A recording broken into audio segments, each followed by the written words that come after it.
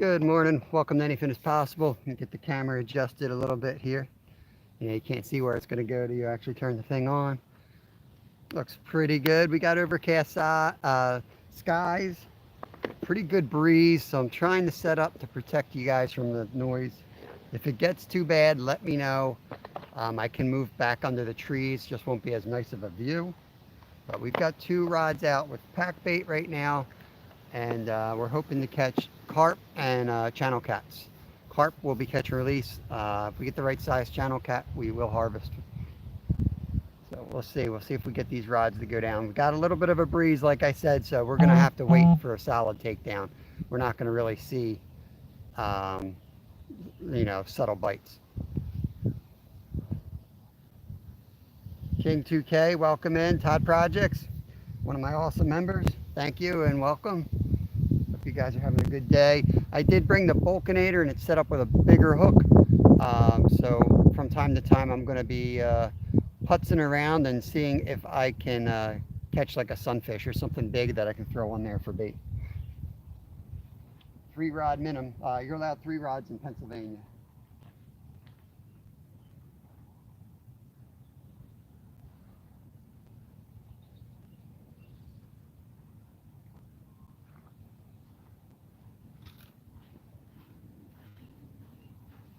We'll start here, do some carp fishing, and if there's no action, there is a spot, but I think it's going to be too windy now that I think of it. But there's another spot where we could maybe get into the white perch.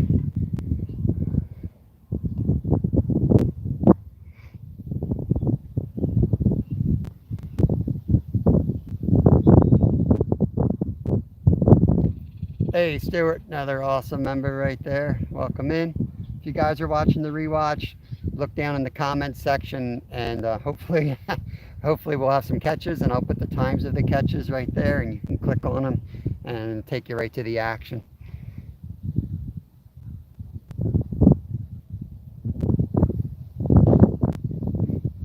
Yeah, YouTube's being a little weird. It says there's 0 people in here, even though there's people chatting. I don't know what's going on.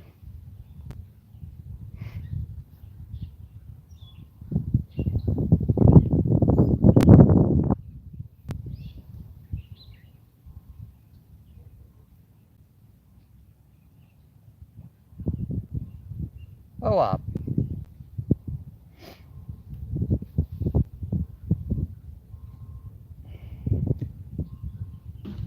We've fished this lake before, but not this spot with you guys. This is a pretty large lake too, so it's a lot of water to try to figure out. But I know there's big algae beds about 20-30 feet out, and it gets loaded with carp, and they spawn out there. So I know they should be around here. And we also caught a citation channel cat out here a few years back on our boat. So I know there's channels in here too.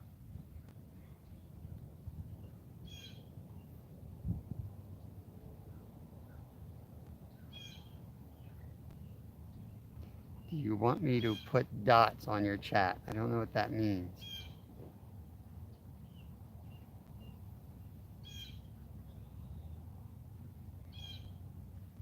We'll give it about 30 minutes. We're using the traditional pack bait recipe. It's on my how-to playlist. Give it about 30 minutes and then we'll bring them in and rebait.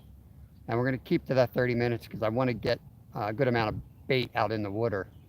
That'll just help build the area and hopefully bring them in if they're in the area. And I know they're in the area. I've already seen 3 rolls, so I know they're in the area. Just need to bring them right into where the hooks are. Funny good stuff. What's going on, buddy? Thanks for coming in. No, this is up by me on the top reservoir. GL. I was thinking about going to Knox, but I figured it was gonna be too windy out there. I'm saving Knox for a rainy day. I'm gonna go out on that little peninsula and fish out of my car someday when it's nasty.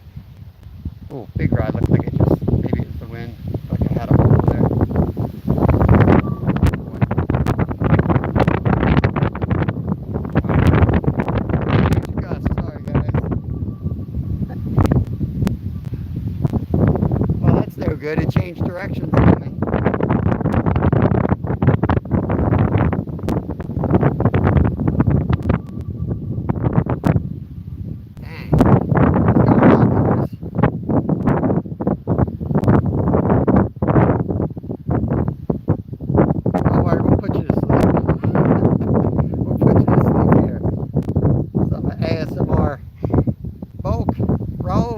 Dylan, thanks for coming in here, buddy. There's a cool fishing channel out of Canada right there. Garcia Fishing and Outdoors. Stuart the Fish Whisperer is out of Scotland. Catfish Curtis is my area, Philadelphia, Pennsylvania. Happy Joy, welcome in, buddy. That is Dave. Thanks for coming in here.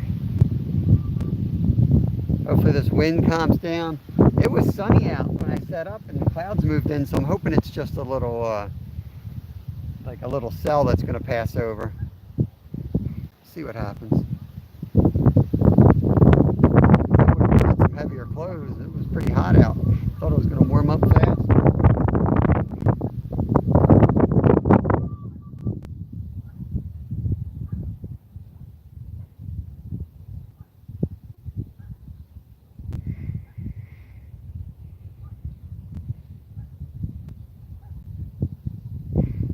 Not allowed to bait in Pennsylvania, or chum, or whatever you call it, so we cast out, and we don't wait a long time and we cast out again. That's the legal way to do it.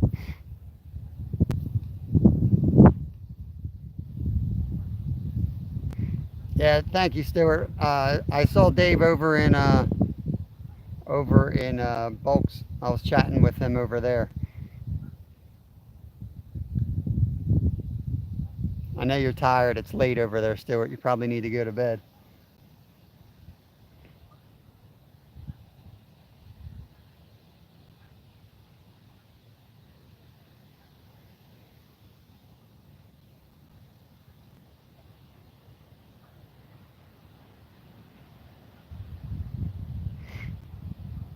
I left a little extra slack in the lines just so that the hopefully the rigs will hold in one location and not get pushed when the winds do kick up.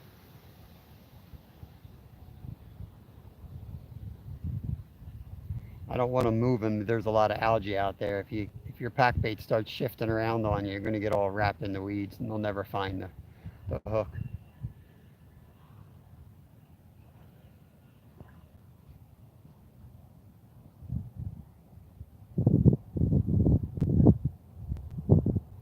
I appreciate that, Dave. Thank you. Yep. There's Bulk is live as well. We always drop our members chats. If we have a member that happens to go live, you can always drop their live links right into our chat. It's one of the perks of being a member of anything.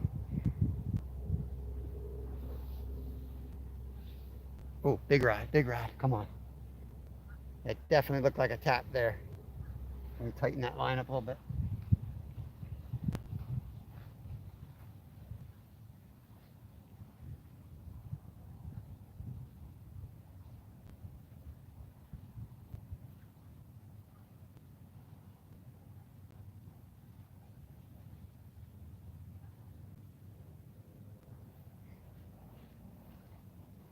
There's a duck out there with babies.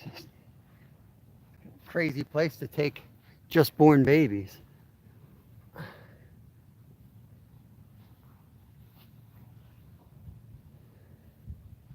$7:30. Oh my gosh. Yo, Travis. You back in the States or are you still over in Egypt, buddy?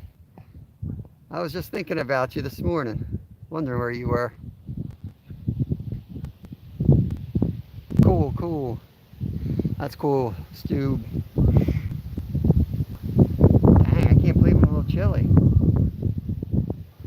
I'm not far from the car. I think I might have a sweatshirt in there. Ducks might start creeping into the side on the screen here. Not sure if they're heading towards the camera. They might come in front of it. They're about 40 yards out in the water, swimming. Left to right, I think, is the same view for you guys. I don't know if I mirrored the view or not.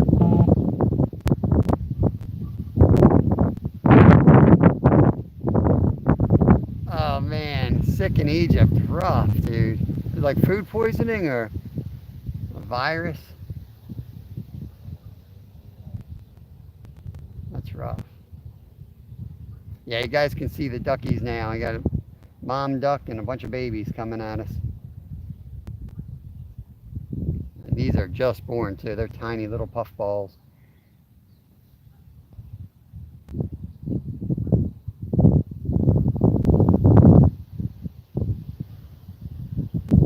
Appreciate it, Dave. Some kind of virus. Oh man. That's like my biggest fear traveling, getting sick.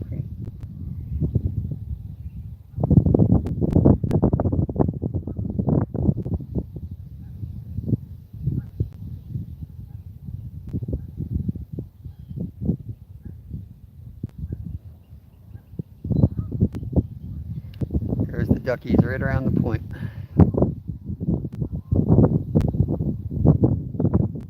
That mom don't care. She's like, we're going out. There's like, it's white capping over there. She just took those babies right on over. There's a lot of water out here. This pretty big reservoir, and it's got a ton of different like legs and bays that shoot off. I figured we'd start here today because this is where I caught a channel before. I catch carp pretty much everywhere, but the channels are a little more selective. Um, there's a spot that looks amazing to set up.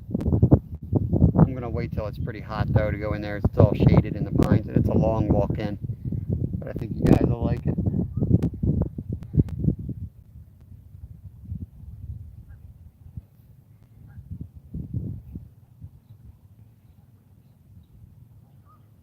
Good tomorrow. All right.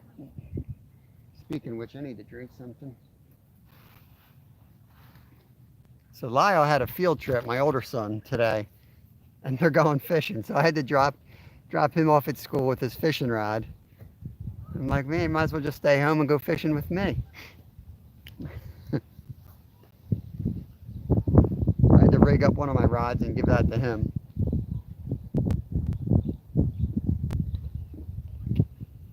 I don't even know what he's fishing for.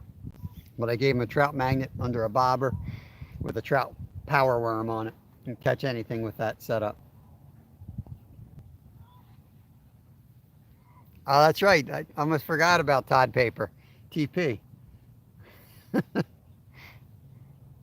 Yeah, if someone can drop Stewart, drop him right on his head, or drop his link, I'd appreciate it.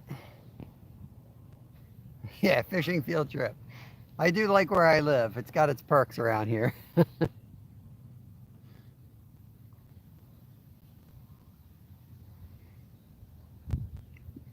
taking them to some camp. It's a super expensive camp where kids can stay like during the summer. No way I'm sending my kids there, but they have apparently they got a lake. I know it's got like trout and bass.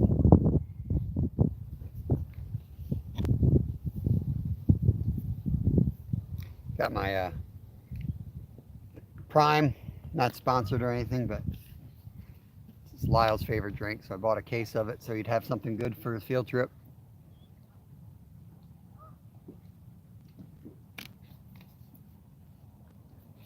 It's kind of like Gatorade, a hydration drink. It's gluten-free, caffeine-free, 10% coconut water, B vitamins, antioxidants, and electrolytes. Thursday night, it's beer run night. I might pop up live if I can recharge my phone. I'll ride up to the beer run, and I might do a little fishing on the way. We'll see. Depends if my wife gets home from work on time.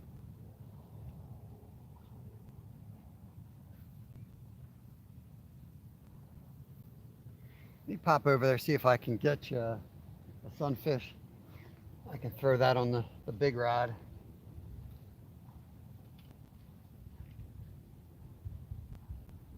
I should have brought some chicken or something. Or a hot dog even.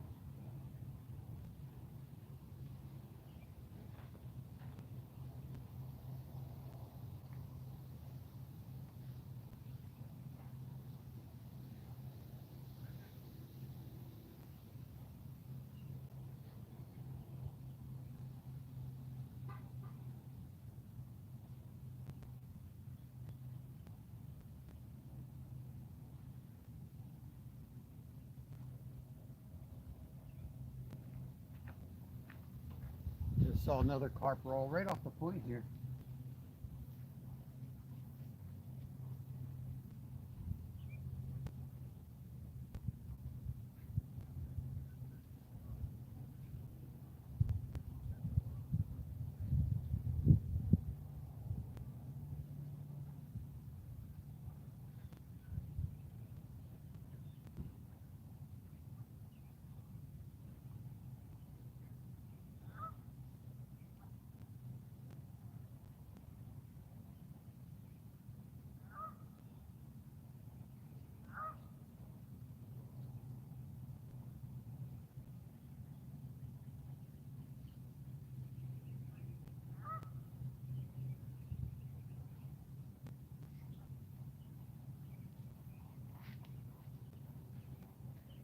One of Kevin's rigs.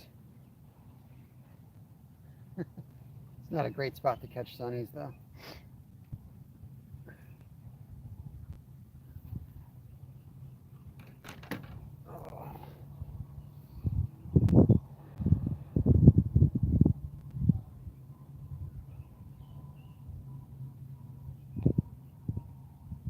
Hunting and stuff. So I went fishing for a couple days, watched really nice walleye swim by right in front of me, ended up getting skunked.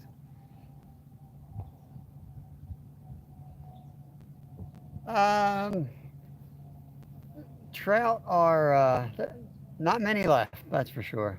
Not many. There is a couple creeks that stocked late though. There's one not far from us. I'm thinking of heading down there, but it's near Pottstown, so it's probably getting smacked good. I think the days of the full stringer of trout are over for the most part, but might pick up one or two if you go out. Smallies are picking up. Caught some smallies and finned the critters in the creek last trip.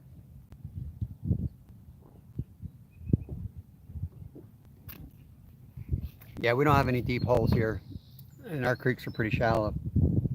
Stu.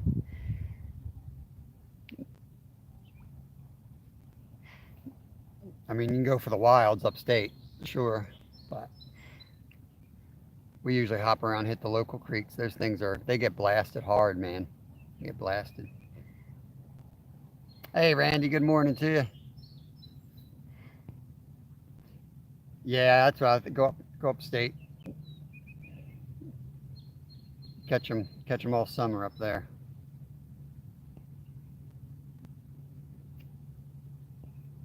Yep, yep. It's a skunk if you don't land one. I agree.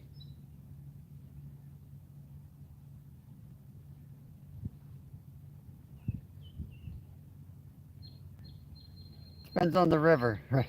Depends on the river. I can guarantee you, you find a deep hole around me, you ain't gonna catch a trout because everybody caught them. The water just gets too warm and they die out.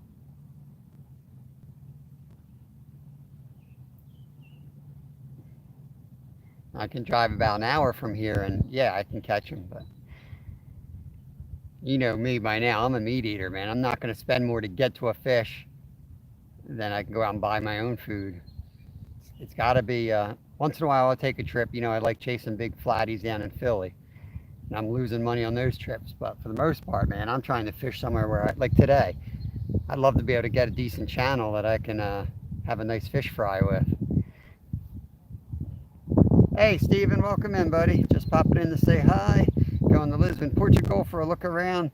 God, you're killing me with these trips, man. I'm so jealous. That's awesome. The wilds of upstate PA. That's right, Smallwater. Thanks for coming in here, John. Pennsylvania, baby. Had better cell phone reception in Alaska than I do in some of those areas.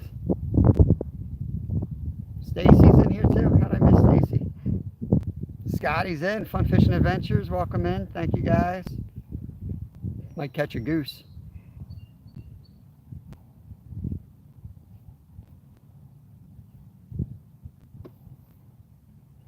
$20. We'll give another 10 minutes and we'll rebait and get it out there. I'm curious to see what it looks like if we're all wrapped in algae already. That's the one problem with this spot is there's a ton of algae and they hang right in there.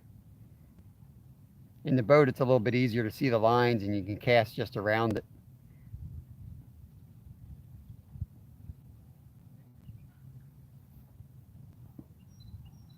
We used to go out on the boat here and catch carp on the ultralight. My God, that was fun. Just chasing them around the open water. Hey, Doc, another member. Todd Project's a member. Welcome in, guys. Thank you. Heading to D-Land this afternoon looking for some upgrades. I saw some of those fish you guys were calling. 4-pounders and ridiculous. I caught like a 1-pounder yesterday on Ted's Teddy rig, his Ned rig that he made me. And I was super pumped to catch that. You guys are calling 4-pounders.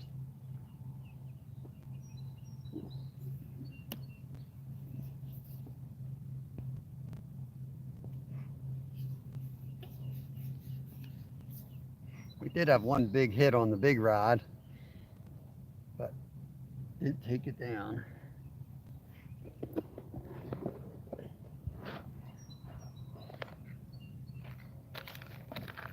Let's see if I have another rig I can throw together here.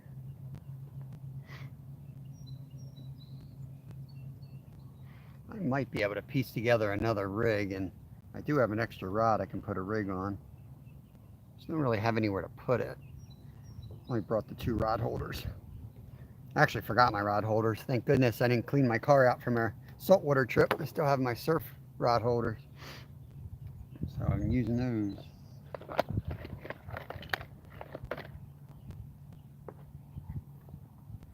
Do that.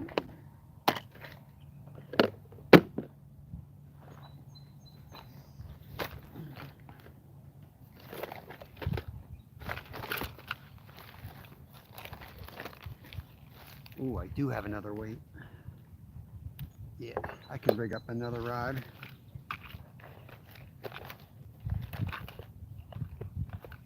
Yep, there it is. Yes, sir. Okay.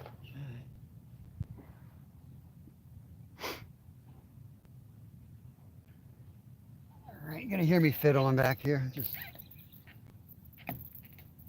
rig up another rod here. Might as well get 3 out. I catch as many catfish as carp with this pack bait, so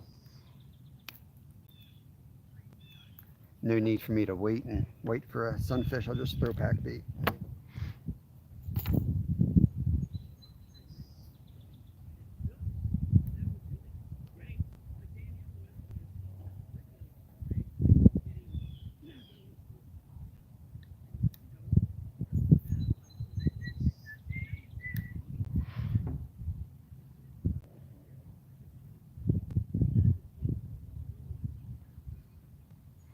DJ, good morning.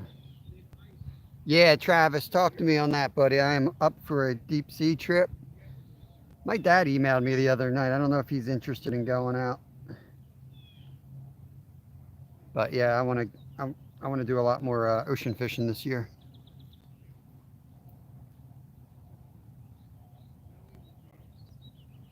If you go out on a boat or something, let me know what the prices are. I think Belmar is probably the closest place to us too. I think.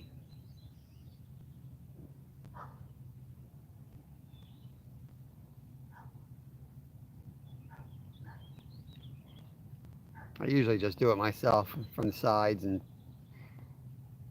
I've always done better than the head boats anymore, but I think that might just be like Sea Isle area. I feel like I feel like the head boats these days are like really just for tourists. They don't really expect to catch anything. When I was a kid, we would go out to fill coolers. But now it's like you go putz around the bay a few times and oh, bad day, should have been here last week. Drop $100.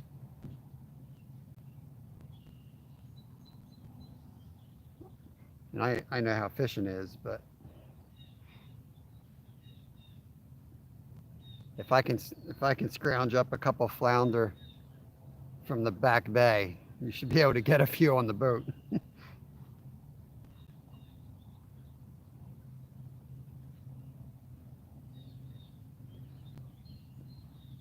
But sometimes, man, nothing beats a trip out on a headboat with friends. You don't have to worry about nothing. Just go out and have a good time. And somebody's going to catch something because you got a lot of people, so you're going to see something cool.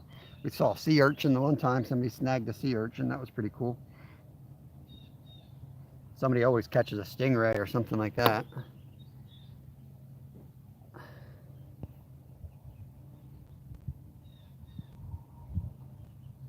Hey, Curbside, welcome in, buddy. Well, just got set up. I'm going to recast everything in a few minutes. I'm rigging up a third rod here. I should have brought a big chunk of meat for the big cat rod. I was thinking I would be able to catch sunfish, but it's so shallow on the edges, I didn't see anything. And I think they're probably out further, so I'm hoping to maybe even catch some perch or something on the pack bait that we can cut up. Can't cut up carp in Pennsylvania. Sea bass coming in, nice.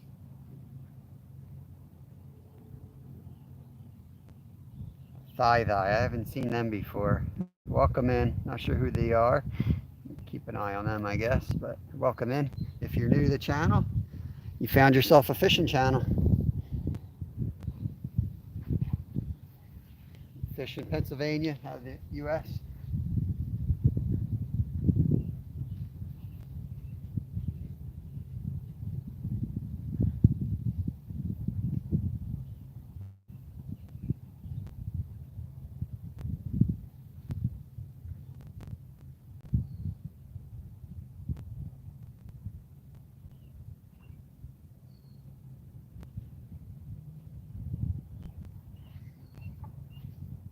That's the pack bait that we use. And I'm just gonna put some fake corn on the actual hook.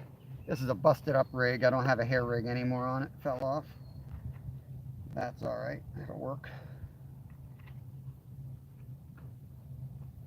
Got to make sure I somehow set this thing up so that a carp won't take the rod, because a carp will most definitely take a rod in real quick. Can't afford to lose these.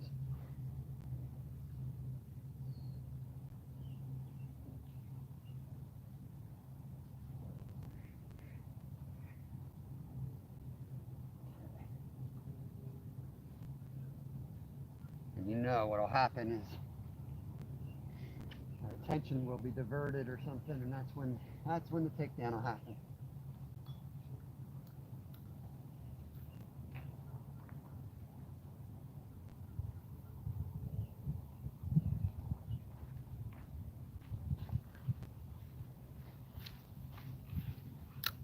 What I can do is I could just put this back here with me.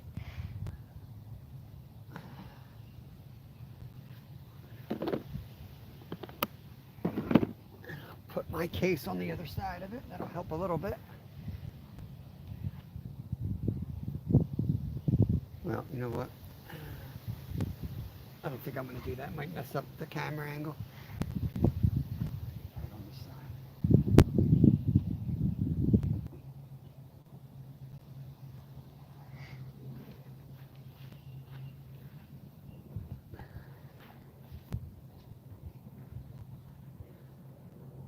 That'll work. I like to live dangerously.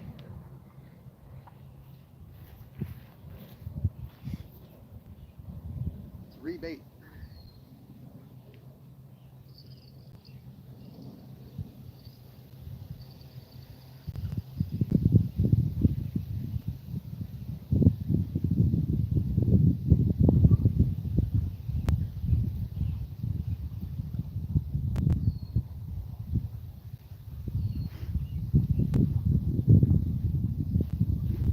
Yeah, that one was stripped. That was stripped. That's why you check them every 30 minutes right there. We missed a good hit then for it to take the fake bait. That fake bait doesn't just pop off. You got to be chewing on it for a while. not unusual to miss a hit or two when it's windy like this.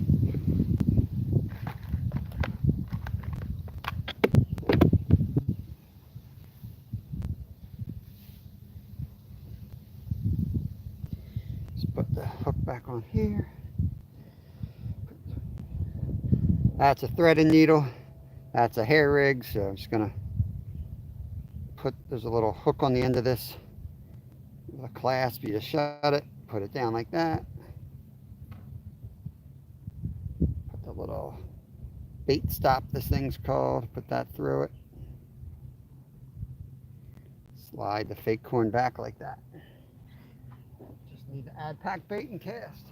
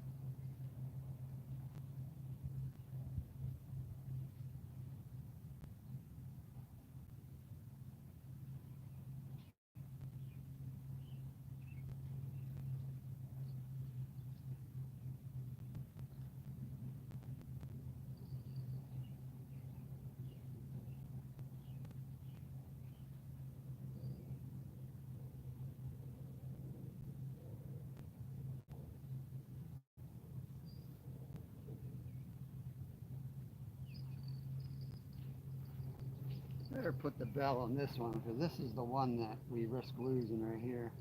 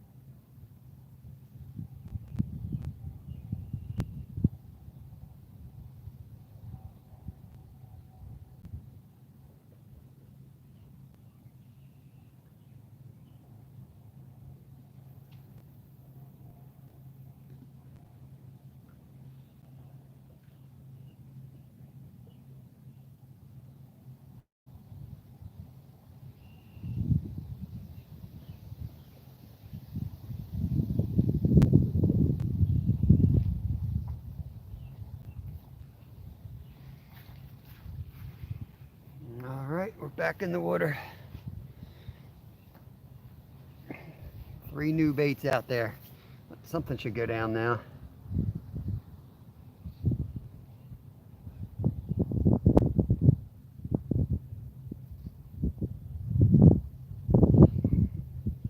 Hey Wendy, another member. Welcome in, Wendy. You're doing all right?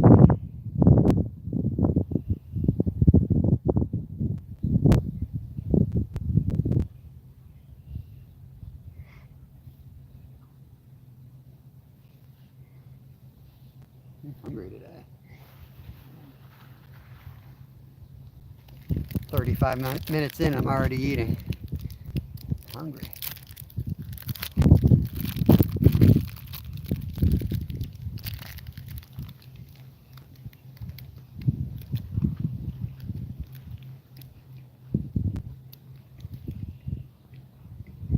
Got 20 thumbs up.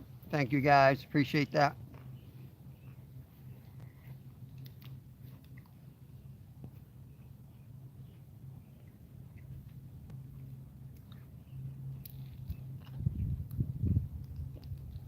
Gold star.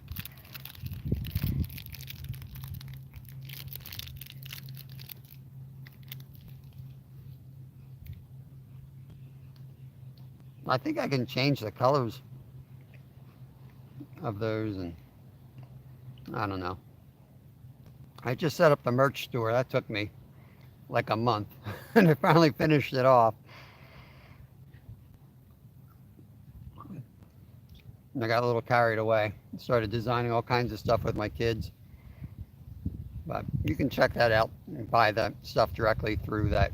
I think it's through Spring, but you can go right to my About page or right to my home page, if anything, and you'll see shop.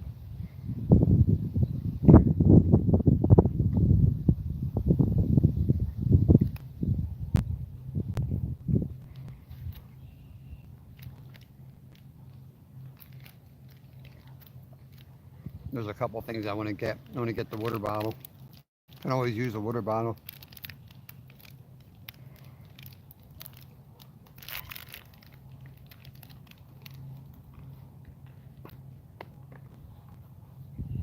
This is one of the old, I don't know if you can see it with this light, but this is one of the old designs. A white back. But I like the black and blue.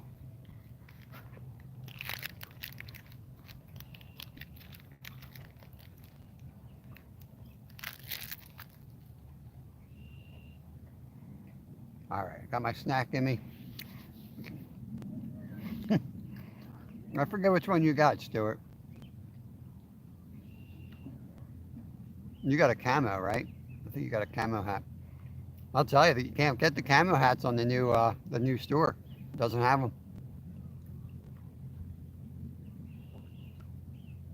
Doesn't have bright orange either. I wanted blaze orange and camo. So I thought, some people might want to wear it hunting.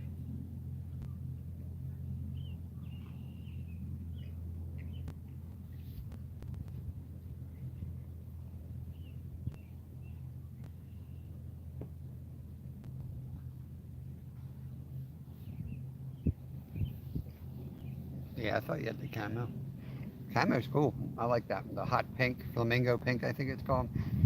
It's cool.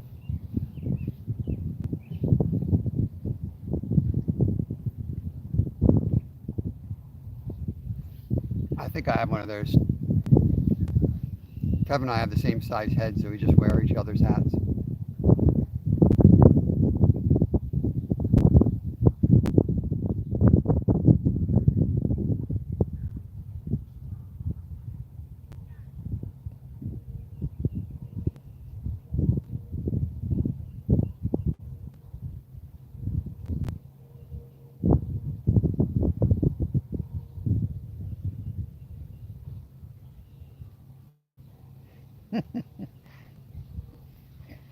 What are you cooking, Wendy?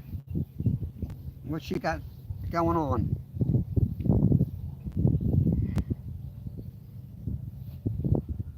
Can't believe how cold it is out here.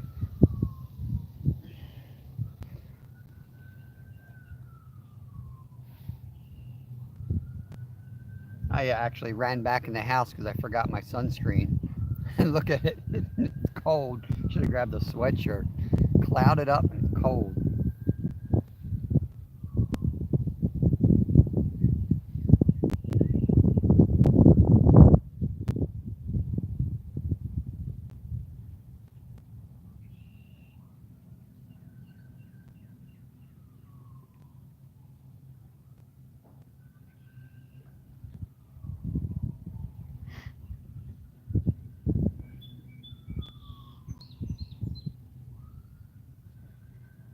Weather, it's not been great. It's been pretty wet. It's been pretty wet, but it's not bad for fishing.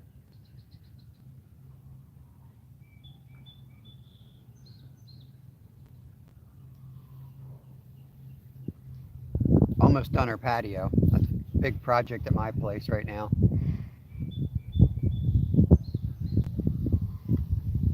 I think we'll pour it maybe tomorrow. I'm not sure. I do have a video premiere at 3 o'clock. Got to make sure I don't miss my own premiere.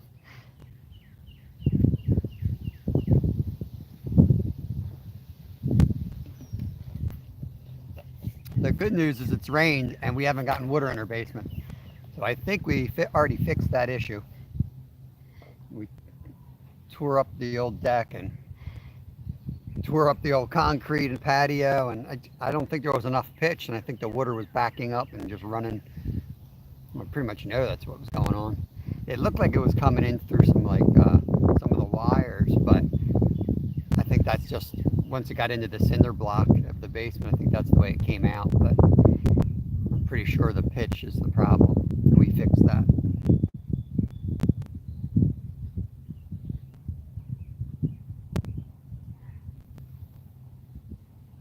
Real food. I got I like watching. Speaking of watching like real food, people cook real food. Ooh, there was a nice carp just rolled right there. Judy Mae Collins, she got a channel, and she cracks me up because she'll cook something, but it's just her. She lives by herself, and a lot of times she'll cook for her sister, and she'll just throw like instant potatoes with like if she's making a meatloaf, she'll talk about the meatloaf, and then she's like, oh, and I'm gonna throw this in. Like that's right. Like why can't you do like an instant side? You know, cook shows never do that stuff.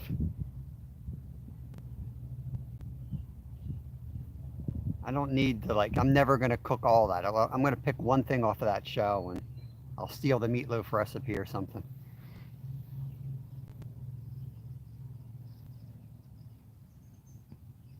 Yeah, Judy Mae's awesome. Jax or Doggy Jax.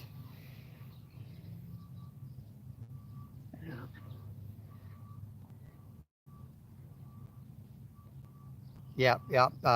We call Stewart. That's why I call Stewart El Champo now. El Champo.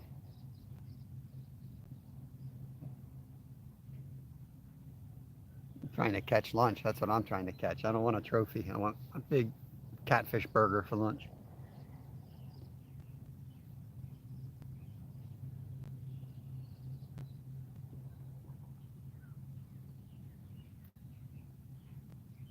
I probably jinxed myself by making sure I had everything I needed to fry this thing up.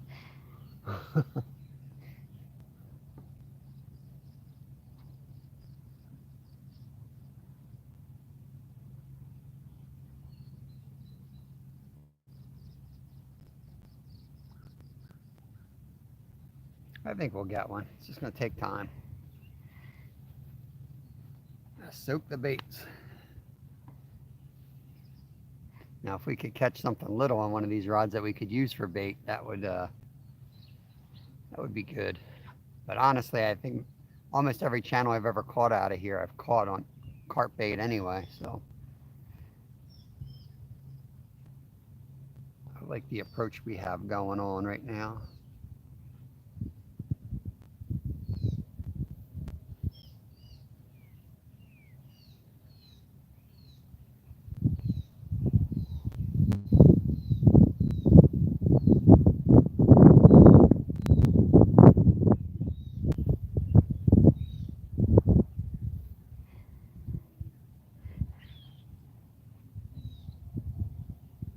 Yeah, you watch some of these cooking shows and I'm like, man, I can never do that. Like, I can clean my kitchen top to bottom, and in 15 minutes there's like a pile of dishes. Like, it'll never look clean. It always looks nasty.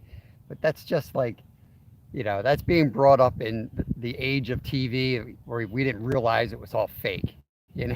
Spotless kitchen, which is like it's literally just in some recording studio. It's all stainless steel. And I guess some people do have that, but the problem is it makes everyone else with like a normal kitchen feel like they're a slob or something. And I got my composting stuff up on the tabletop, all my spices all up there. Uh, I don't care anymore.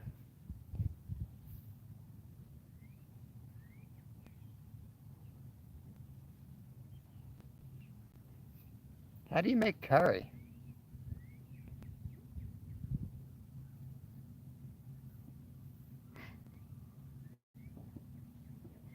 Anytime I'm traveling, I don't travel much anymore, but when I was racing, I travel a lot and stay in different places. And I would stay at hotels, and I stayed at one where there was an Indian family that owned it. There's a few funny stories from that trip, but The restaurant that was in the basement of this hotel was, of course, an Indian restaurant, and they made me up this curry dish with salmon, and I would always get salmon out, being a you know a lodge owner in Alaska, trying to look for new ways to prepare salmon. Oh my gosh, it was so good. It was a tiny little hotel. We had stayed there once before, and I think we were on our honeymoon at the time. I was racing. I raced twice during my honeymoon, and they gave us their own suite, which was really weird because it was, all Indian decorated and had like purple chandelier crystal lights. But it was pretty sweet of them to do that.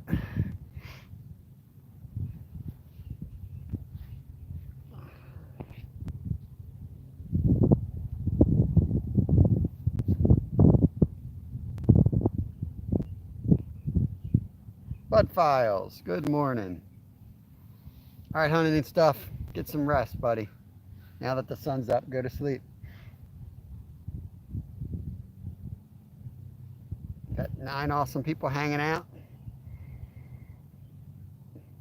Hunting and stuff just fell asleep. 8. We got 8.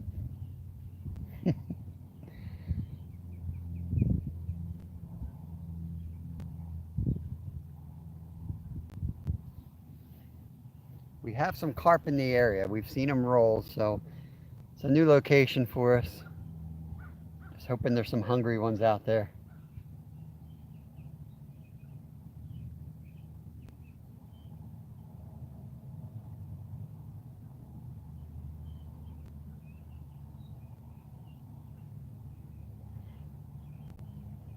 I like this spot because we also have a chance of channel cats.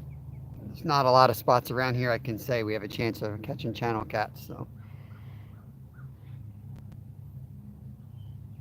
the spots that do have channel cats kind of stink for everything else. And you might catch one channel cat. So you're going to do a live and maybe catch one channel cat on a 1 out of 10. It's hard to do a live that way. I'd rather come to a place where we realistically could get on the carp pretty good, and then maybe get a channel cat while we're at it. Yeah, where is that Hoover?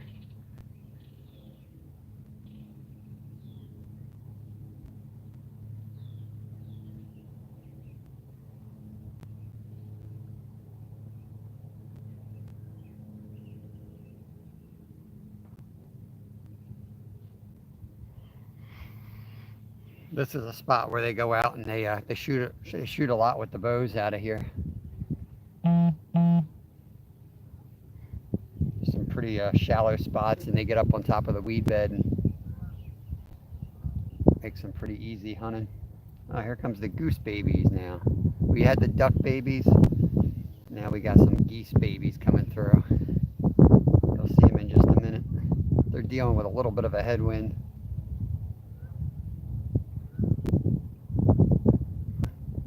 They'll be right there in a minute.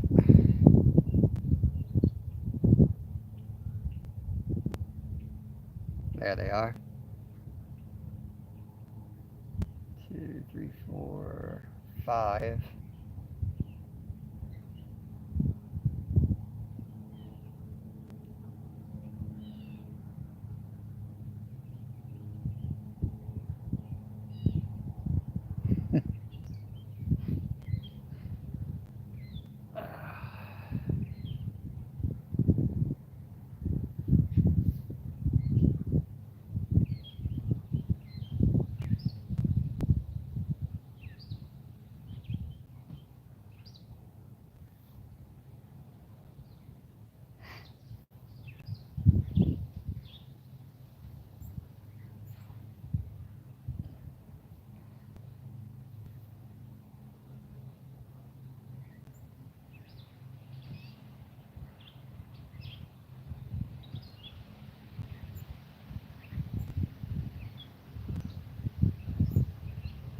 They are. They're big vacuum cleaners.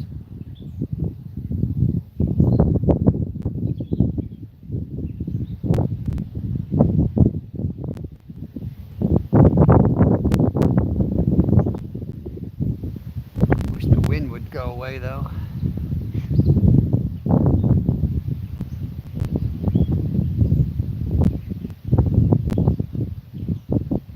give it 10 minutes and we're going to reel them all in and get them back out again.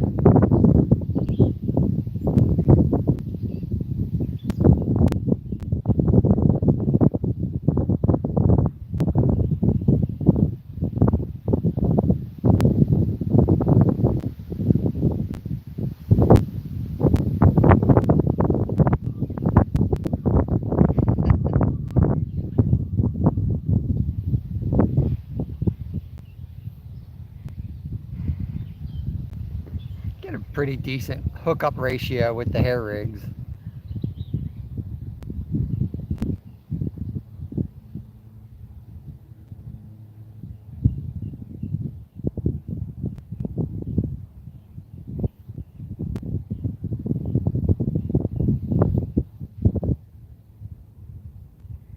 Wish that sun would pop out.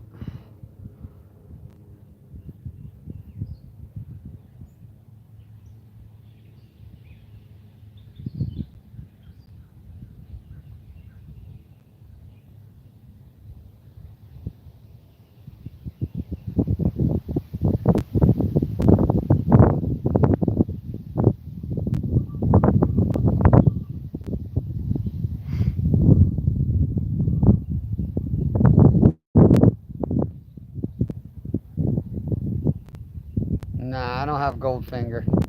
Gold member. Yeah, that is the wind moving that rod, I believe.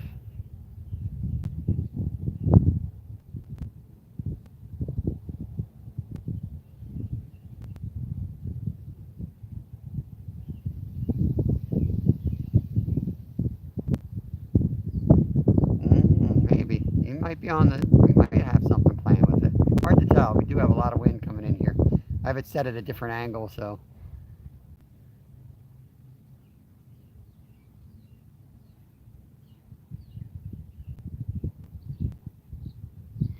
Usually when the carp hits it, you hear the bell. I put the bells on that one.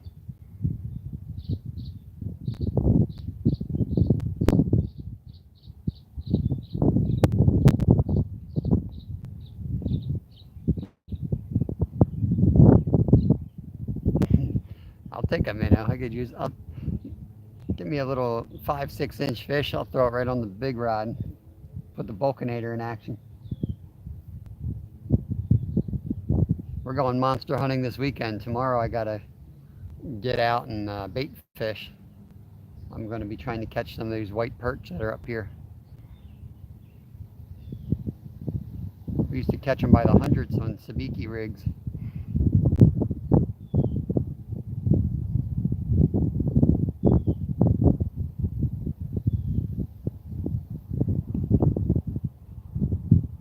All right, Travis. Rest up, buddy. See you soon.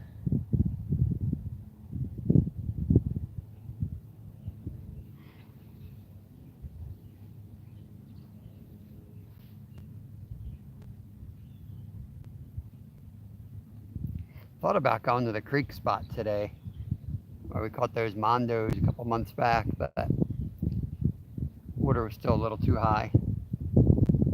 I checked it last night and I thought it was a little too high.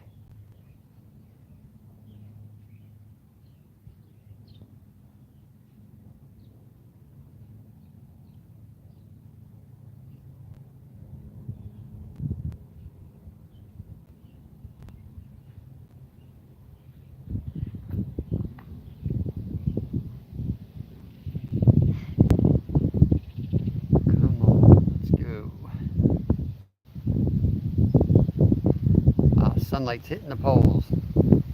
Come on.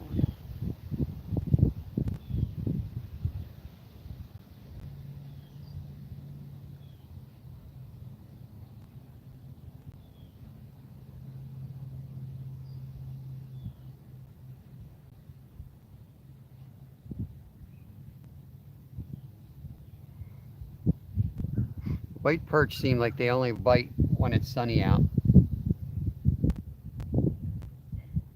So, weird fish. Most fish like, you typically catch them better when it's overcast, breezy, rainy. But those jokers, man, they love it when the sun's out. flashy little silver jigs. Tip them with a piece of meat, worm, catch them all day long. So, like fish from a bridge form, you almost need a vertical presentation.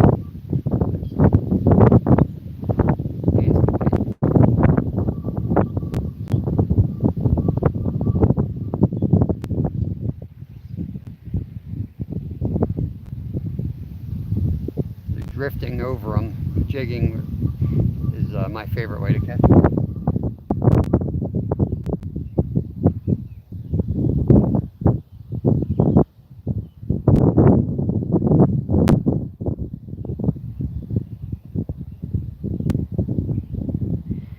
Let me guess, a fly rod, Stuart?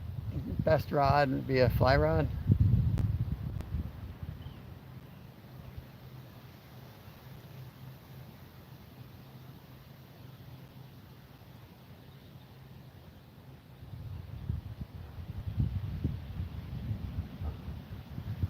Give it a couple minutes and then we'll rebait and hurl them back out here.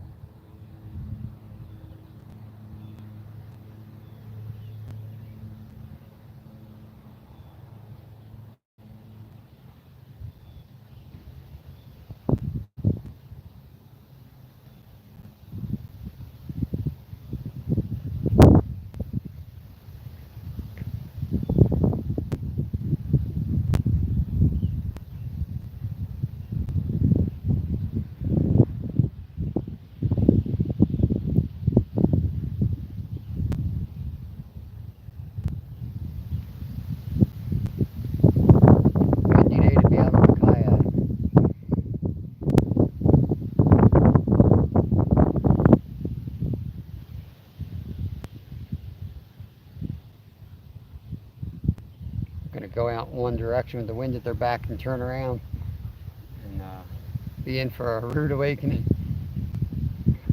I never paddle with the wind at my back when I'm leaving the dock. That's what these guys are doing. They're just shooting out to that bridge. We're going to turn around and get rocked.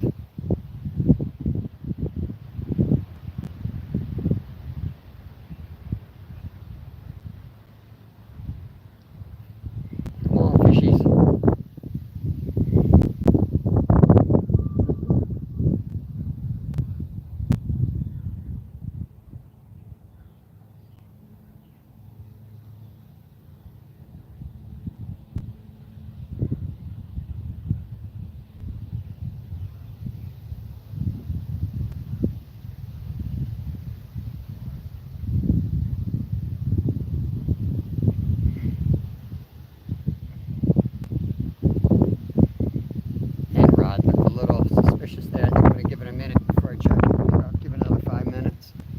Might have been getting pulled on.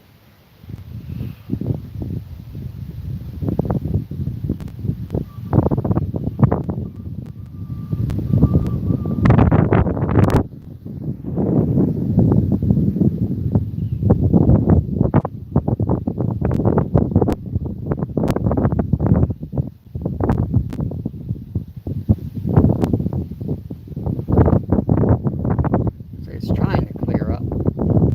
It's blue skies behind us.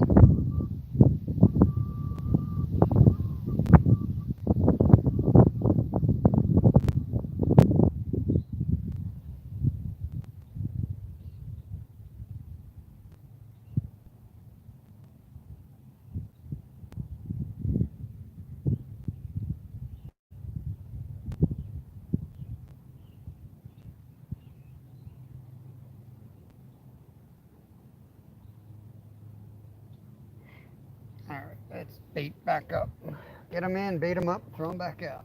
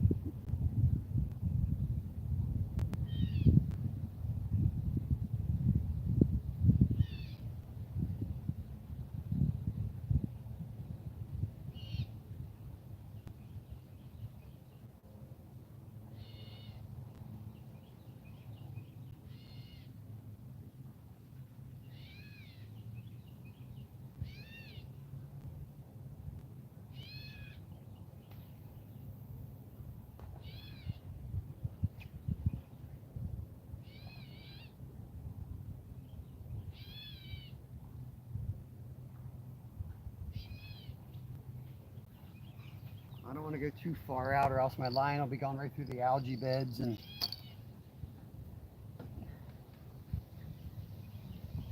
I'm looking for the carp that are cruising this side of the algae bed.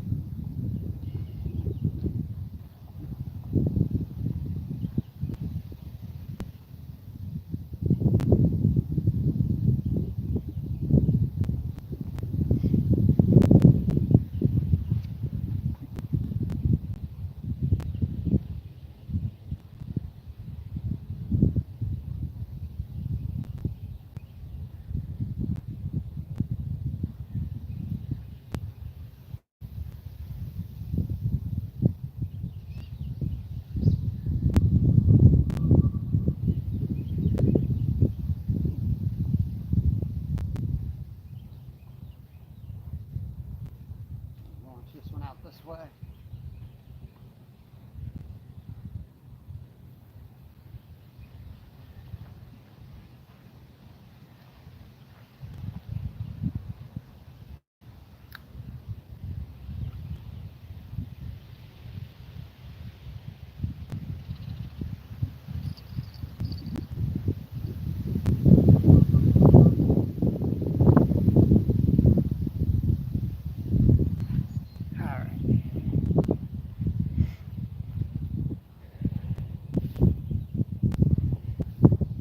Catch a fish.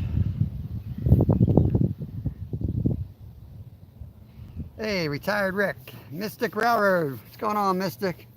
Thanks for coming in here. Both you guys, appreciate it. Not catching anything yet. Still waiting. Picked out a new spot, so we've fished it before, but never live.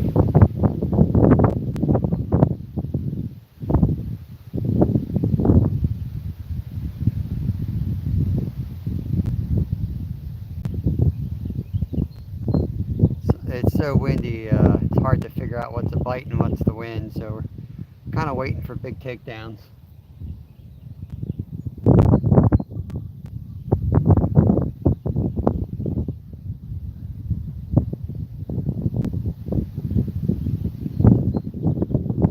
This rod right here looks like it's getting hit, I can't tell.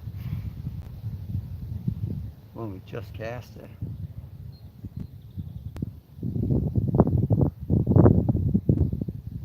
Hey, Puff Muffin, appreciate it. Thank you, bud.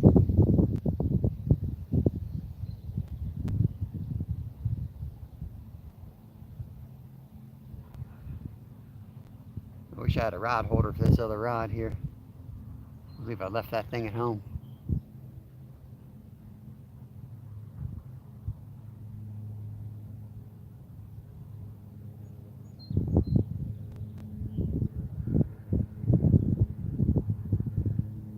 All right, happy Joy. Take care. Thanks for coming in here. I'll check out some more of your stuff later today. Appreciate that.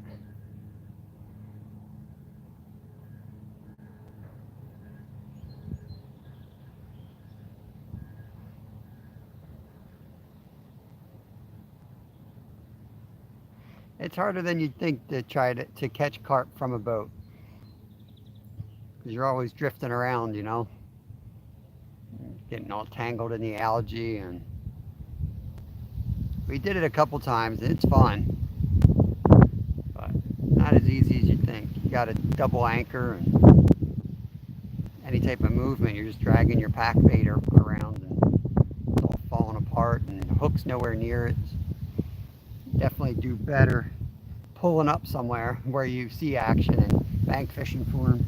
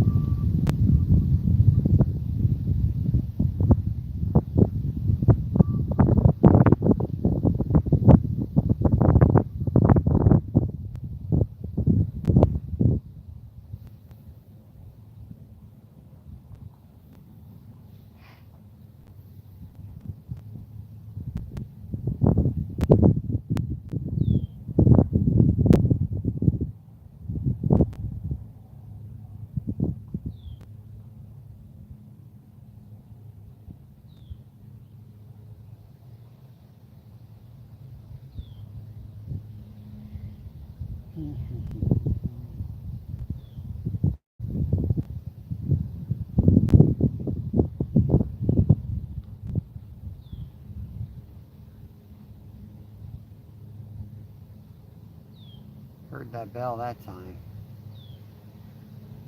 Heard that bell. I think we got something playing with that one.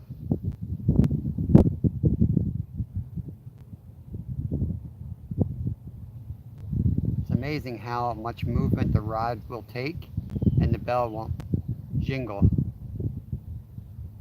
But you get a subtle hit from a fish, it'll jingle on the bite. It's got to be that suddenness that makes it ring. It's pretty effective for that.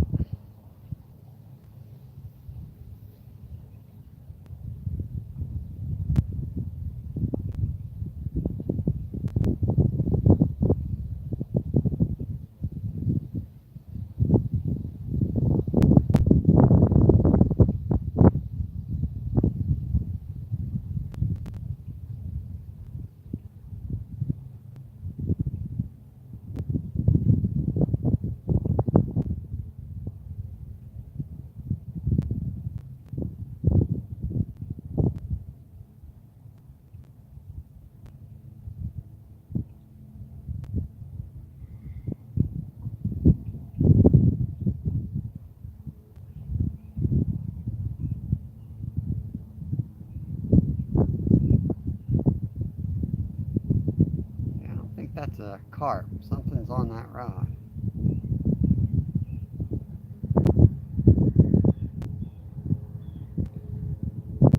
That's a carp straight out, just rolled.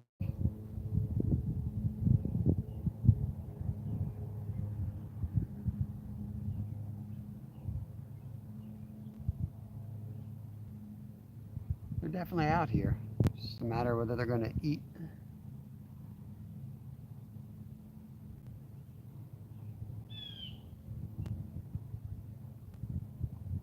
We'll leave them out a little bit longer this time too. We won't bring them in so quickly.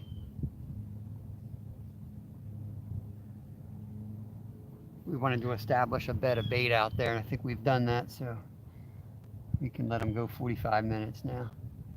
There's 2 carp just rolled.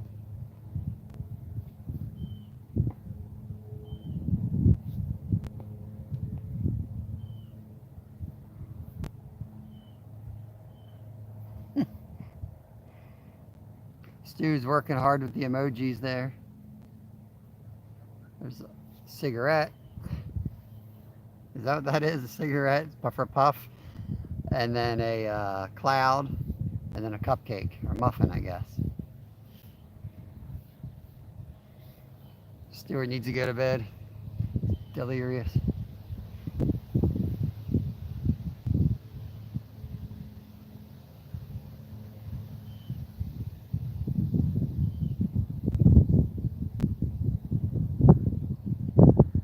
Carp fishing's tough for me. Like, if I fish somewhere an hour or two, I tend to want to move somewhere. Like carp, I mean, it takes an hour or two for them to come into your bait. It's kind of like, you kind of have to be all in on a spot.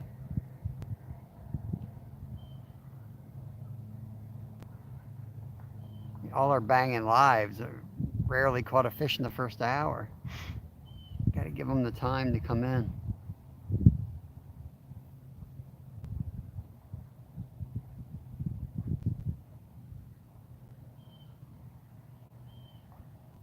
God forbid you start fishing before the live starts. You're guaranteed to catch something off camera and then get skunked as soon as you turn the camera on.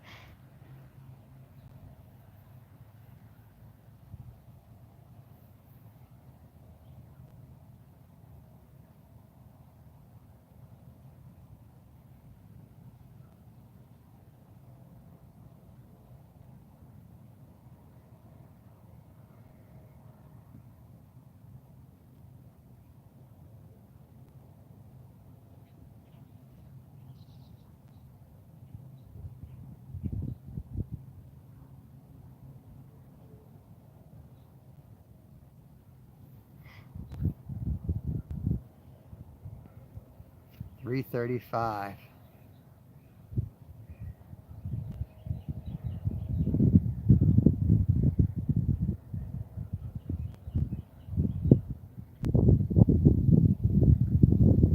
You probably didn't go to sleep last night though.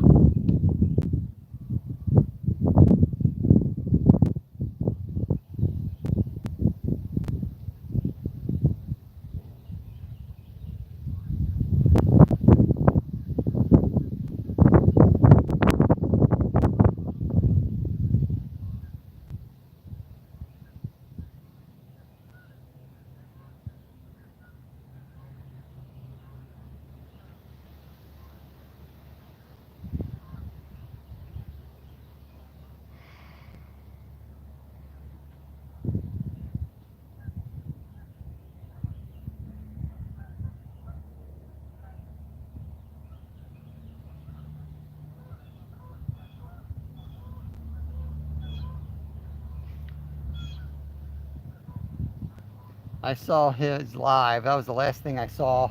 I went in there, hung out a couple minutes, and then went to bed. But I didn't say nothing because I didn't want to get conversation going. I always do that on Boxcar Jerry's lives. I'll go in there and he'll start talking to me, and then I'll go do dishes or turn my back, and the next thing I know, he's talking to me for like 10 minutes, and I'm not there.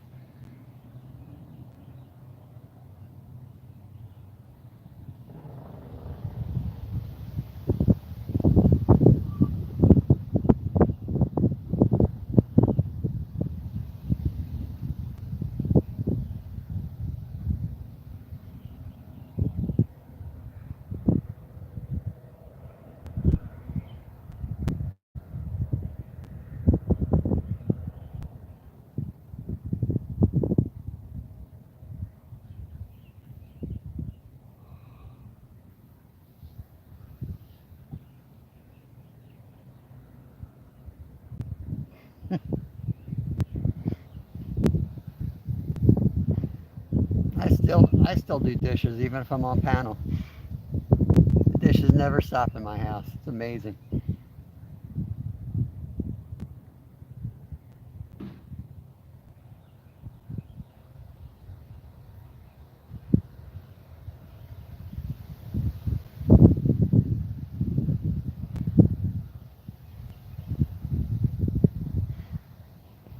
What time is it here?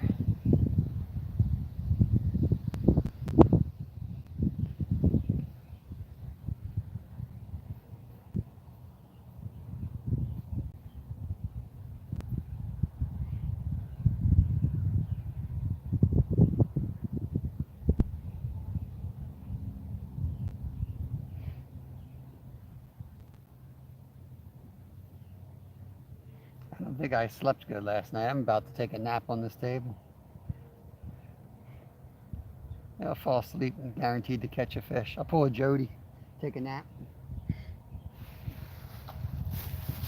eat my other snack. It's my last snack. I don't know what I'm gonna do after this. I have to eat one of those ducks when they go by.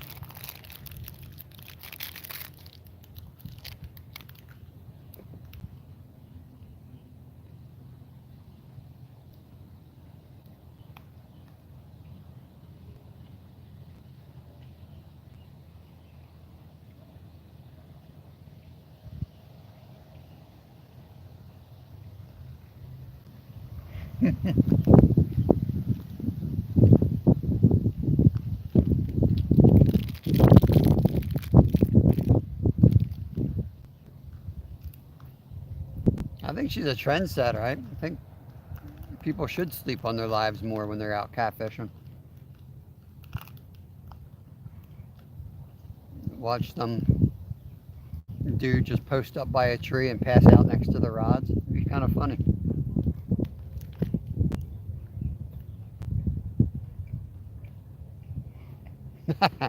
All right, Todd.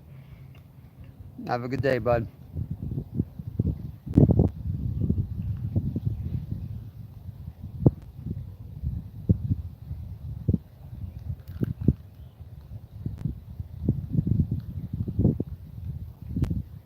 If we ever bought a dishwasher, I wouldn't know what to do with myself. Probably have like 5 hours of free time.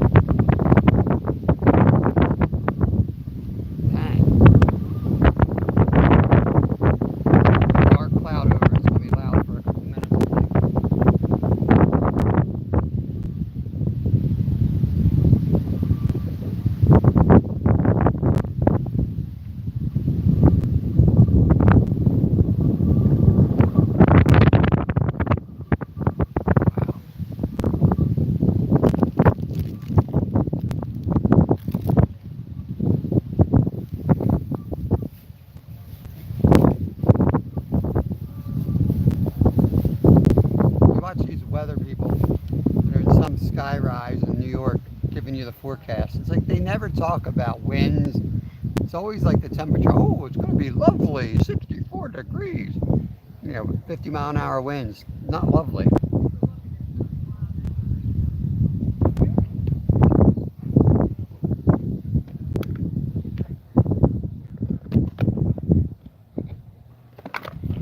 I don't know why I listen to them. I usually don't. But I did catch it this morning. I was like, oh, it's supposed to be nice. Not nice.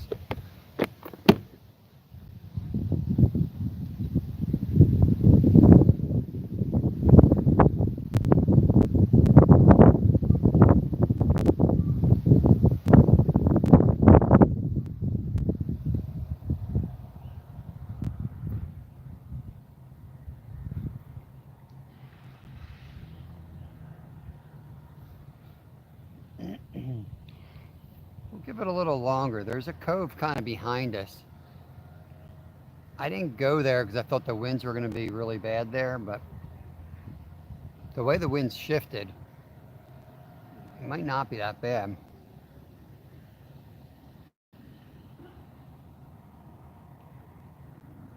Got 25 thumbs up. Awesome, awesome.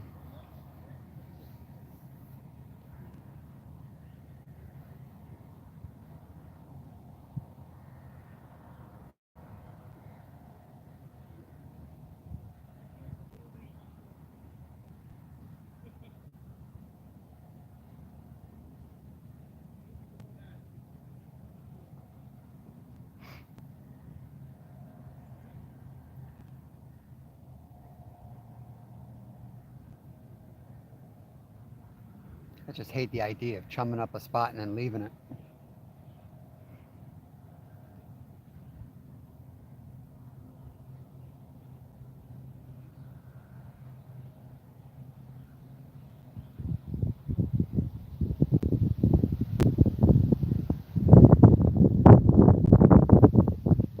Hey Ruby, Russian wind. Happy fishing. I think I got you running at home too, Ruby. I turned your live on from like 10 days ago. I think it was like 2 hours long. I had that running in the background. It's another great channel. Does a lot of like silent lives with beautiful scenery up the mountains. Check them out. It's great, great background viewing. You know, if you're working on something around the house, nice to have them up in the TV. Beautiful.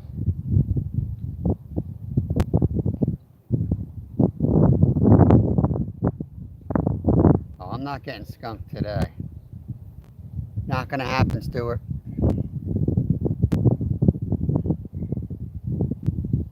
Might have to stay up late, but I'm not gonna get skunked.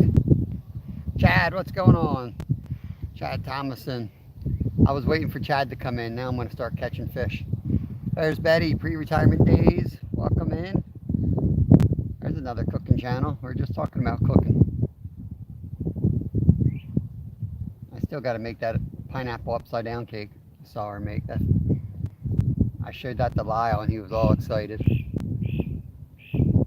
That boy's got a new project every day though. Every single day he's got some type of experiment running in the kitchen. Can't keep up with him.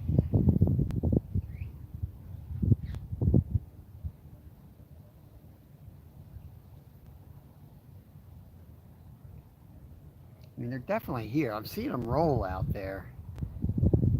I don't know if it's too much current with the wind out there, but they're not going to feed.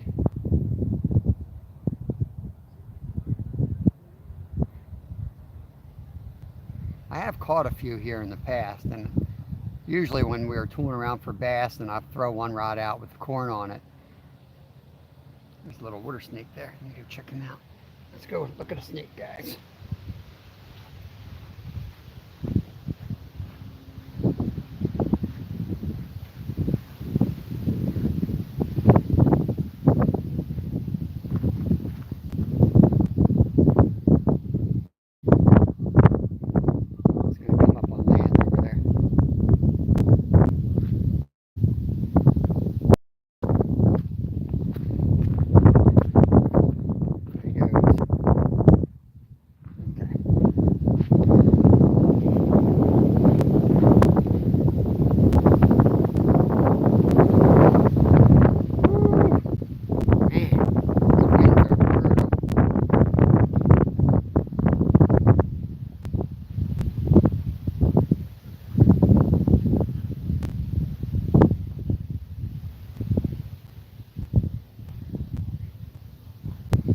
won't bait anymore here. We'll leave these on for a while longer until we lose our patience. And then we'll find a new spot. We'll walk around and get a new spot. There's so much water here, you know.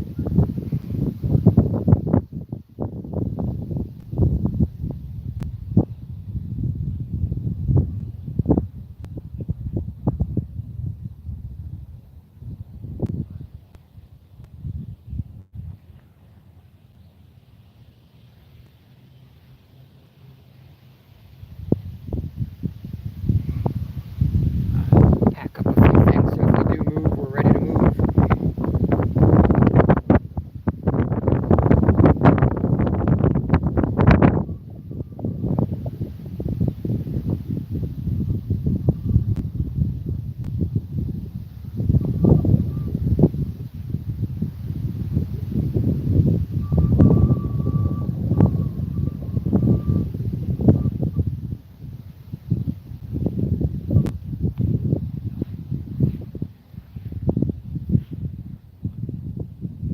I'm still seeing a lot of carp roll. There's definitely a lot of activity out there. They just don't seem to want to eat.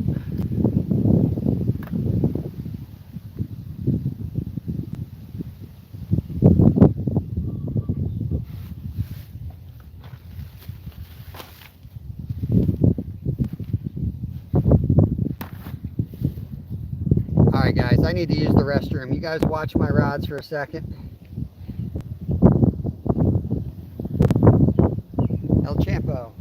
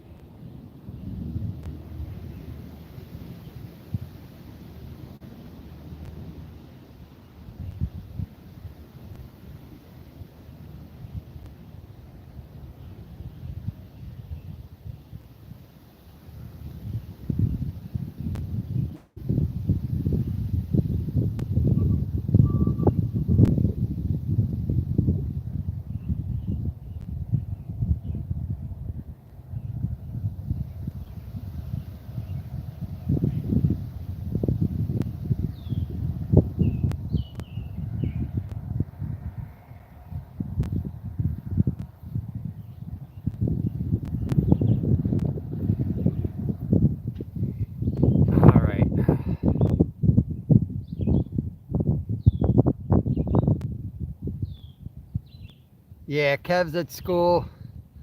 Lyle's at school, but they're on a field trip and they're actually fishing. Probably catching more than me.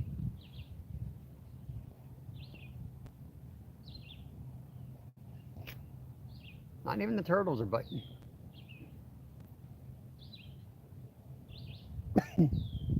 Oh. An hour and a half isn't a really long time. Ooh, that was a big carp jumping over there.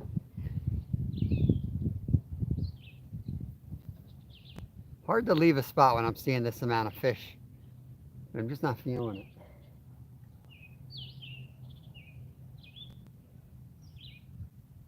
Gotta really give it another 10 minutes though. Give it 10 minutes here and then we're gonna move.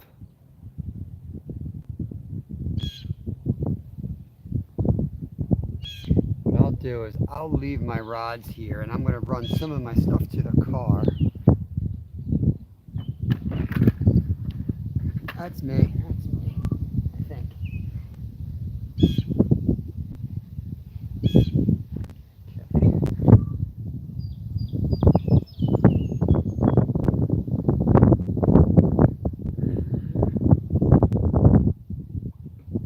Carry my ultralight with me. Alright, I'll be right back. I'm going to make a trip to the car.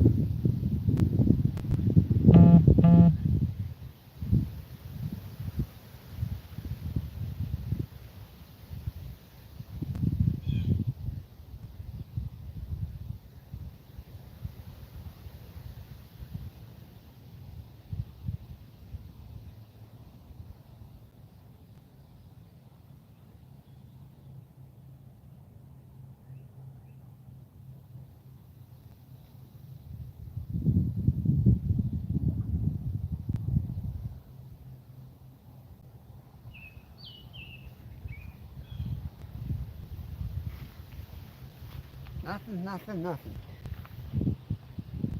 hoping I'd see a big takedown while I was walking away.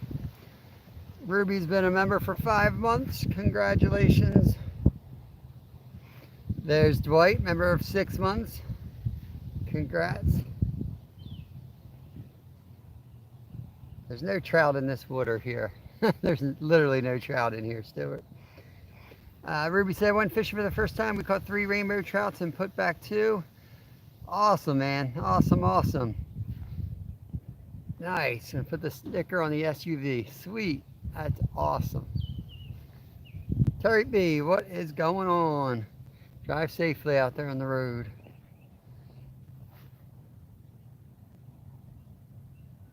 Nah, I spent $15 making this bait. I'm gonna catch carp with it. I got a freezer full of trout yet. I want something, put something different.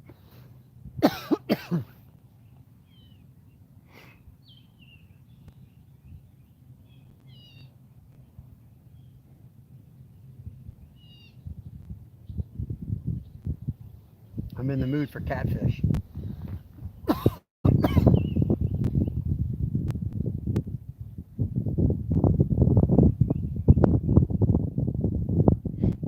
let's start bringing stuff in.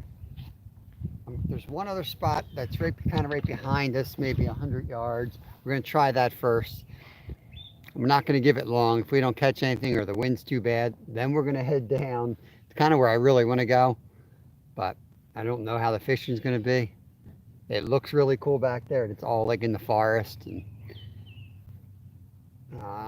I hiked down there a couple weeks ago, and oh, there we go.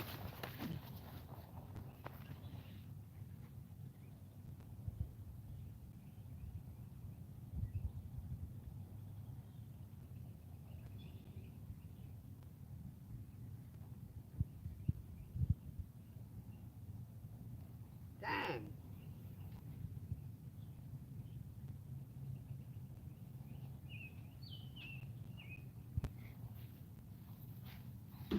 That was a weird hit.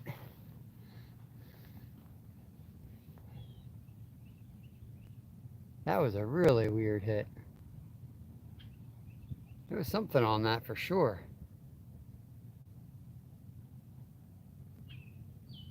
Now, there was definitely a fish on there. That was not just the lead slipping.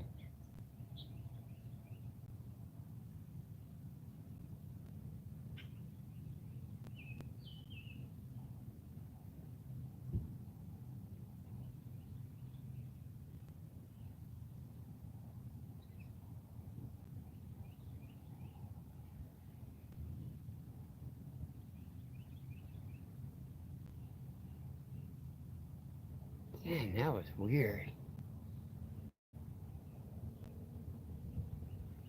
Look at that hook. Something ain't right with that.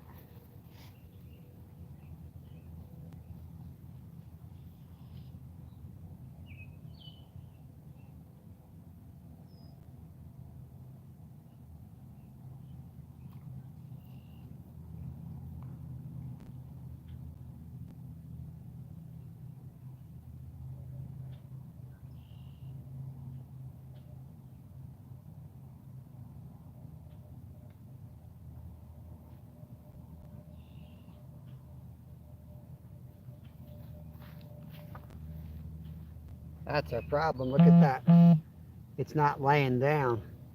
Got all tangled up somehow. I felt it go down. I could see the rod tip go down. It was a decent fish. But the hook wasn't laying right. It was like he never hooked himself.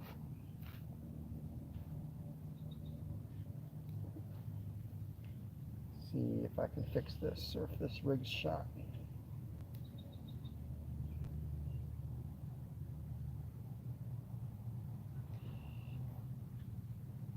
See, this once again is my 10-year-old's doing here, because I'm already finding that elastic string that you use for catfishing, which has no place on my carp setups, by the way. But that's what this junk is.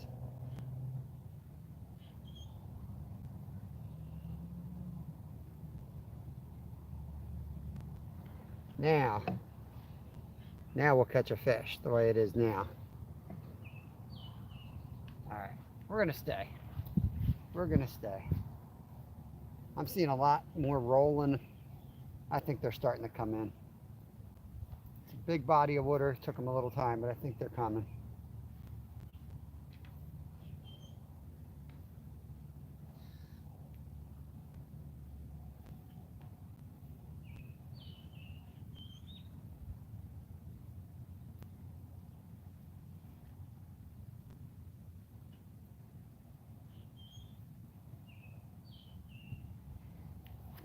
Tangled up again.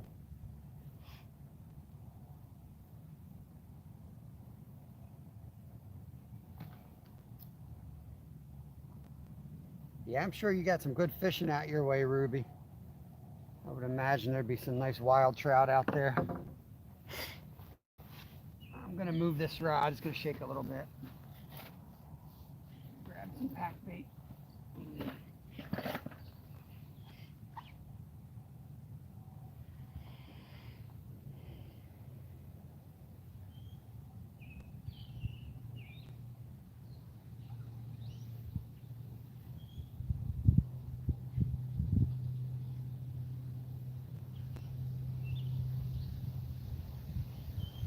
Watch, we'll get you. Now I get that hook fixed, we'll catch one.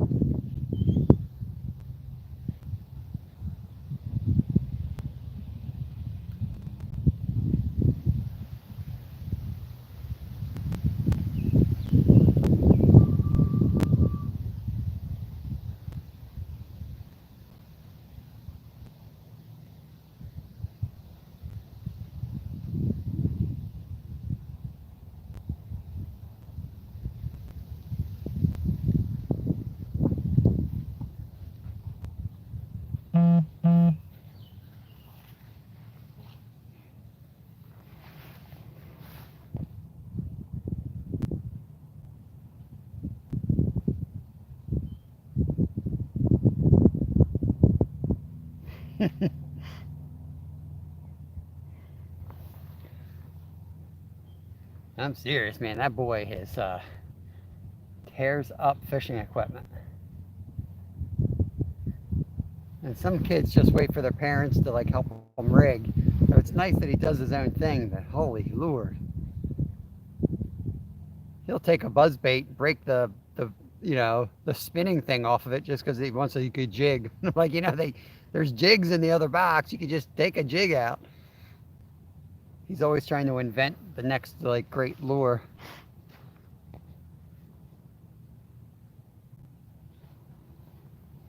I would use a bass as bait, a brook trout as bait, and a cutthroat as bait. You do that around here, man, they're gonna throw you in. They're gonna use you as bait.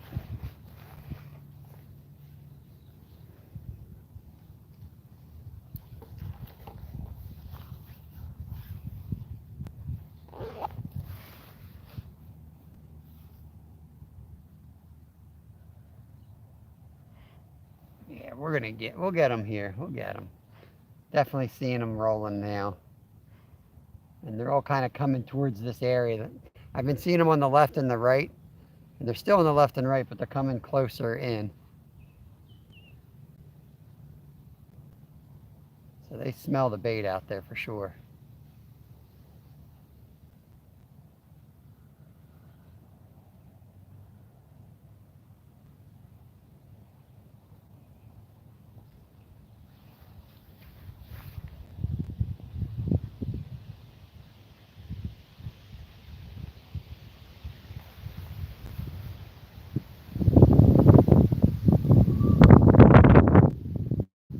It's the wind.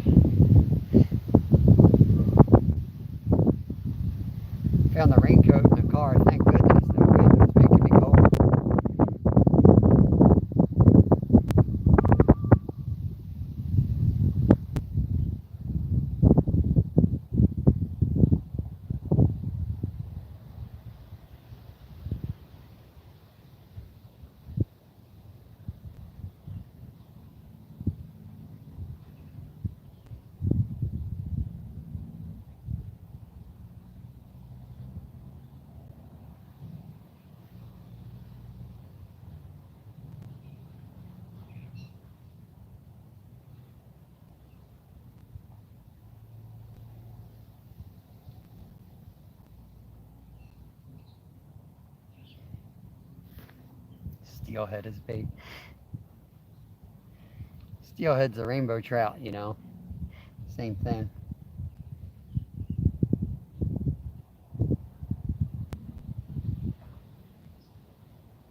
One just thinks it's going back to the ocean.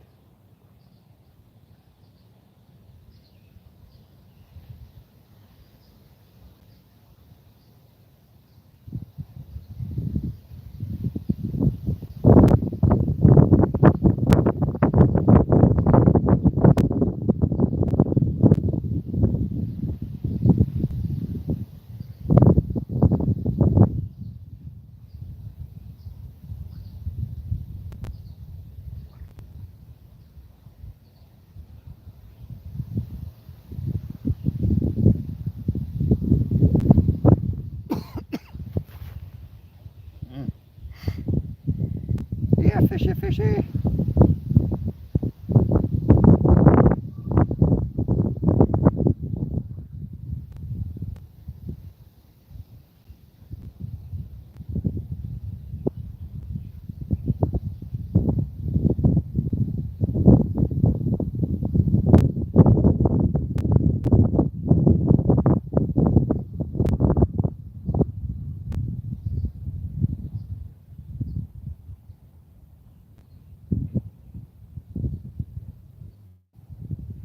They're genetically the same thing, though.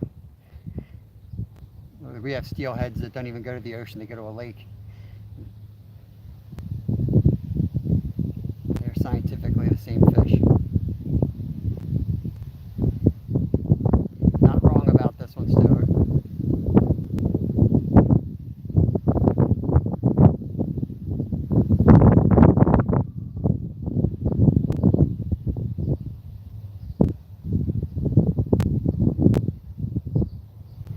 Don't make my wife get in chat.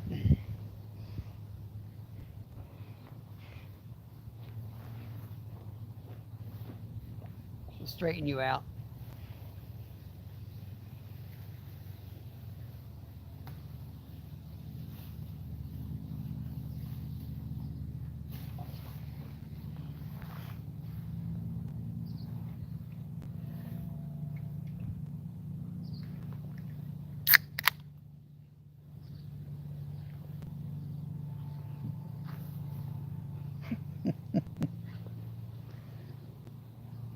Nope, lake is freshwater.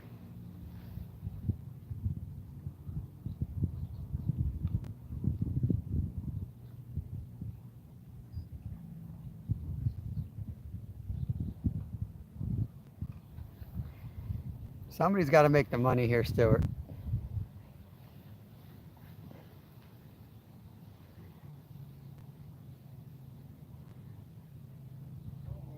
And since I'm the good looking one, I'm the trophy husband.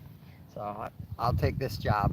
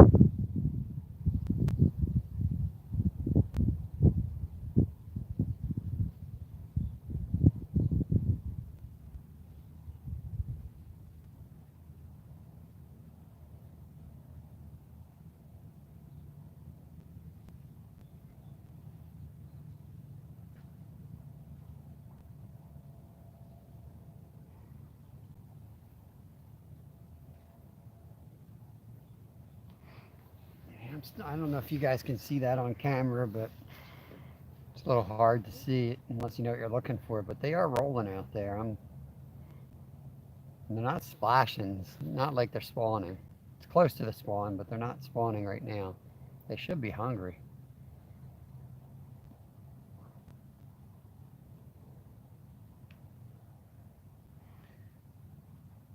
We'll see, Stuart.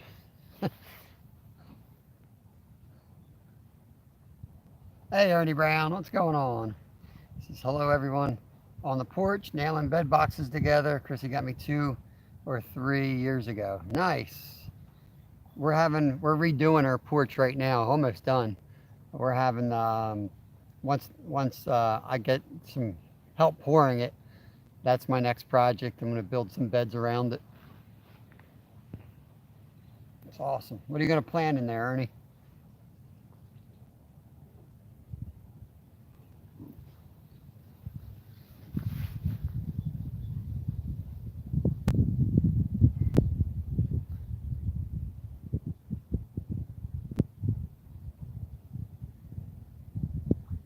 Oh, bee boxes. That's right. You're still doing the bee thing. Nice. Yeah, I got to get mine back up. Lyle's on my older boy's on my case about it. Probably too late this year. I don't know. Up where we are, I don't know. Still, it's hard to get the beads. You got to order them early on. We order them months in advance. I guess I can find a place.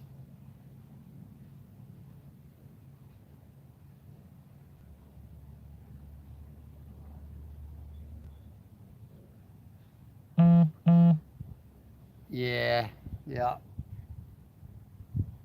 yeah. It's hard to get projects done when you don't feel good or things hurt.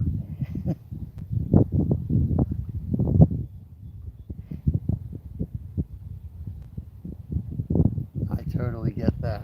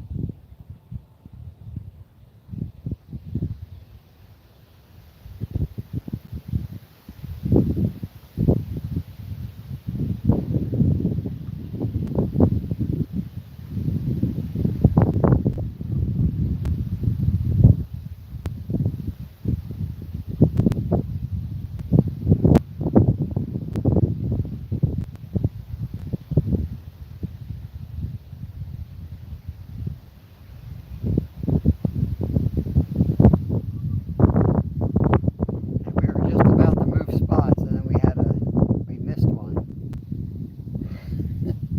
I really don't know what to do.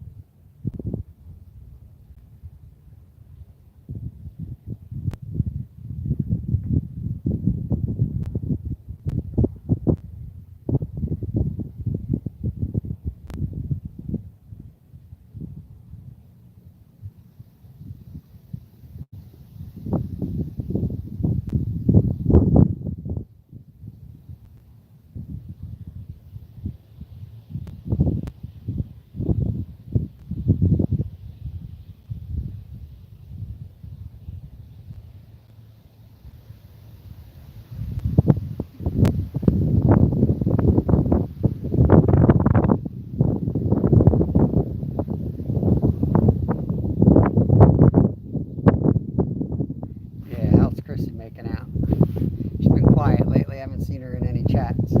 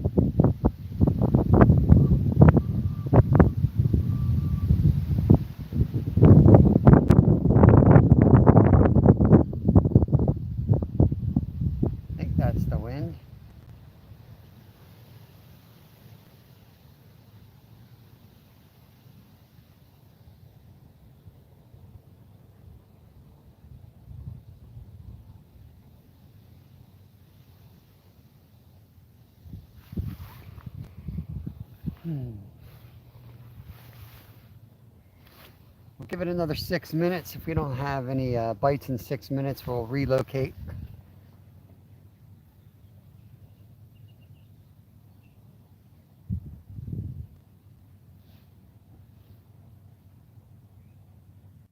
Oh, reconnecting. Oh, that's a hit. There we go. Come on. There we go. You're on. That was a weird hook set.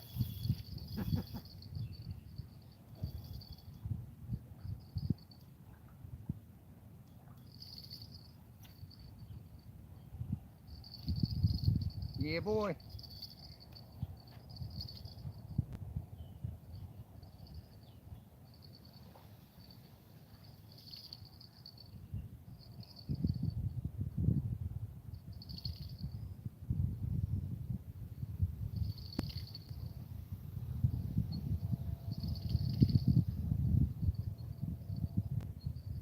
Not sure if it's a carp or a cat. I'm guessing a carp, but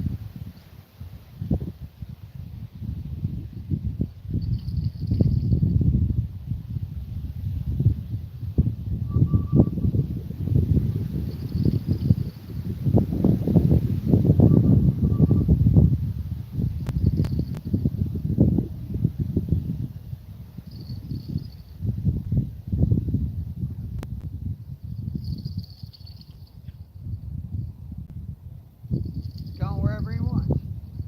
Can't tell how big he is because they typically come in with a lot of algae.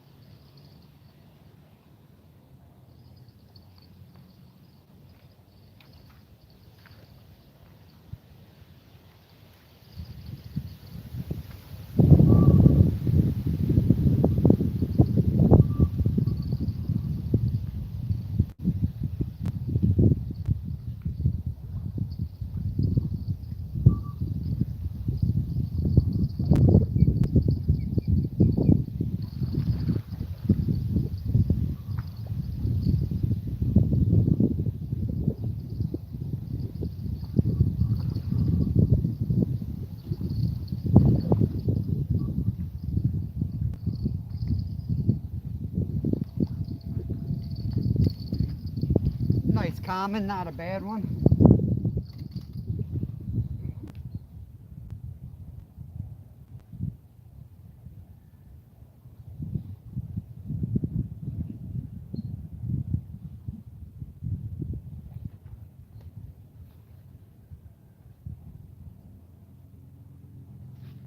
Who said I was going to be skunked today?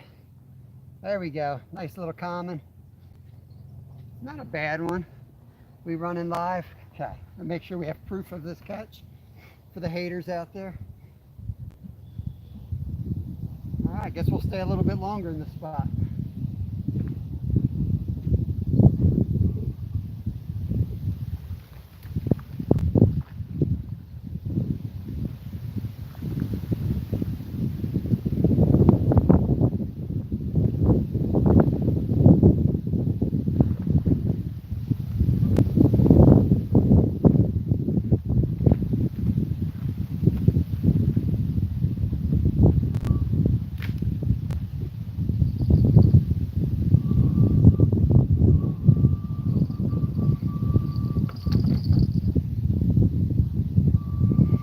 so shallow. Carp hate coming into the shallows. He was just, that was a good fight. For the size of that fish, that was a really good fight.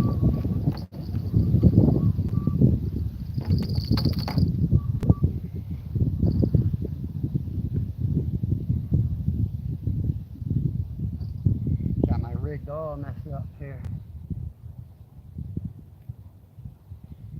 It was a little tricky setting the hook because that's the one I had under the table.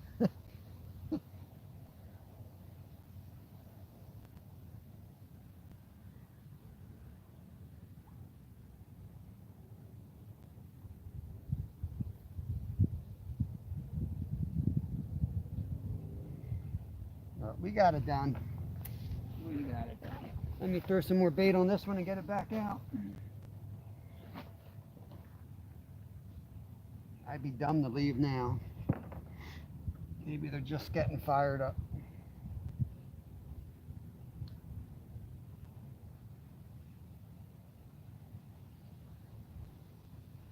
Tell you, that water's cold. Definitely colder than the other spot we had been fishing.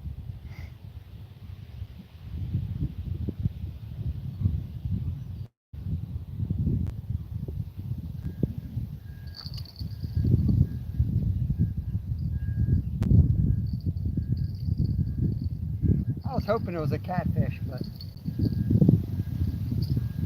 figured it was probably a carp.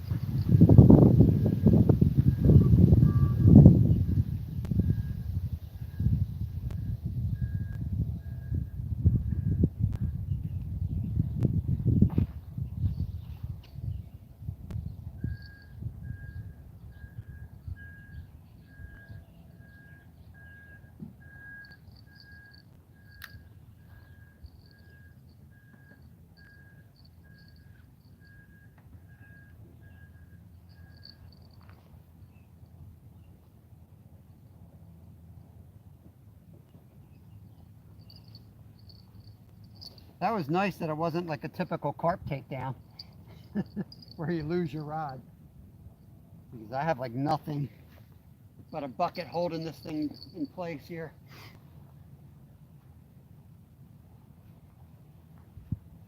That could have been real bad. Hey, we got money. Somebody paid me for that fish. Hey, Tammy, welcome in. Mom and sons. I get caught up here. Told you, Stu. I told you, man. Told you it happened.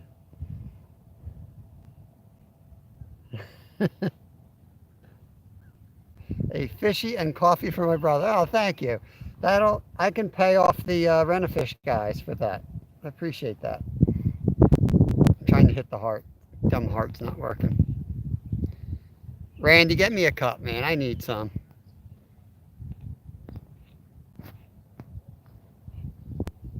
Let me check that end rod. We got to rebait that one. I think that's where I was going when this rod acted up.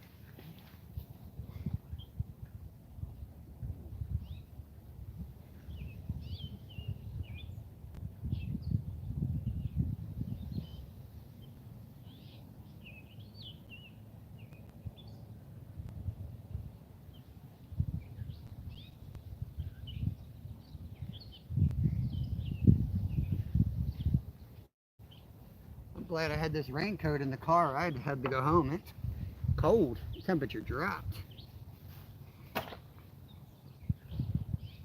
That's me bumping the rod.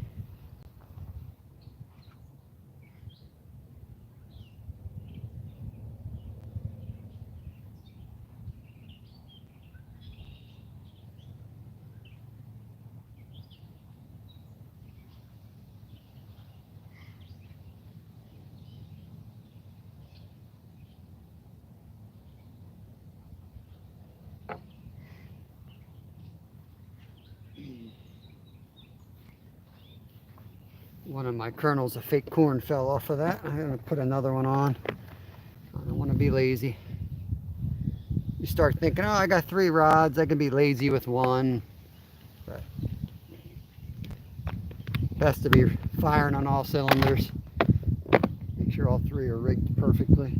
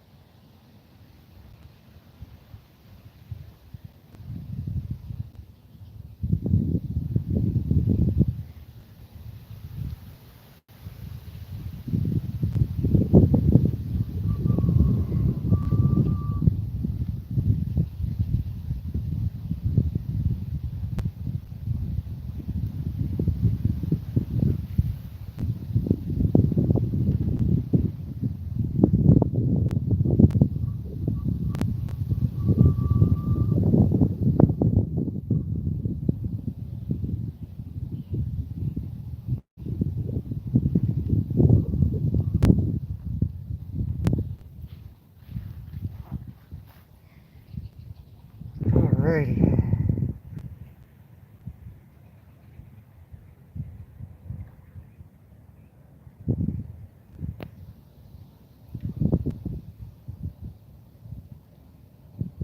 I tried to like your donation. I couldn't click on it though.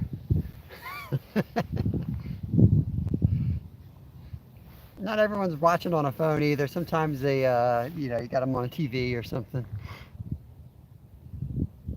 Kettle on, making tea. Yeah, I could definitely use a cup. I think you have to hit on it like right away too. Oh, look, now I got the heart on there, and I got the thumb up. Sometimes YouTube's just weird. There, you feel better now, Stuart? You feel better?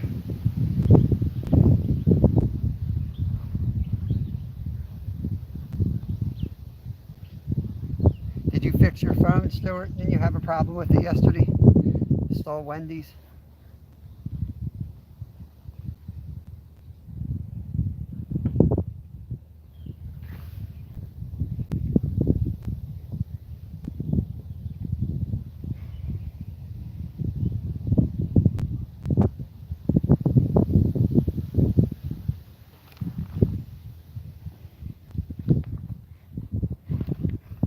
I'm putting my hood up. I guess I can take my sunglasses and I'm not going to need those.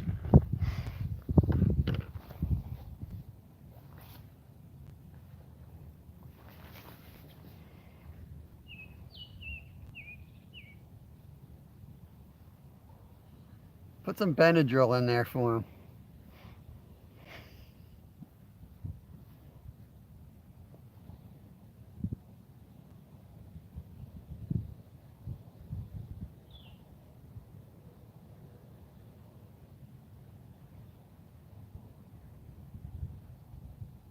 It's funny, of course the rod, like we don't have in a rod holder, is the one that goes. It's the most awkward hook set ever. I got to bring the rod out, giving it slack. So I tried to bring it up on a higher angle. Such a weird hook set.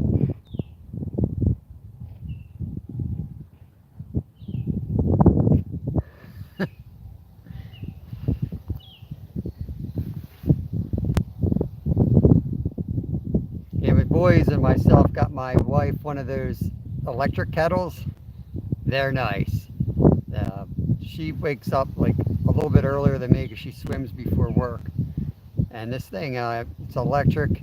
It'll boil your water in 4 minutes, and once it hits boiling, it shuts off, so you don't have to like watch it.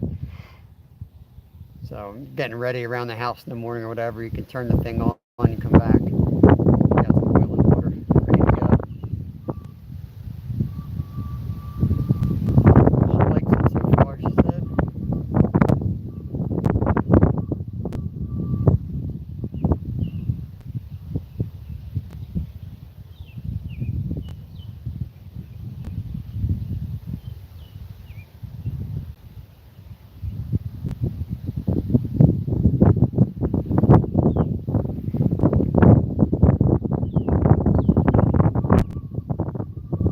Sorry about the wind noise, guys. I did not think it was going to be this windy out today.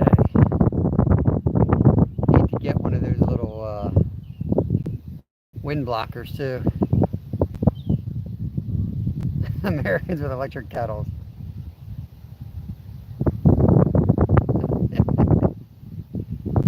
Well, we do French press, so we always just boil the water in a pot, like on the stove, because you can use a really big pot and boil it pretty quick, but it's just safer this way, and with the kids and things, and it does save time. If you got to go brush your teeth or something, you can turn the kettle on and leave it. And it doesn't, it's another burner you don't have to worry about if you're making coffee in the holidays or something. Free up a burner. We got a tiny kitchen, so it becomes like that's why I use the smoker so much. It's one thing I can do outside the house. Gives me more room in the kitchen.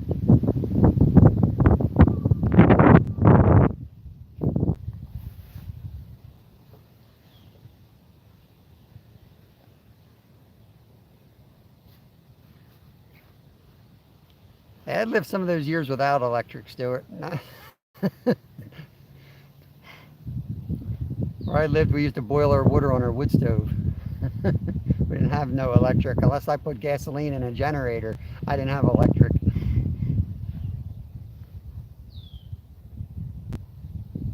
That middle rod just got bounced around.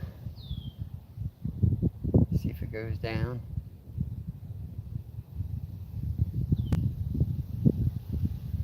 I don't think that one was the wind, because the rod right next to it set up the same didn't move, and the one on the left definitely moved.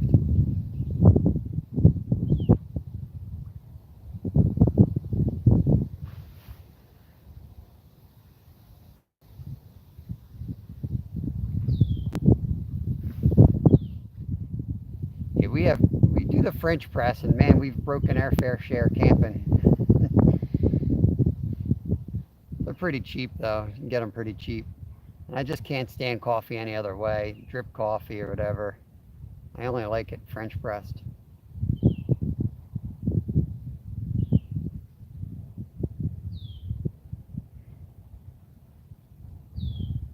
I guess I'm a coffee snob. I don't go to Starbucks or anything. I do like their coffee, I just don't like the company. I don't go there. And I don't really buy coffee out. It's like a waste of money. But I do spend, I get the good beans. So I figured that's like the compromise. I won't get it out, but I'll get the good beans and learn how to do it myself. I think we buy Seattle's Best beans, whole beans. That's what we use.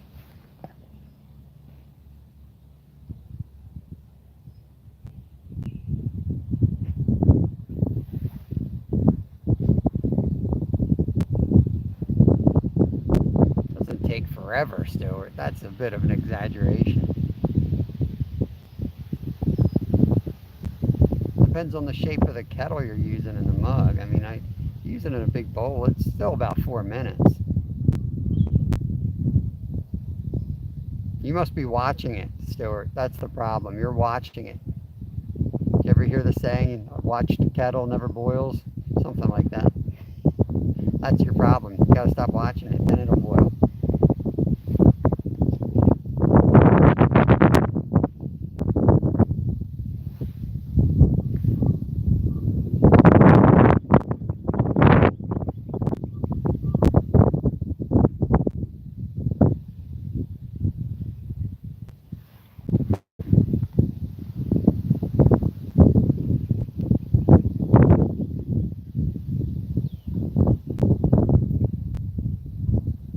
Try Seattle Best if you ever get a chance. I think they're better.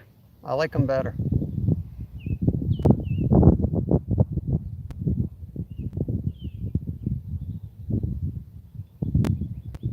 They're consistent, and Starbucks is too. That's the problem with some of these one-off. Like, there's some awesome companies out there, and you can get 3 bags of amazing coffee and then get one that's nasty. Single sourced or whatever I forget what they call that.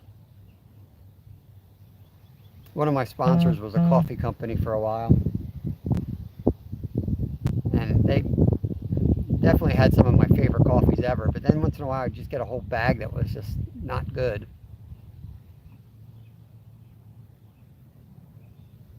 Yeah, I got the grinder and the frother too. It's the electric thing. We've always been, we've been off the grid a lot in our lives. When we started our business up in Alaska, we literally researched like how like fancier restaurants operated 200 years ago. The type of lightings and lamps and the technologies at the time that were way ahead of the time, now way behind the times. So we got all the good stuff. It's just don't have. We could do everything without electric, basically. And some things we just kept that way, I guess.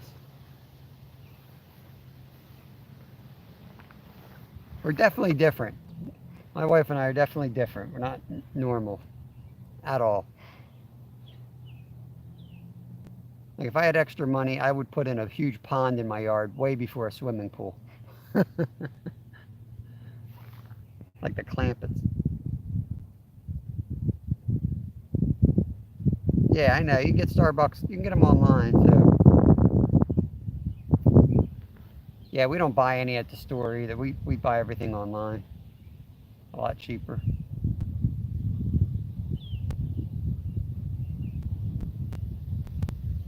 Sometimes we even buy cereal online because it's cheaper, and they deliver it to your door for free. It's crazy. They'll drive to your house and deliver like 2 boxes of cereal. Like, how does that even work? And they got the nerves to have the little "Go Green" slogans on their car. I'm like, dude, you just drove 2 boxes of cereal to my house. Your little electric car. It can't be good.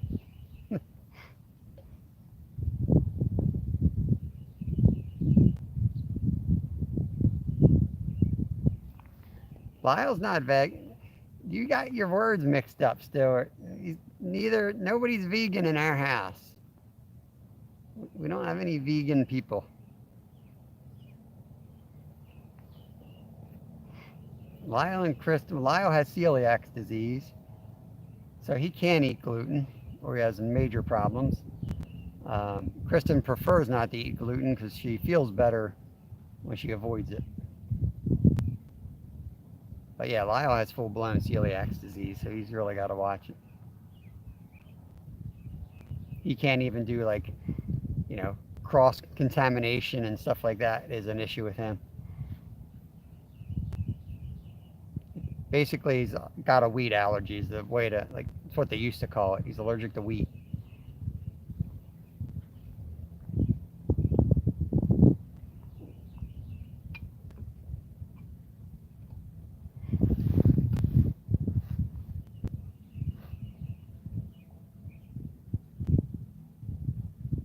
Some people just have it tough. Lyle's like that. That kid has had a rough 12 years of life. A really rough 12 years of life. He is a miracle baby. I almost lost him a couple times early in life. He had 2 different rare diseases he had to fight for.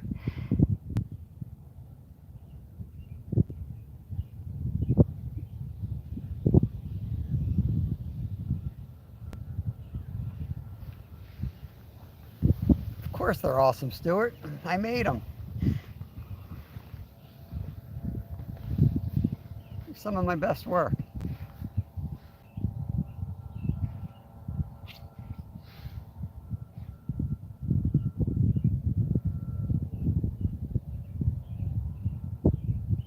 Oh, not this rod again. Was that me? Was that me or that rod went? I better stand up. I'm pretty sure that went. The rod here, laying down.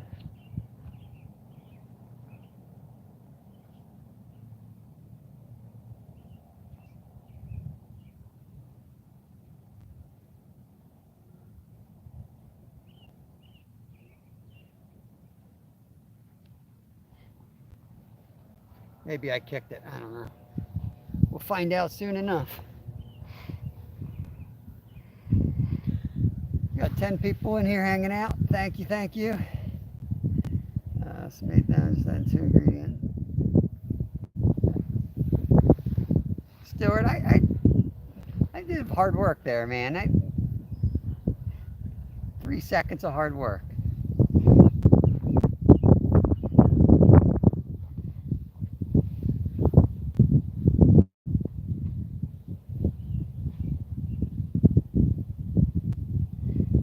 Actually, we were told we couldn't have kids.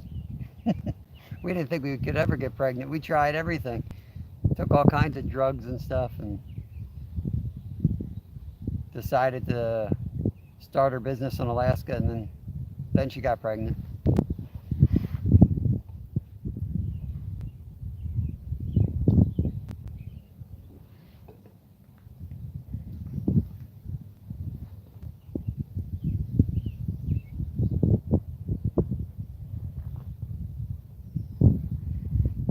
I would love to get a catfish today.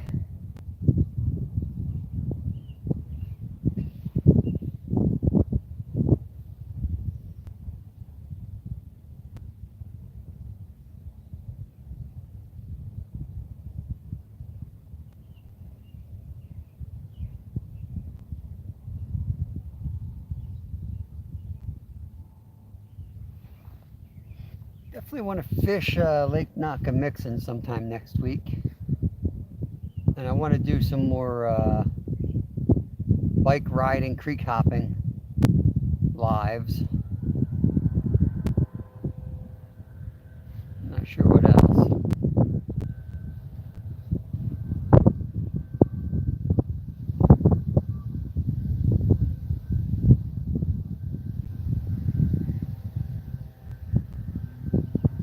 That's pretty much the goal for next week. Do some creek hopping lives and Nakamixon for carp channels and stripers over there.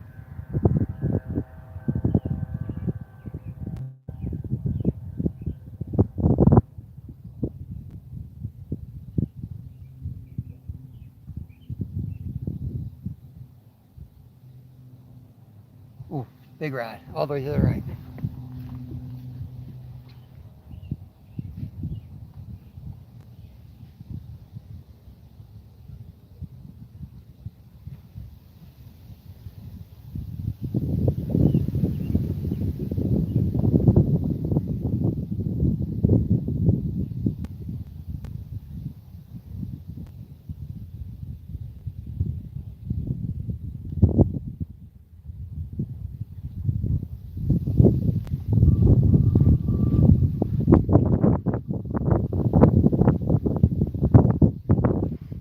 See if it goes down.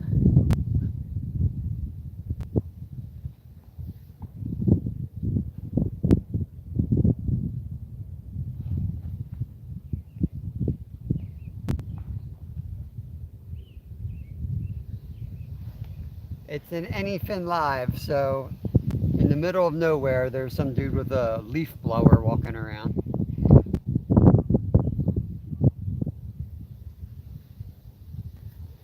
That's the background noise. Just some guy in a forest with a leaf blower.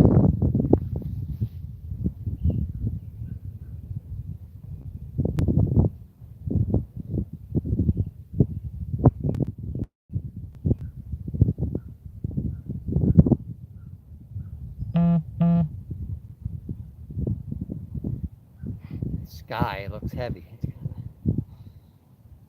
Sky is droopy. I don't know if that's a good description, but that's what it looks like. The sky just looks like it's drooping down.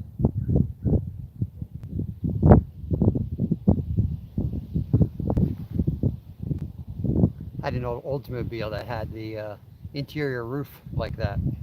The fabric was just like droopy down. Dang, it's cold. I want to put my hood back up. I'm afraid I'm going to miss something.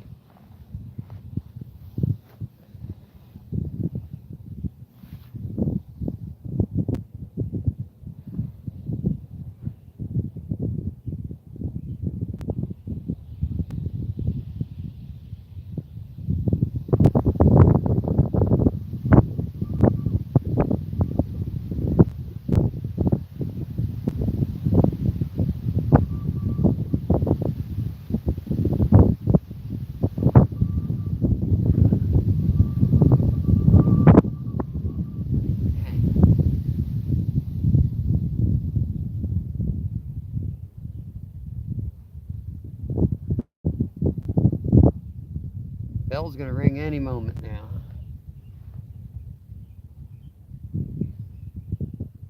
There's definitely some fish lurking. That end rod had a pretty good hit on it.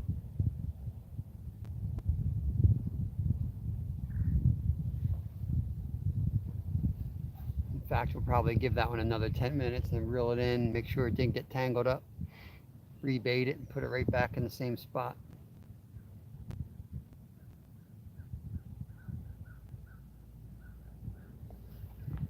I'm going to sit down. That'll guarantee a hit as soon as I sit down.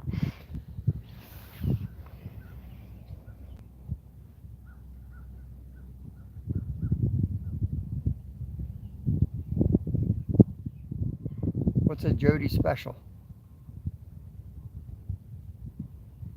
I'll fall asleep.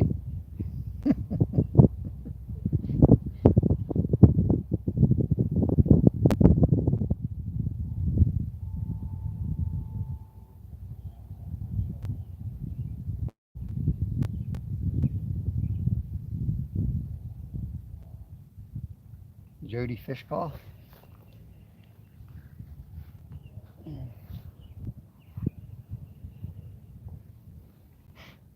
I like the way Josh used to call fish. I haven't seen him live. Hope he's doing all right. I enjoyed his lives. Him and Clayton and their family.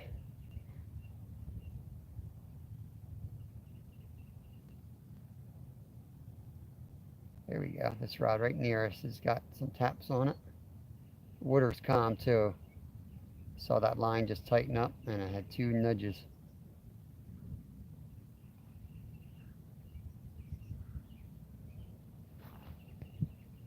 Hey Leland, welcome in. We just had the one so far, one common carp. But we're getting taps right now on this rod that's on the low angle.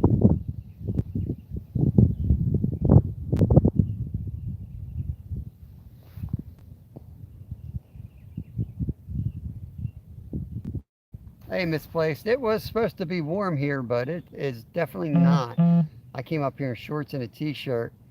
It's supposed to be almost 80, mid 70s. And dang, it clouded up and the wind started blowing. That water's cold and the water coming off it's cold. Or the air's all coming off the water is cold. So I ran to the car, got my raincoat, got the hood up and everything. I'm cold.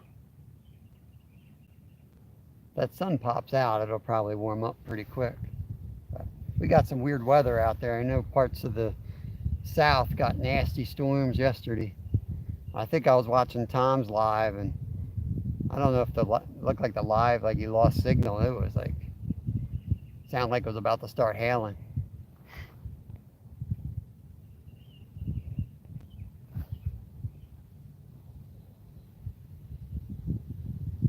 Nice. What are you going to be planting today? I've been planting kind of constantly, a little bit here, a little bit there. We've been eating some space into our garden with some of the early lettuce and radishes, so I got to put in some more cold weather crops before it gets too warm for them.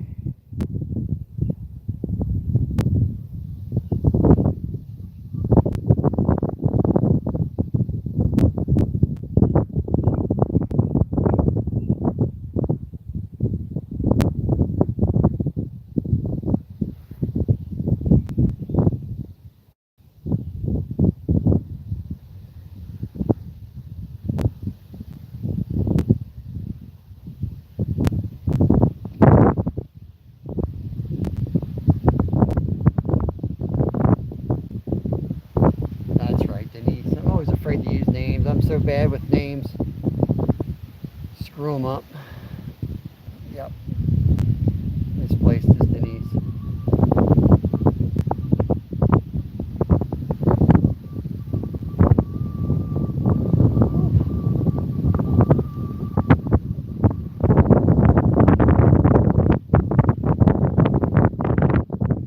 It was so beautiful this morning. When I got outside, I couldn't wait to come up here.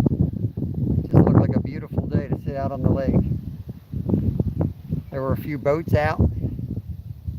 Those clouds came in, the winds shifted, and those boats got out, and I'm out here by myself now.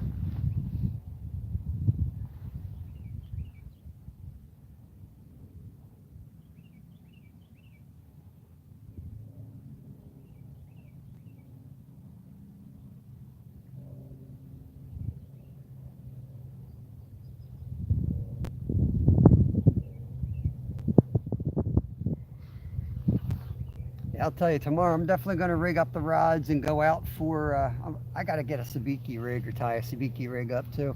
But we're going to go out and try to catch some bait for Saturday and maybe catch enough fish to fry up tomorrow night. As long as it's got a little bit of sunlight, the white perch should be jumping. We should be able to get on some white perch. We haven't done a white perch video in ages.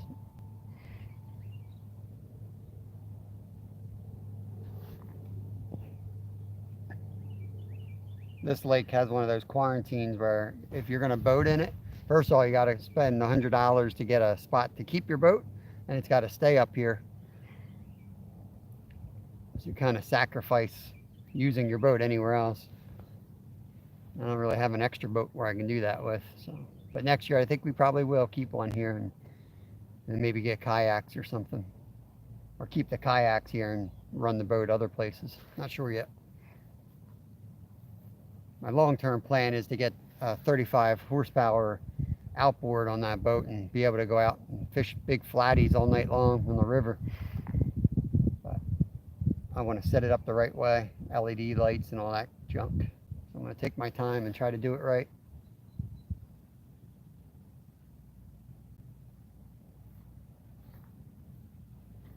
So, yeah, I know there. Yeah, if there's any left in there, you have no idea how fast we go through stuff.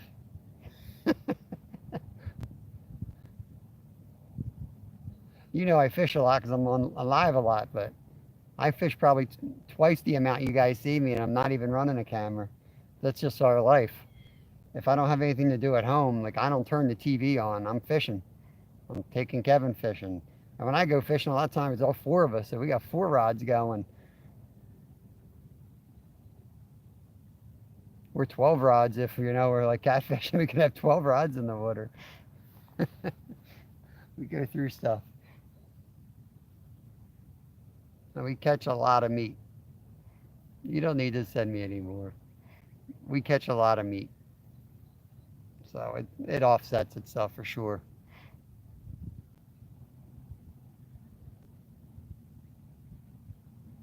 I didn't really make a big deal out of it publicly, how much fish we keep when we go out trout fishing. You know, I don't want to make any more enemies than I have to, but I do a lot of fishing off camera in trout season, and you can take 5 a day. Let me tell you, I took 5 a day. And I forget how many, I was well over 100 fish. And we had probably 5 or 6 20 fish days where we all limited out. So, I mean, that's 100 fish right there in the freezer. We eat every last drop of it, so I'm not going to apologize for harvesting stocked trout. But I don't announce it because some people, you know, all they do is catch and release, and even if it's a stream where they're going to die, which I think is silly. I think it's a little beyond silly. I think sometimes it's irresponsible. They're going to die anyway, and you're letting food go, and then you're going to turn around and harvest it or buy it from another source. It's going to use gas, so you can't call yourself green and do that stuff, in my opinion.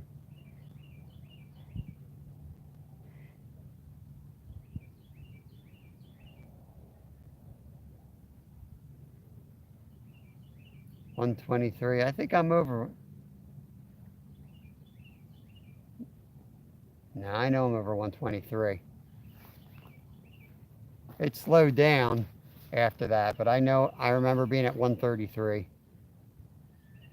I think I'm at 147. I'll have to check when I get home. I think I'm personally at 147.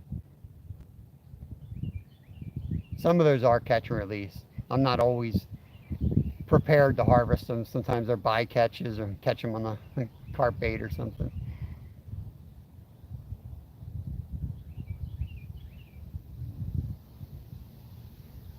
I've got a video I didn't really edit yet where I caught 20 little ones down in a wild stream by us. Little tiny brookies. 148. You're just throwing numbers out now.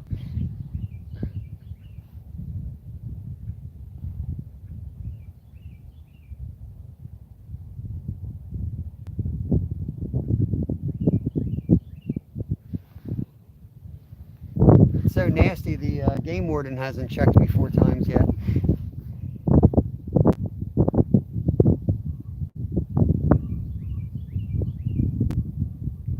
We'll give it 5 minutes and we'll rebait and chuck them back out.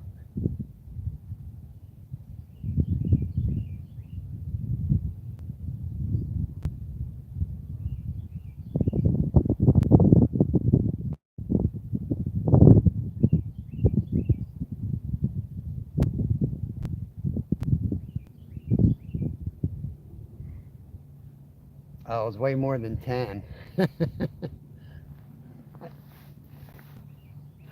I caught 5 on that one video, and literally that was just out to harvest them.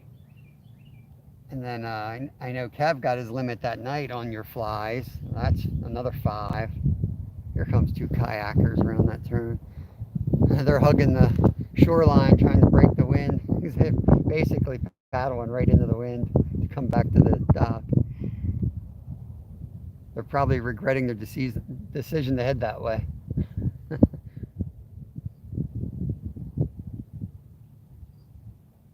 I've come out here before in like my canoe, back when I used to store it up here, and the winds will pick up. And if you don't keep that point just right, man, it's like you're getting blown in circles out there.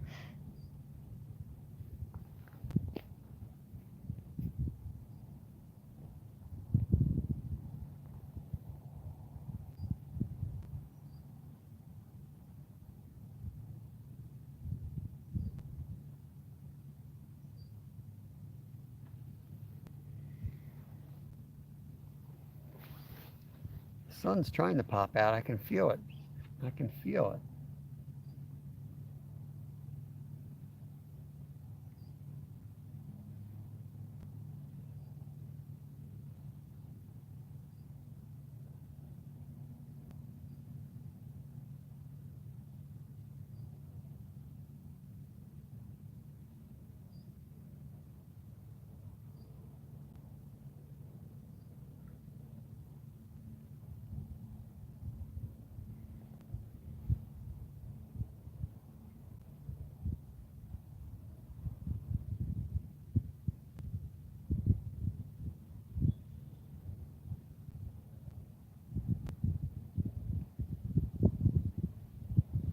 Yeah, fishy, fishy.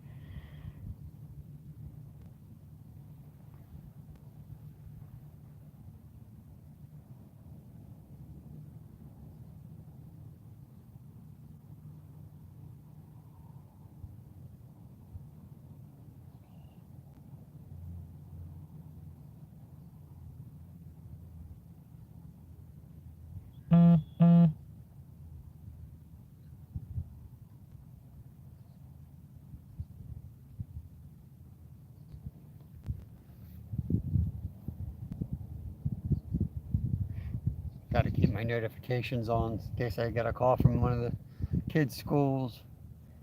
That's what the buzzing is and ringing half the time.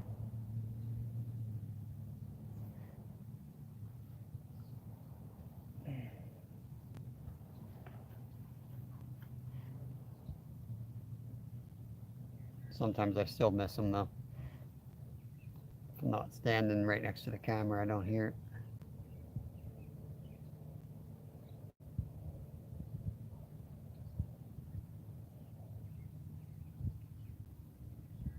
It's time to rebait. Cast back out.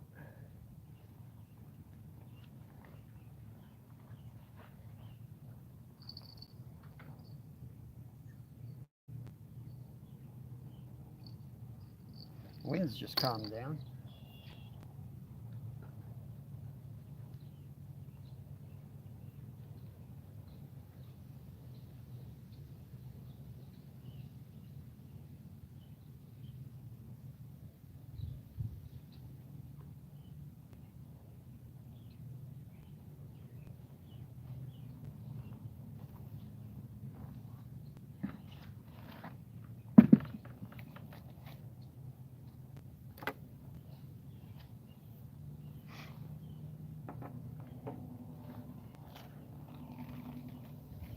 I'm excited to do some early morning and late night fishing. Ah, here comes the duckies again, the babies, the puffballs, mallards.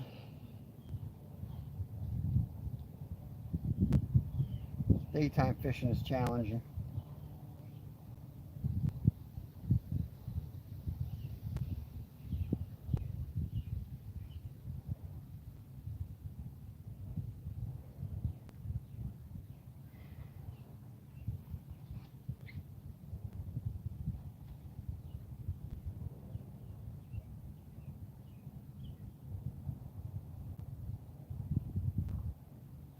All right, there we go. The pack going out.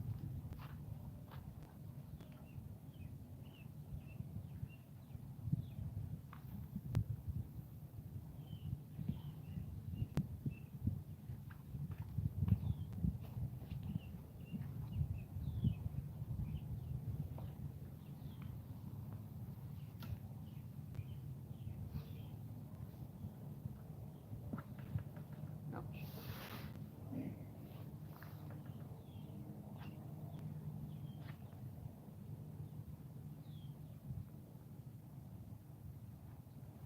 Should work.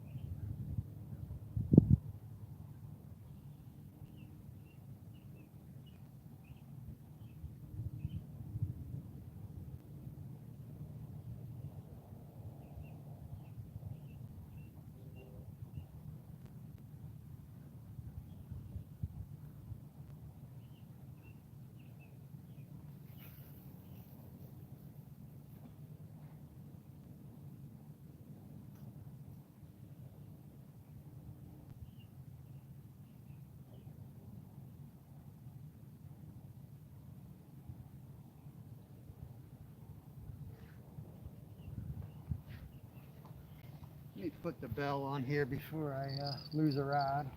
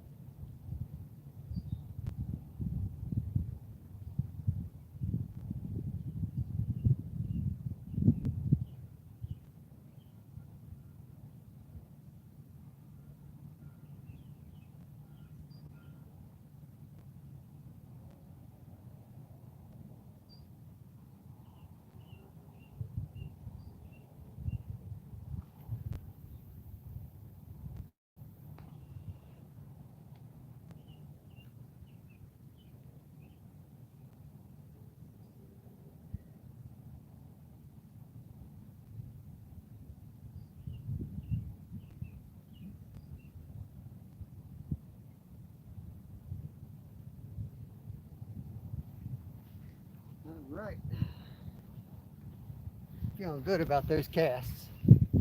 Really hit the mark on all of them.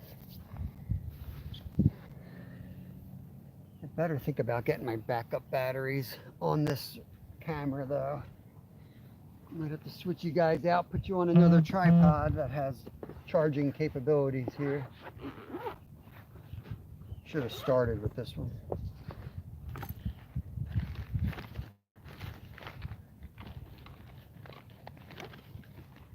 This is my other charger tripod. It's a little clunky sometimes. Looks like it's holding a charge. Sometimes it doesn't hold a charge. You charge it all the way up and it's like it runs right back down again. But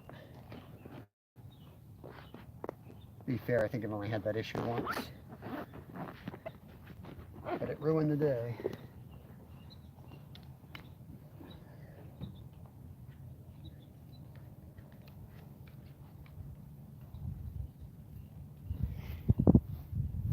Okay, I'm gonna have to move you guys here.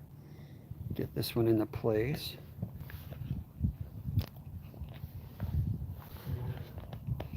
What am I doing here?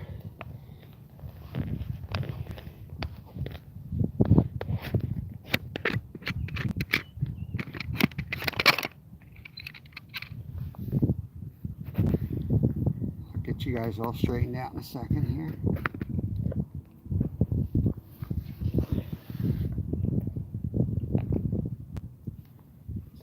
Too bad. I just gotta get you.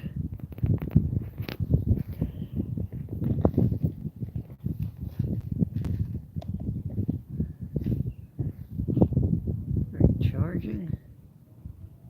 You are charging. Okay. So now I just gotta straighten you out. There you go. Likes to stick.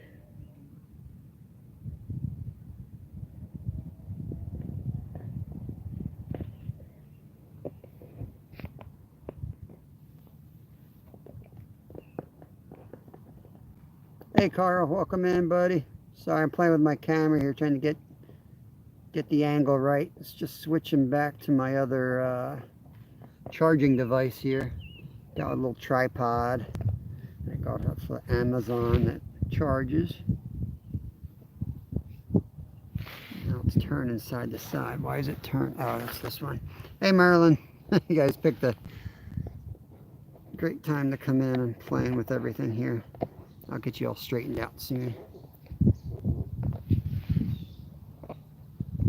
There you go.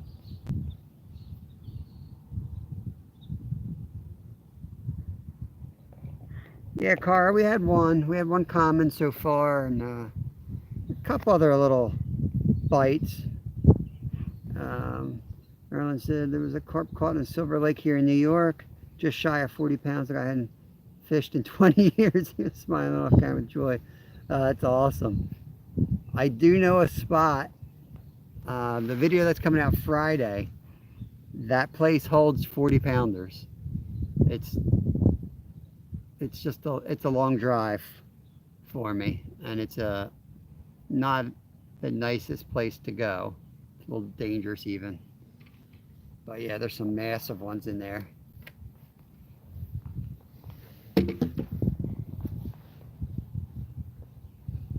Actually, I think we're going to be down there this weekend too.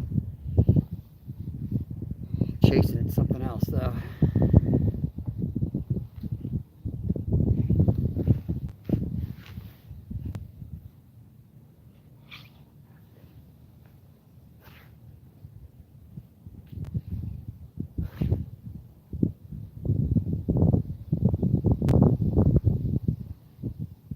Hey Rush, welcome from the Netherlands. We've had one common, a couple other bites, one semi takedown. Turned out we had like an issue with the hook. It was kind of tangled in the line a little bit.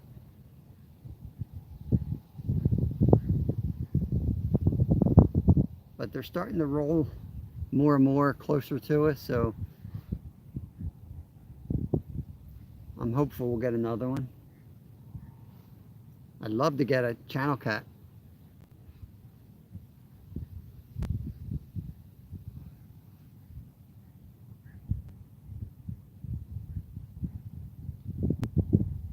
Appreciate everyone coming in here. Don't forget to hit the thumbs up, please.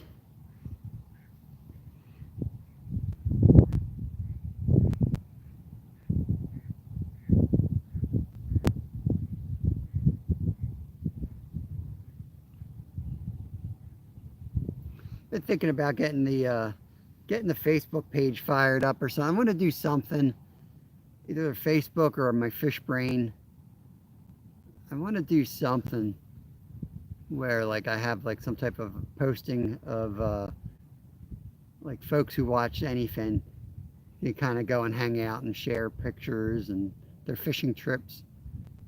Give it like a chance for everybody to kind of meet everybody in a different way, because you just see a name in chat and then, you know, like all of a sudden Travis popped up on my live and you guys finally got to meet Travis in person, you know, or Jeff Beal, and be a nice way for us to kind of see each other. I mean, most of us have pages, so you can just go to their page, but not everybody does.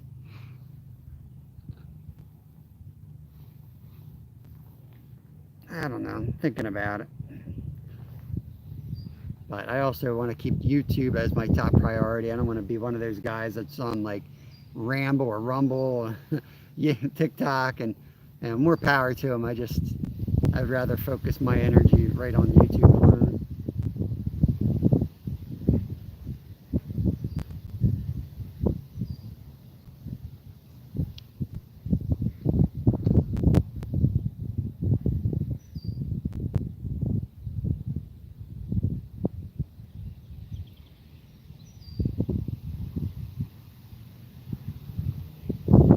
I also try to be aware of, like, you know, I don't want to be on all the time, because there's a lot of channels out there, and not that I've talked about this too much, but I try not to go over another channel, but at the same time, like, I don't plan around them either, except for a few exceptions. But for the most part, I do my thing, and I want them to do their own thing. I don't want them to be like, oh, he's live, I can't go live. I don't think that's right.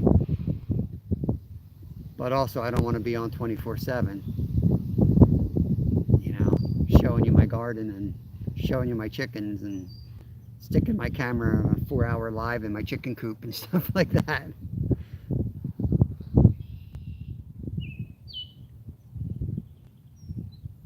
Yep, too many irons in the fire make it very difficult on social media.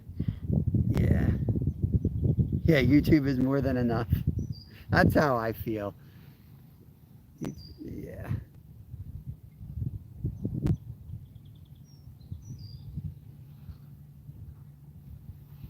I mean, I do have a Facebook page, and I do have like an anything group, I guess it's called. And you guys are more than happy to share things on it.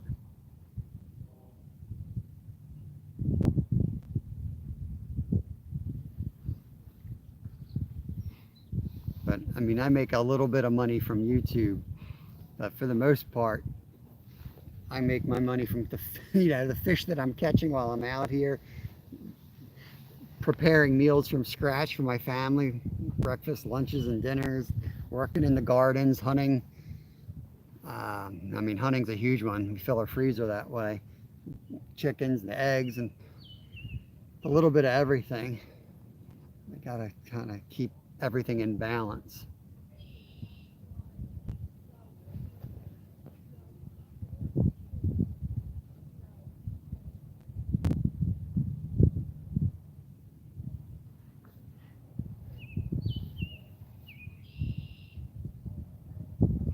Yeah, we'll see. I'll give it a shot, maybe.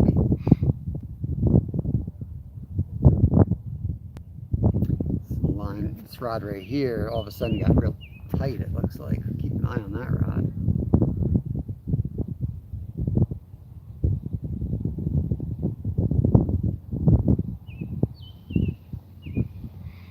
Yeah, there's a lot with YouTube. I mean, like I just got the merch store up, and that was like months of me figuring out what to do, and I'm still playing with it. Every little thing, it takes so much time to learn something new with it. And I'm kind of not big into the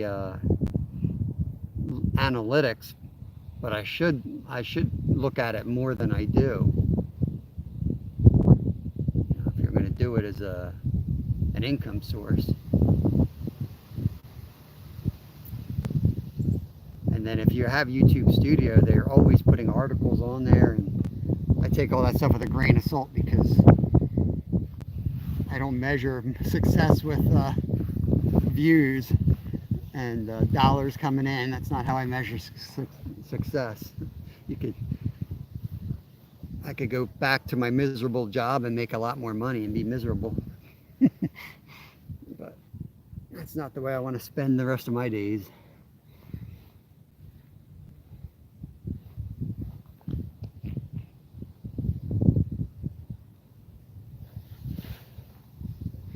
All right, we're due for a takedown. Let's get another carp in here.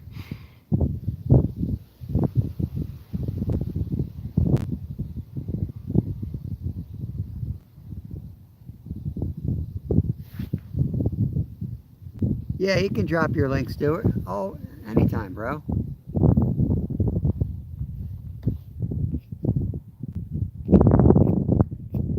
You're the only one here. Shares 11 people. But who knows? Earlier you were in here and it said 0, and I know we had 4 or 5 people. Whatever. YouTube's goofy like that sometimes.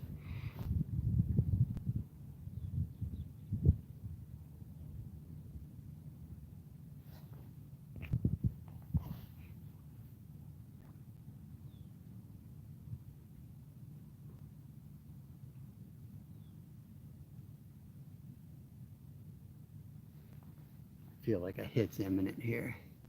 Winds are nice and calm.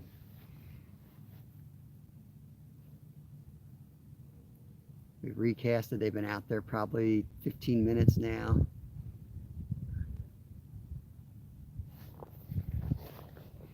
"20 to 40 minutes is kind of usually, when you cast out there, I don't expect to hit in the first 20 minutes. It's usually like 20 to 40. A couple of weeks ago, we had a case where we casted and it hit the water. I guarantee you, before it hit the bottom, the carp hit it on the way down. And Kevin was like, "Oh, it snagged," and it wasn't. It ate it. It's pretty impressive that it got it that fast.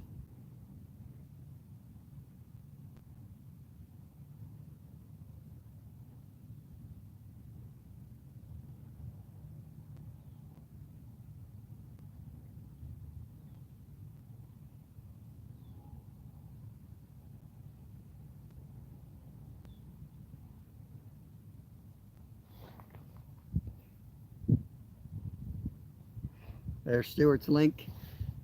Stuart is a fly fisherman, fly tyer, also does some saltwater fishing, and he is out of Scotland.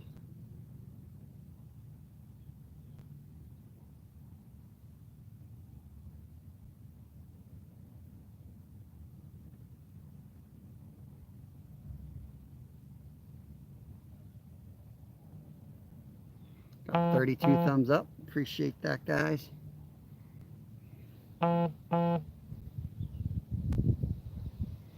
This is one of those bodies of water that holds some buttes. So when I caught 18 carp in one day, like, as much as I like, and there are some decent fish in there, but this holds a few monsters in here. I've seen 10, not often, but I've seen 10-pound bass come out of here, and some big carp. They're just, not frequent. That's okay. I would rather sit behind poles and know I have a chance at something special like that. So I love spots like this.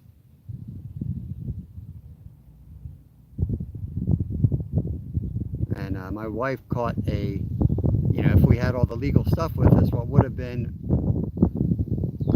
state record yellow bullhead out of here. Thing was as big as a channel cat. It was massive. It was a yellow bull. 33 now.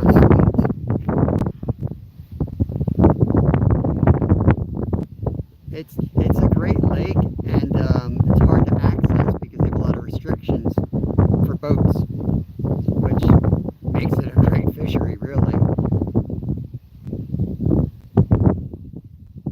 It gets fished really hard. The bridge over there, you can fish off of that, and you'll see elbow to elbow, especially when the white perch are over there, which they're there now. They'll be taking buckets out, and you're like, oh man, that's got to be devastating it. But you look at the size of the lake, and it's just literally a drop in the bucket.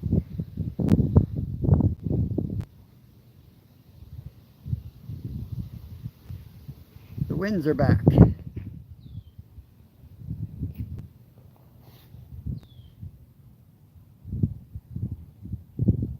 We used to do a race called the Univest over this, one of the pro bike races. Used to go across that bridge in the background.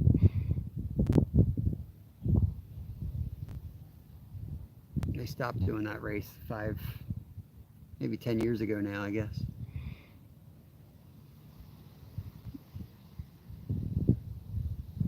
But, you know, when they do the pro bike races, they always pick beautiful spots. So there's some beautiful terrain over there.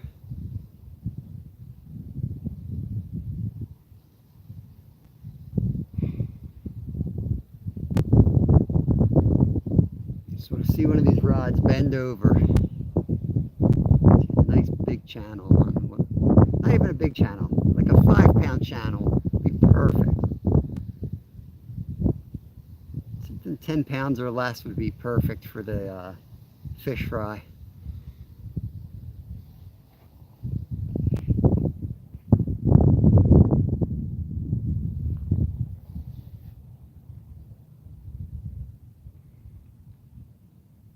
Made deer steaks last night. I should have done a recipe on it because I tried a new marinade. And it was like lemon and lime juices, a lot of acidic, which is like one of the reasons you marinate, is to break down, make things more tender.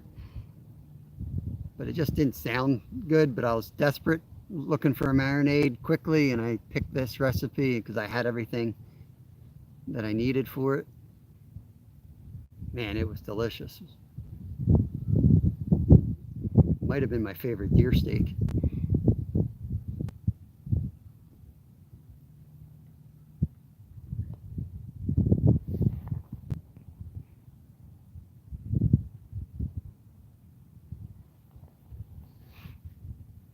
This is called One Carp Lake. One Carp Lake, Stuart. There's one carp that lives here, just one. We caught him once. Maybe we'll catch him again. That's better than a roof flush.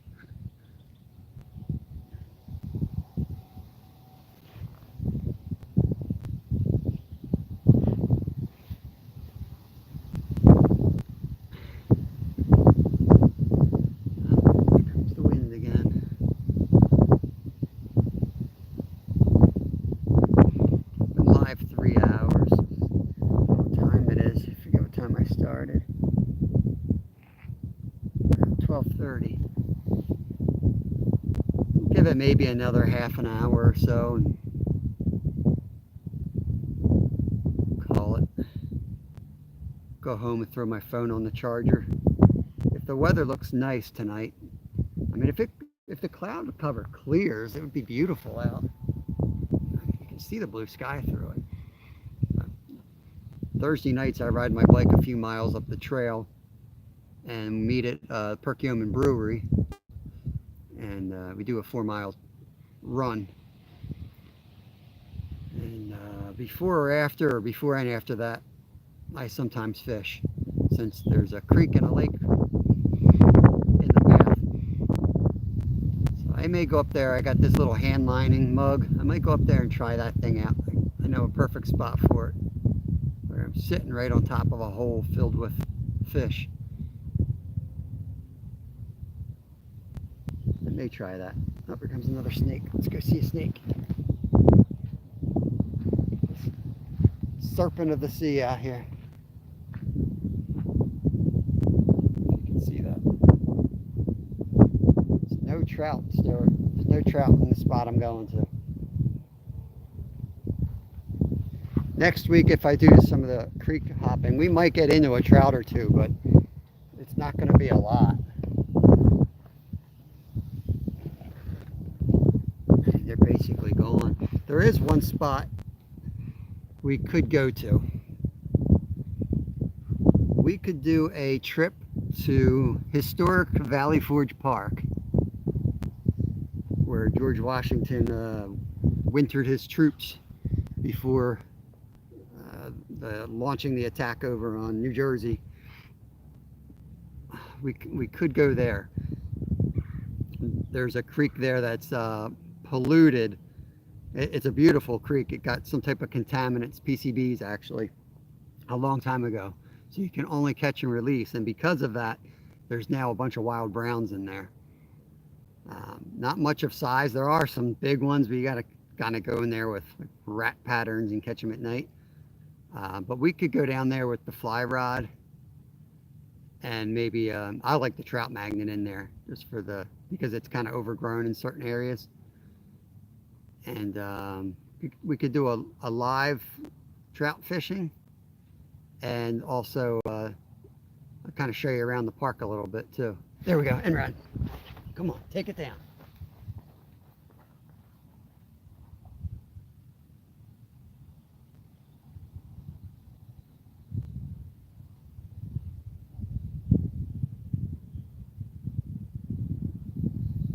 Yep, he's on.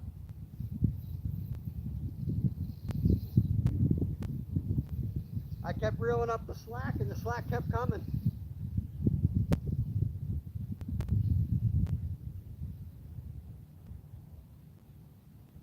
Oh, he's off. He's off. Dang.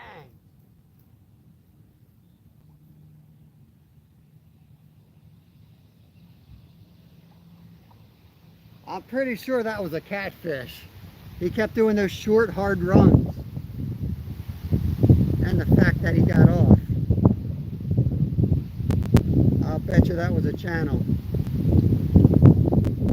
I probably never got a good hook set on him because he kept running at me too. Dang.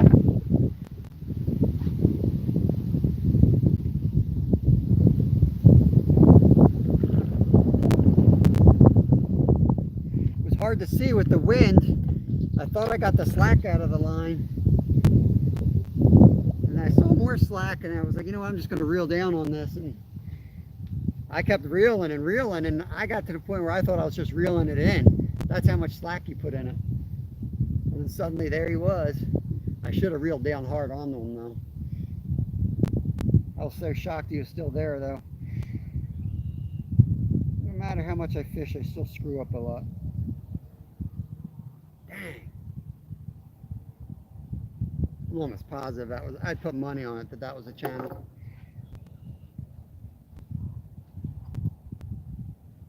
With 3 different hard runs where he felt like he was just diving.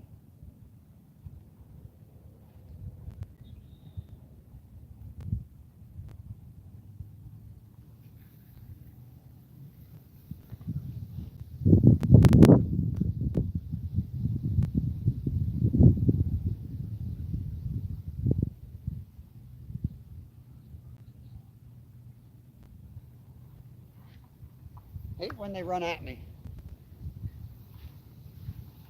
I hate when they come at me.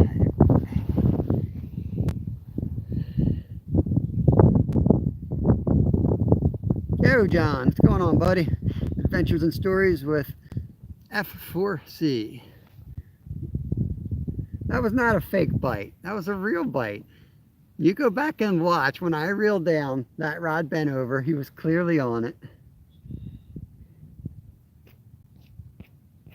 I mean, I was reeling for a while before he came at us. A long way. I couldn't really see the line, and then the winds. I got a lot of excuses, but it was a challenging one for sure. The mistake I made when I reeled down and he was on, I should have taken a few more revolutions and really put the weight into him. But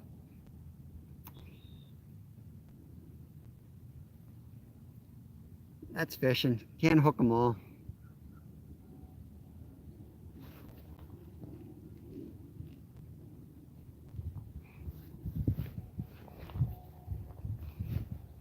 That would have been our second.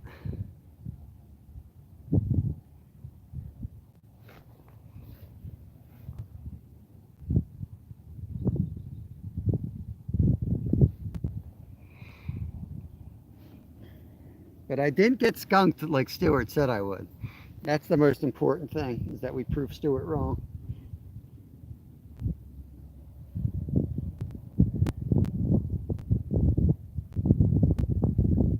rod going? I think so. Come on, baby, go down.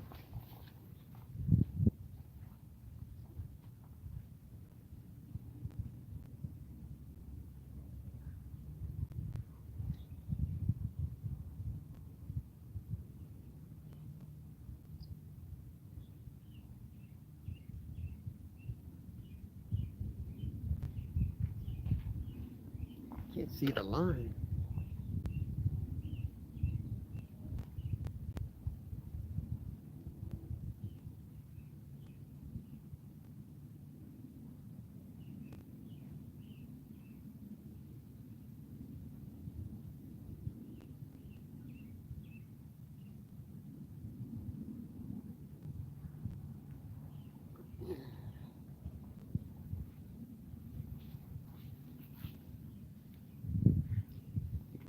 Maybe it's picking up. It's picking up. All packed up for the weekend trip up to the mountains by my sister's house. Multi-species fishing, man, that's the best. I love fishing. Traveling somewhere with a fishing rod where you really don't know what you're getting into. It's the best. Yeah. Well, try to rest up, man. Try to rest up.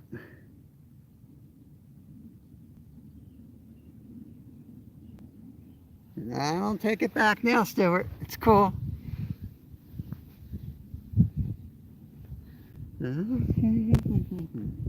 One of these are going to go down. Come on.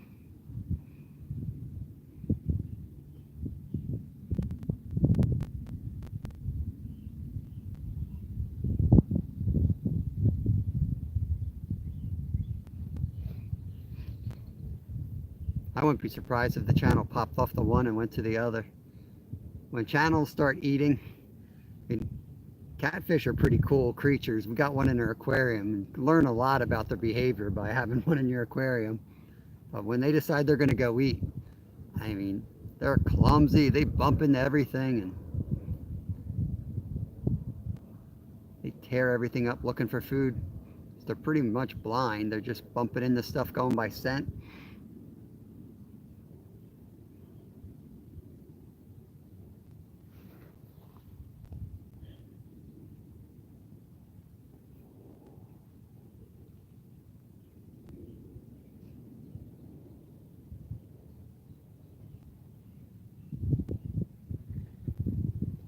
Heard that carp splash on the other side of the tree. We got one common here so far. And just lost that one. He was on. Despite what Stuart might say, he was on.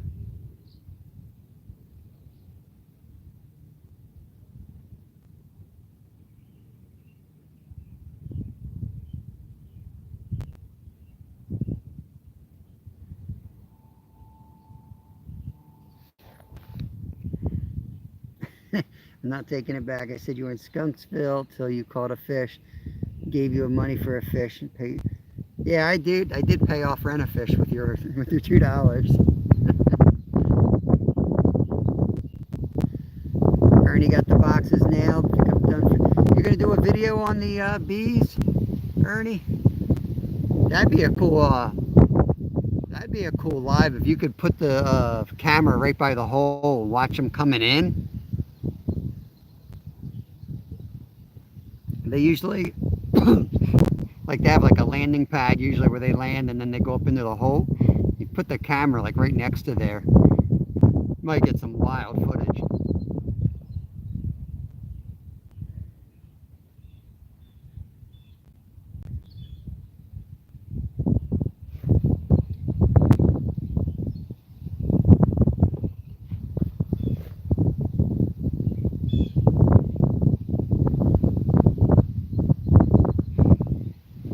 Got 34 thumbs up. Thank you guys. Appreciate you.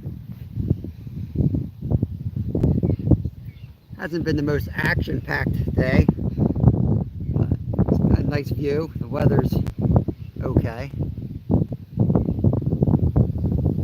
Could be worse.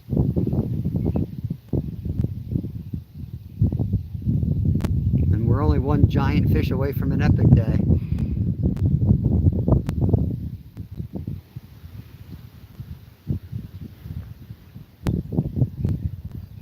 think of that when you're fishing, especially if you're fishing a spot where you could catch a state record. No matter what bait you're using, you got a hook in the water, anything can happen. We've caught 4-pound bass on pack bait, we've caught trout on pack bait.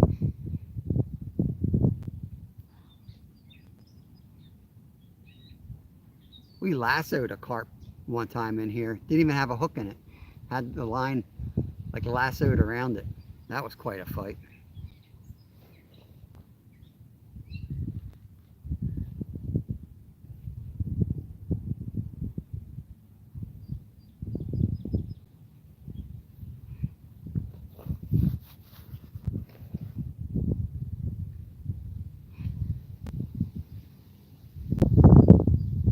I wish I didn't go in the water to net that carp though. My feet are soaked and they are cold.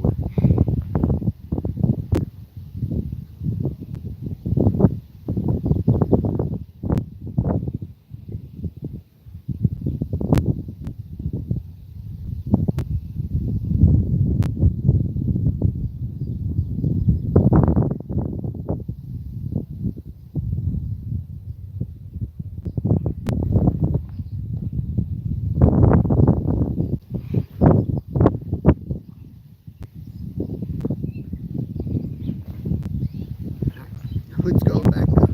Chilly again.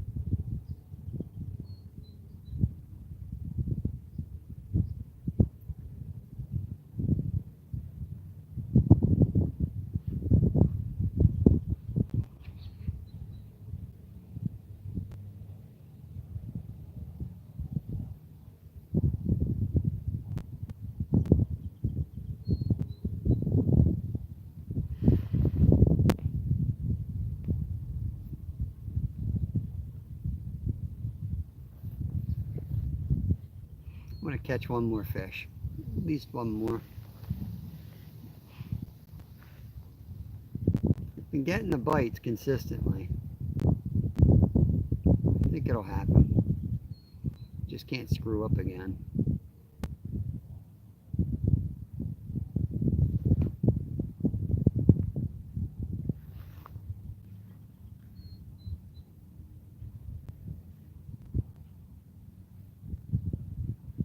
We're going to try, since we only got a few people in here, give you guys a little secret. You're hanging out this long in the live. We're on a mission to get Kev's first snakehead. So we're going after snakeheads this Saturday down in the city, specifically snakehead fishing. So that's going to be our mission. And we're going to be recording. Hopefully we'll get a cool video out of it. And yeah, that's what's going on this weekend. I don't know if we'll go live. I mean, if we catch a snakehead early in the day, then maybe we'll go live because then the pressure's off. But when we're on a mission like that, we tend to move spots, jump all over the place, and move fast. And that's better to just record in those instances. But man, if we get one early, then I'm taking all the catfish gear. I'll just set up, post up, and have a good chat and see what else we can catch. But neither of us has caught a snakehead before. They're just starting to come into this area. They never really were around here. Fire alarm's going off. Just going to take time, I guess, get back to doing half of it. Yep, everything takes time. Hey, Misplaced, peeking back in. We missed one while you were gone. I would say we had a takedown, but what happened was it was a little bump of the rod and a whole bunch of slack, and I reeled the slack up and the slack kept kind of coming. So that fish had turned and came right at us. And then I finally got reeled down into them, but followed them for maybe 30 seconds and then popped the hook off.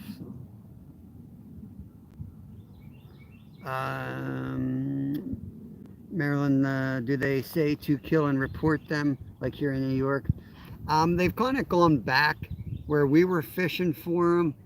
I don't know about all areas, but the rules as I understand them is you can't move them. You can either kill them or let them go in the same body of water, is my understanding of them. And most of the places that I've seen, they have like placards hanging up right at the fishing spots that tell you the rules. So we just go by that local area rules. It's kind of what we're doing. Now, I would love to eat one, but the only spots I know of are pretty nasty looking spots in pretty polluted areas. The heck was that little tiny fish jumping out there? So yeah, we haven't really, that's going to be the approach. Catch them and let them go.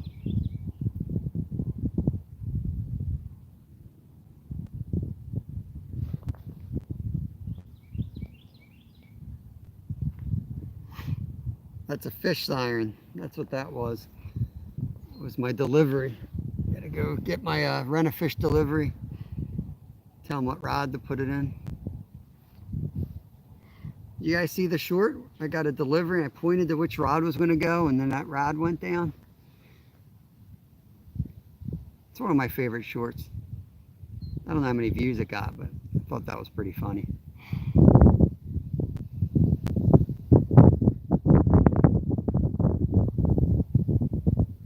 My favorite short is down the shore with Lyle and Kevin on one of the back bays.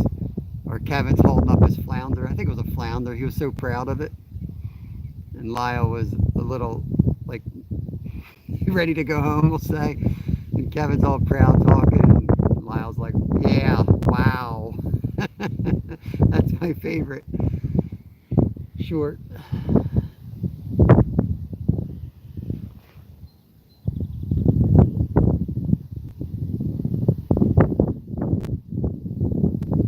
Pure guesswork.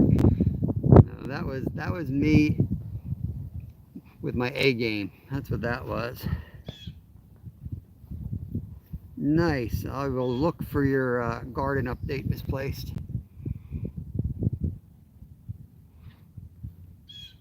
Ooh, that was a carp in close over there.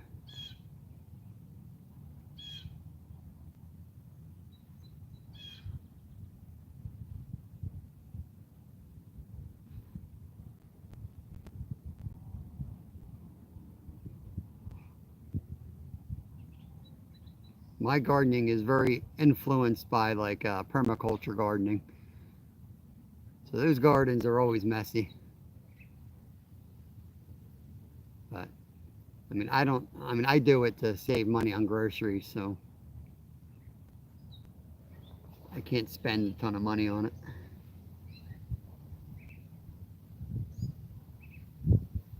Throw down a lot of seeds and see what grows.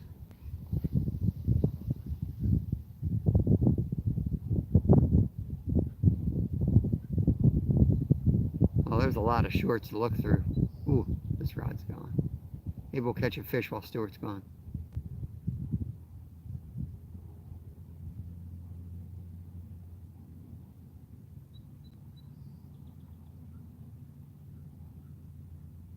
$10 by 35-ish.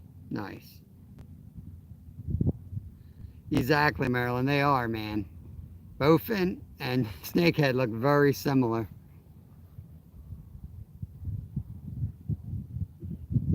Yeah, and native bowfin are taking a hit because of it. There was a fisherman talking about the same thing on Fish Brain the other day. The guy said, if you're not 100% sure what it is, let it go. I was like, I couldn't agree more.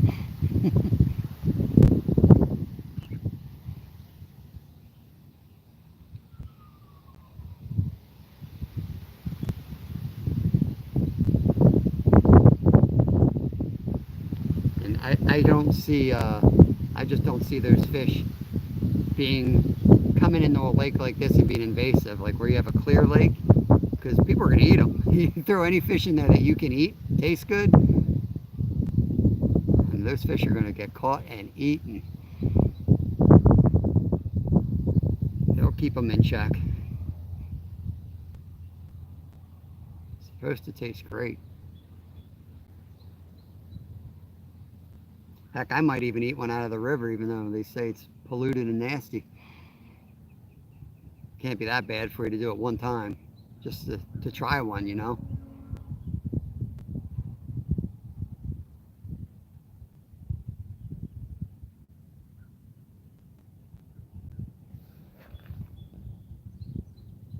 $810. Hey, Cher, welcome back.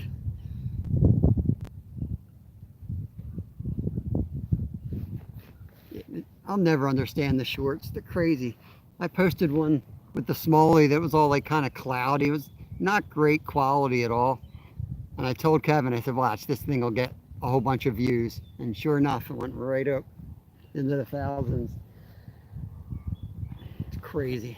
Algorithms are nuts.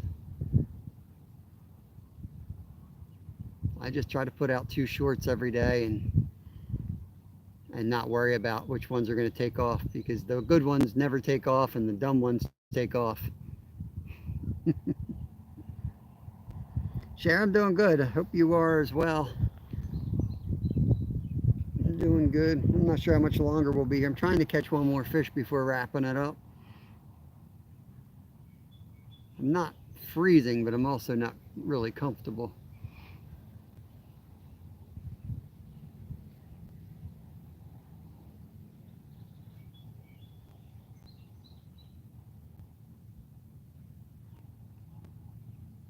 I think we'll give it 10 minutes and we'll recast. Yeah, I don't worry too much about the numbers. Don't make enough money to care about it anyway.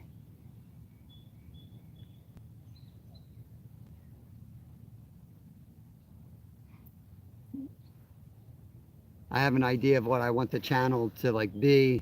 Like, I don't want to put 50 shorts out, and I also don't want the short to be a month after it happened. When you watch my content, if you're watching current content, you know, it's either live or if it's a short, you know, guaranteed that that fish that you're watching was caught in the last week, 2 weeks tops. Same thing with long format videos. Unless it's like a specific type of video where you're doing pieces, it's always within a week or 2 tops. Nothing against people that, you know, put a video out that was shot years ago or months ago.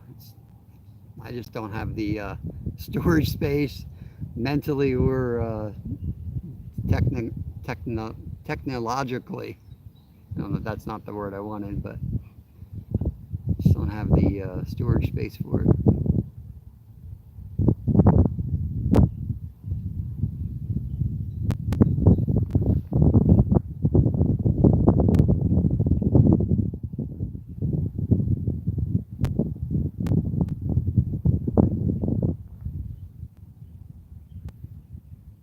Yeah, absolutely. Sometimes the less effort, and with that cloudy one, you don't have a choice on what thumbnail they pick.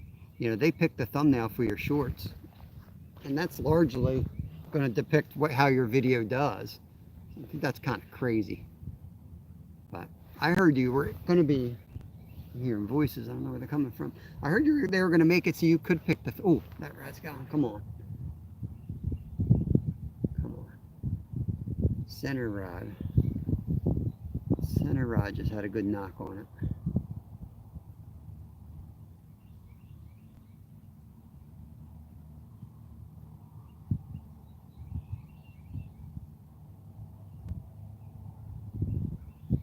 Just making sure that line's tight and not bowed.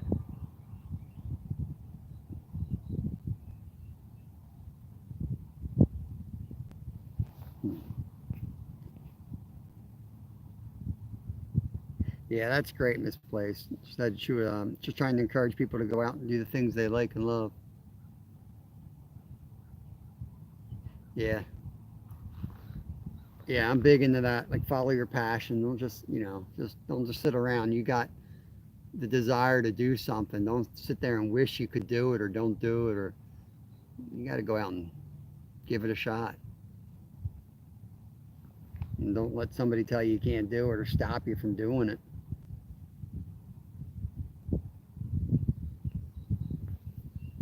Yeah, sometimes less editing is more. Oh, oh, here we go, right here. Yeah, baby, come on up here. Come on up here. Come on up.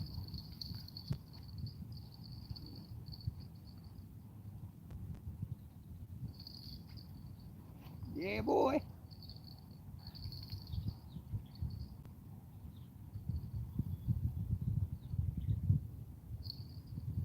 Man, he's out there. Way out there.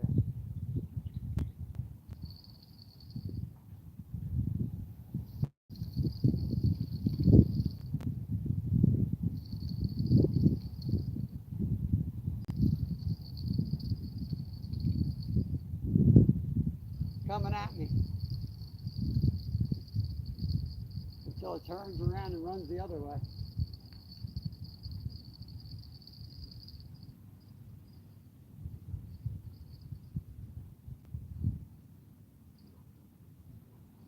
Don't go there, buddy. Come back here. Come back here.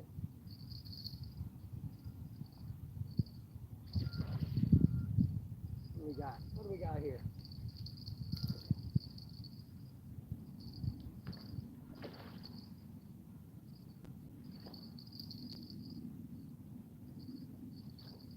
Another common.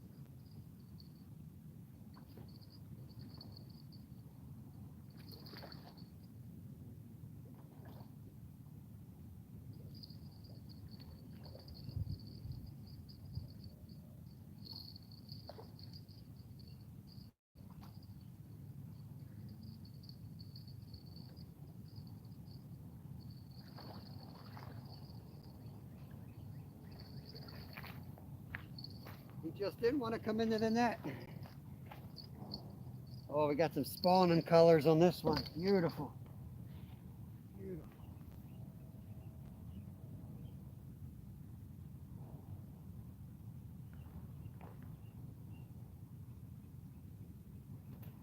Easy, buddy. Easy. Get you out of here.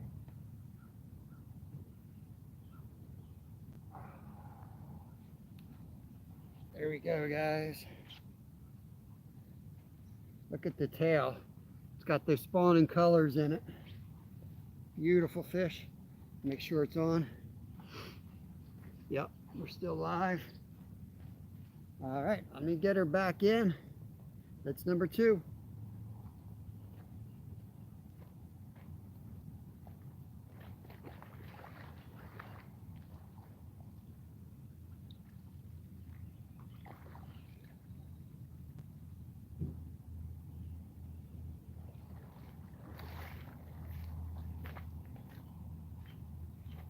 Glad we decided to rig this third rod up because we caught both of them on it.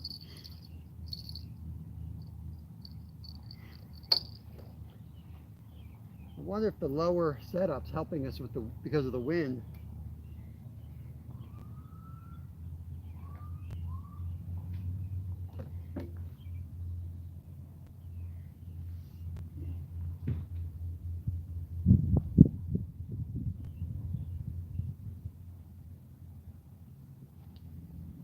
Well, we've had the work today, but we're getting them.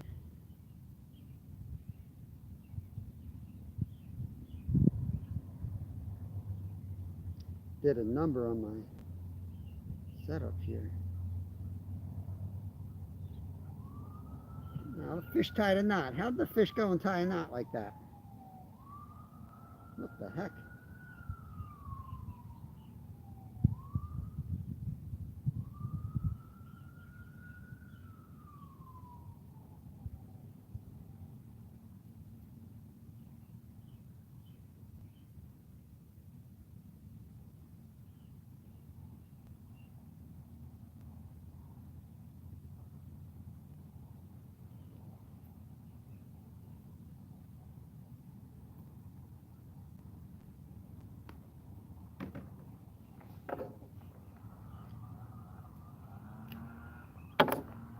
I have to re-rig that.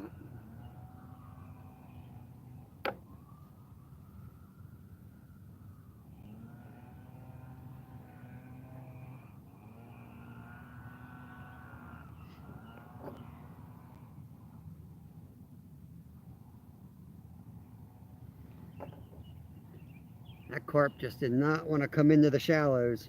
And then it decided to run at me, but I knew what was going to happen. He came in and then went out that way. And once you get an angle like that, you got to be real careful. They get too much of an angle. There's something about that leverage. A lot of times they get off.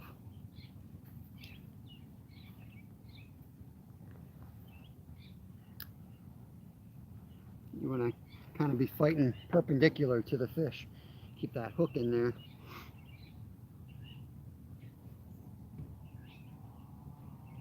These knots. That carp tied 2 knots in this line.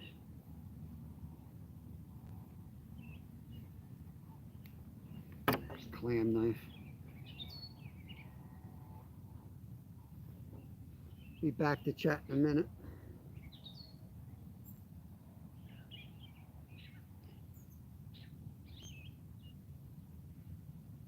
If you're a member and you're in here and your name's not Stuart, go ahead and do me a favor and drop the humble pie emoji. Enjoy that, Stuart. Enjoy that.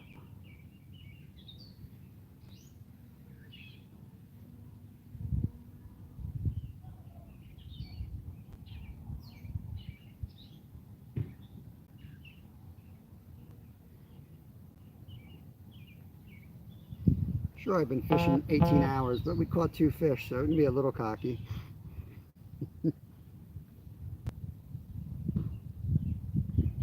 If I would have just given it the 2 hours and left, I would have been skunked.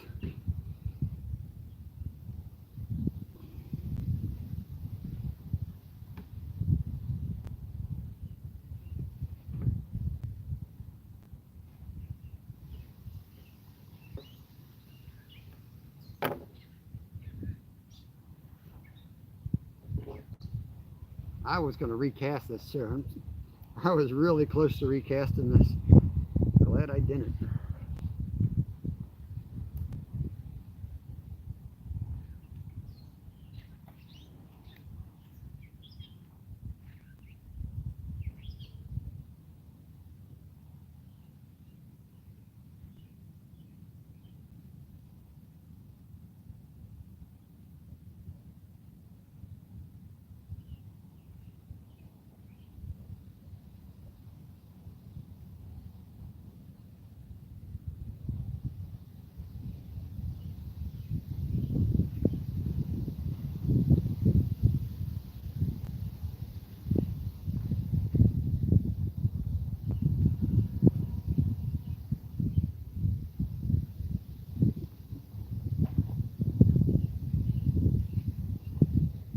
Back to my high-tech rod holder here.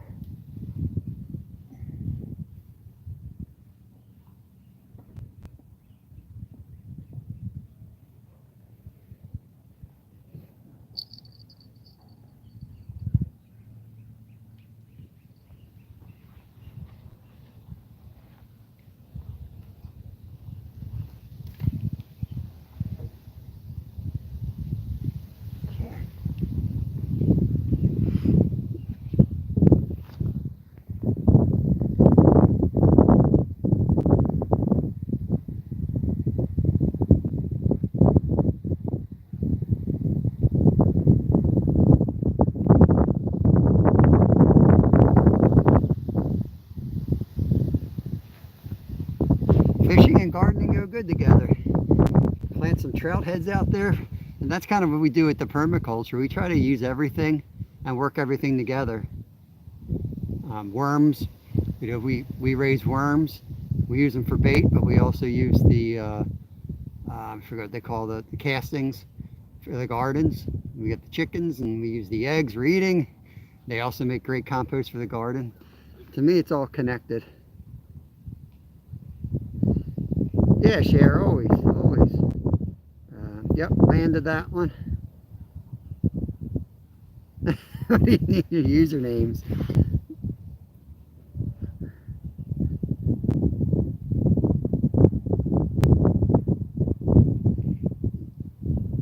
Yeah, I'm just Bob. You can't get any shorter than that.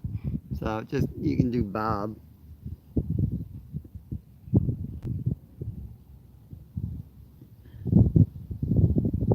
Hey Loma, welcome in. Thanks for coming in here. Hope you made it in time to see that last carp. We just got our second one. We lost one earlier. The one we lost, I'm pretty sure, was a channel cat. It just kept doing these short, deep runs. Definitely didn't fight like a carp. Stacy, Bank Fishing Adventures, thank you very much. How's your panfish tournament going? I haven't followed it too closely. I thought about getting into it and I was like, you know what, I probably should have. Would have given me a little purpose.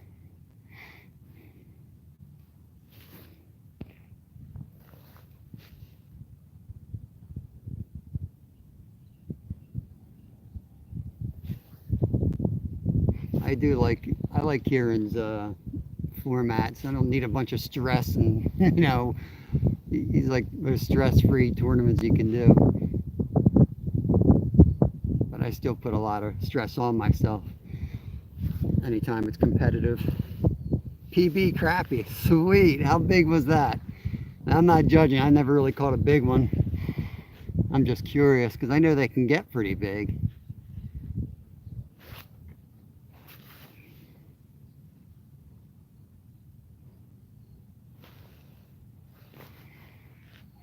You catch a lot of crappie too, so it's got to be a good one. And I've seen you catch bigger ones than I've ever caught. Jealous of your crappie fishing out there.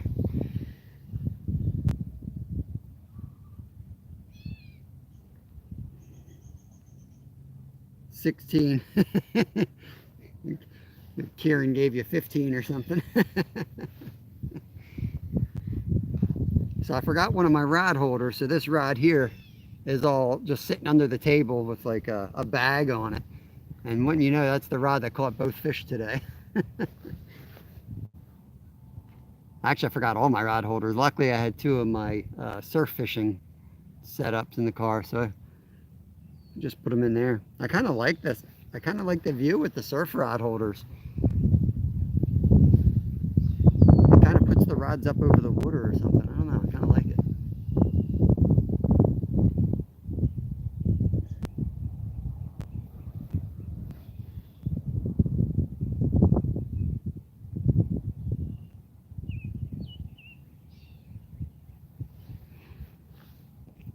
I got 9 awesome people hanging out still. Appreciate you guys. I don't know how much longer I'll be. I keep saying that, and we seem to catch a fish when we're ready to leave, so we'll give it a little longer, or at least 20 minutes or so.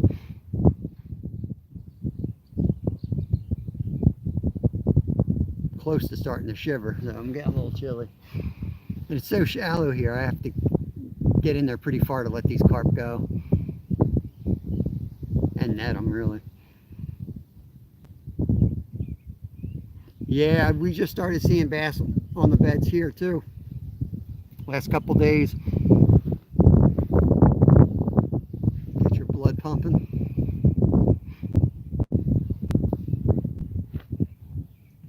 I think the plan is to go for snakeheads on Saturday. Oh, excuse me. And Sunday, I think we're going to go up the mountains and do some multi-species stuff.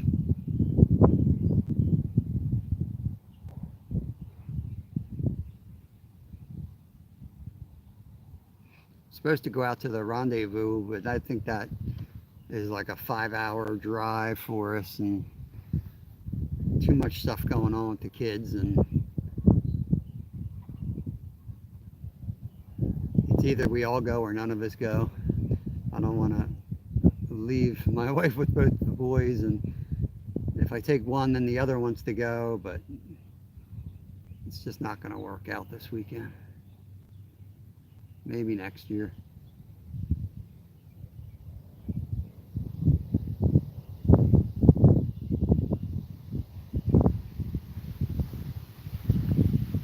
Yeah, they ain't easy to catch them on the bed, even if you target them on the beds.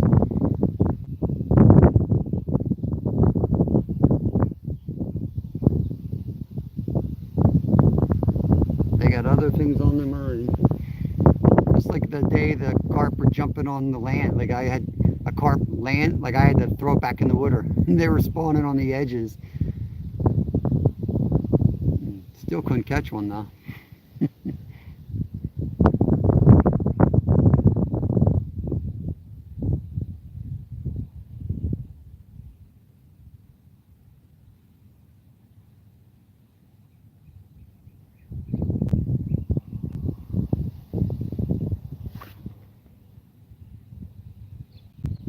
Hey, V8, what's going on? V8 Velocity.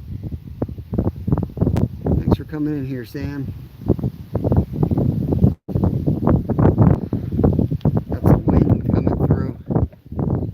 Getting these gusts, they flare up, and then kind of cloud passes over, and then it calms back down again. Got a pretty big gust. Yeah, thanks, Lum. I like it up here. I used to keep a boat up here. Back when I raced, every Monday I had off. I would race on the weekend, and Monday was my rest day. I'd come up here and hang on the boat all day. This rod looked like it just got hit.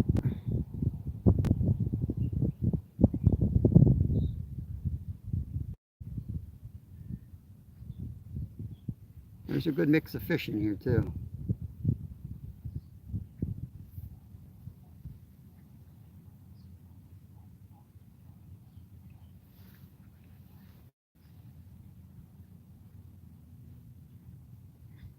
Yeah, we'll be up here tomorrow for sure.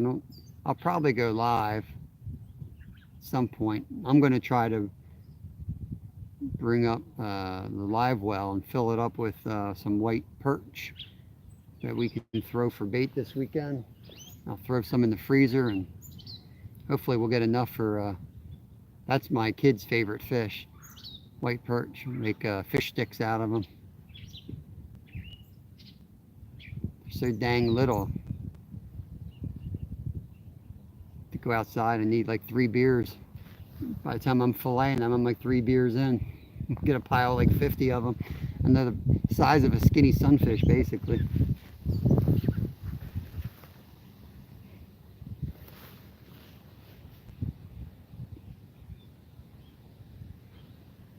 A lot of the bass fishermen, they want them out of here because they said there's too many of them. There's so many of them that the bass don't bite here because they got more food than they need.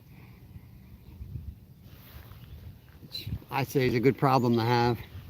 That's why, you know, hardly anyone catches anything here. You might see a couple 4 or 5 pounders come out, and then occasionally we got a gray buck is a pro angler, and I know he's pulled 10s out of here. He did it one day, and I was running on a boat right next to him. I was like, good Lord, I guess I can't say there's nothing big in here. But, you know, those guys have their game dialed in. They're running around here cast after cast for 8 hours, marking stuff, and but they come out of here with quality for sure.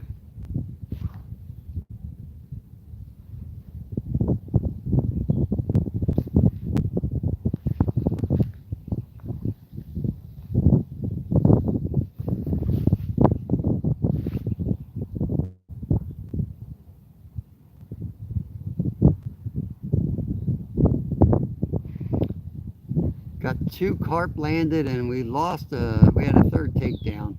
Lost that one. I think that was a channel. Just fought default like a channel.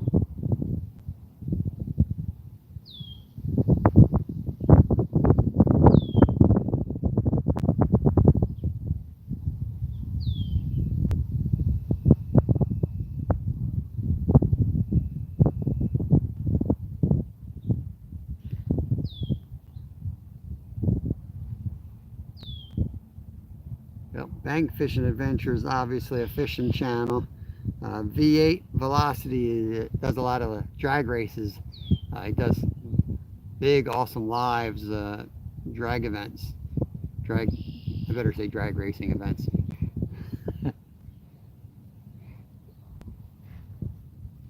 Stewart's a fly tyer and fly fisherman from Scotland. Loma, I want to say, is from Texas, I recall. Who else we got in here?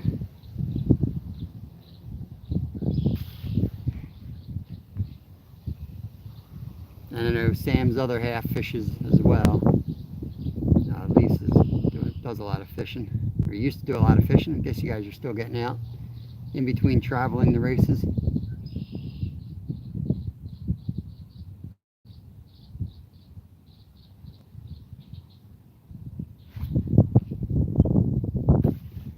Yeah, fisher. I'm not gonna lie, it's gonna feel nice to walk in the house today.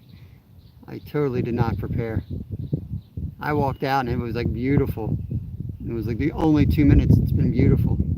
Came up here and the wind started and clouds came in. And thank God I had the raincoat in my car to throw on.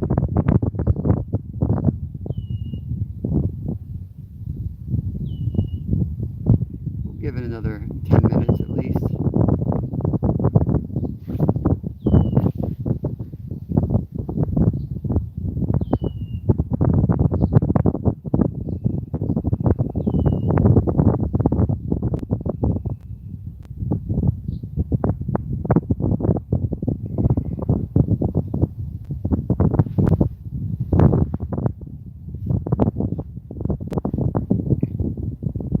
We got the merch store open if anyone's interested.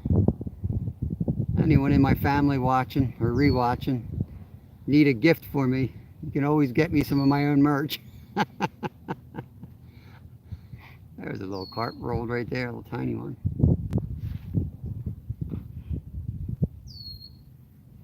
You can always use more hoodies or water bottles, and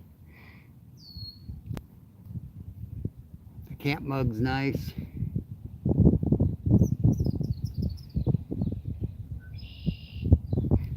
Put a t-shirt up there with the alternative logo that John Parker designed for us.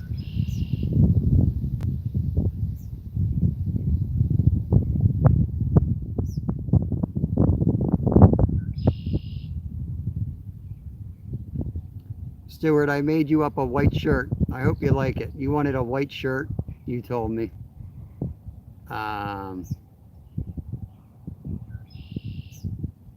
Let's just say I hope you like it. I took a I did a little extra designing on this one. It's not exactly like the black one. I think it looks cool.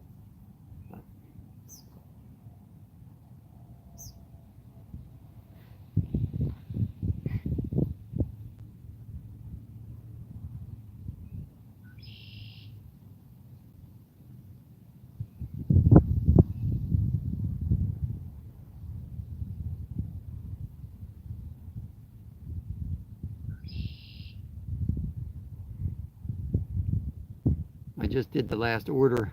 I'm hoping that's my last time I've got to order merch, get the merch, and turn around and ship the merch. It's time consuming, and then I'm trying to keep track of everything. I don't like trying to keep track of it. It's too much. So the merch store will make that a lot easier. People can just go get what they want, have it shipped right to them. And I was talking to Bulk from Australia. He said the shipping, at least to go to Australia, was very reasonable. So that's awesome.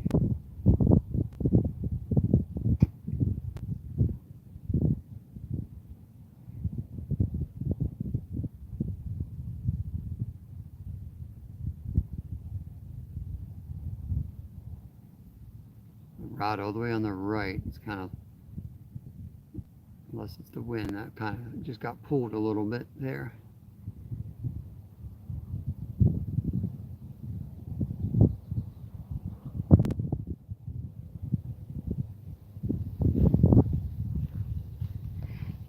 Been live almost 4 hours. We'll give it another 10 minutes.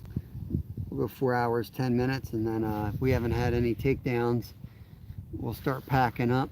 We won't run out of here, but we'll start packing up. I may run out of here though. Ever notice once you're kind of cold, but not real cold, but once you make the mental decision to leave, you get really cold.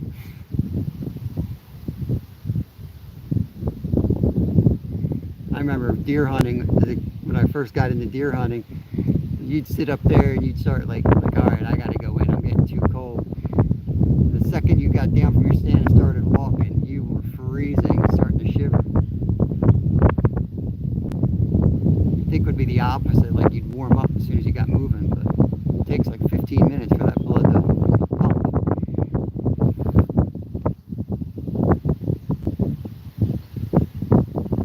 Comes the wind again.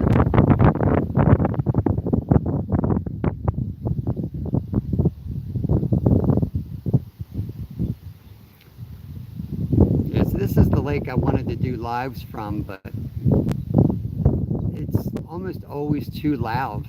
Like, imagine like today out there on a boat, you couldn't do a live, it'd be way too windy.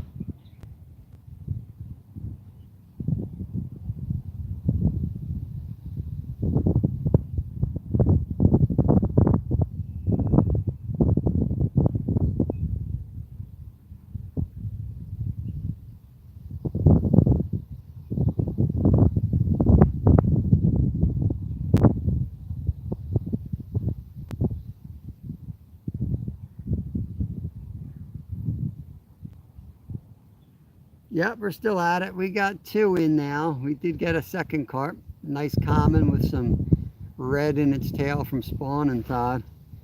There's one of my members right there. It was a good one. Not huge, but not small. It was a good carp. Put up a great fight. We're about to call it though. In about 10 minutes we're going to call it. Not sure if you were in when we missed. We had one takedown that we missed, but we landed 2.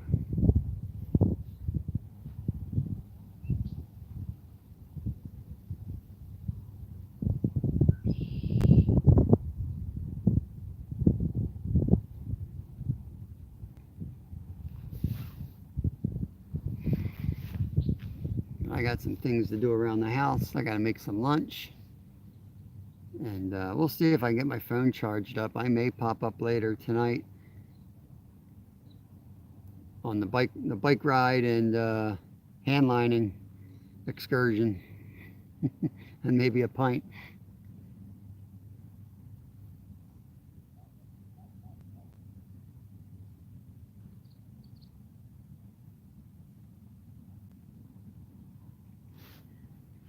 After a bike ride, a 4-mile run, and a pint of homemade beer, chat might get real interesting fast. Hits you hard when you're dehydrated.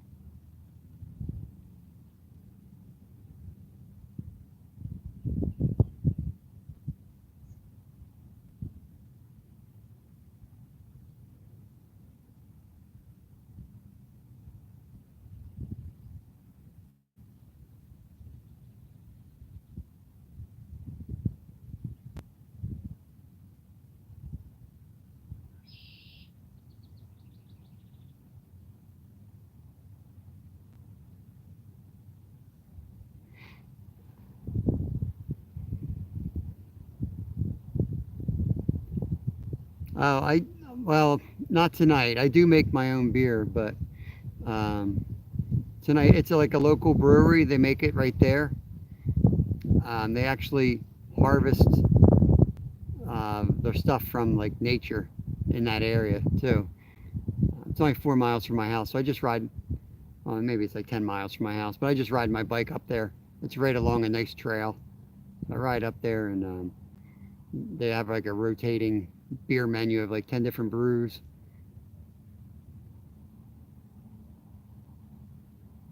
Awesome family business. Husband, wife runs it. Both their boys are autistic and help run the place. And they love working there. They really come out of their shells. Yeah, cool place. The owners were at the age where they were supposed to be able to retire, and worked all their lives, but realized, their kids were never going to have jobs anywhere. So this was their idea. They always enjoyed brewing. So started their own business, and it's a fun time. It's not like a regular bar or anything by any means. It's really a different type of establishment.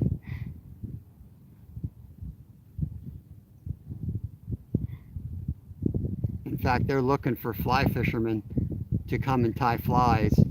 They do a lot of like arts and beer nights and all these special events, and they want to have a fly fisherman come out and teach fly tying while we have a few beers one night. Thursday nights are trivia. So I go up, our run club meets there at 6 o'clock. We go out for a 4-mile run. Then they do trivia. You can win some prizes and stuff. Keep my brain working, and ride home. It's only a couple miles from here. And now it's raining.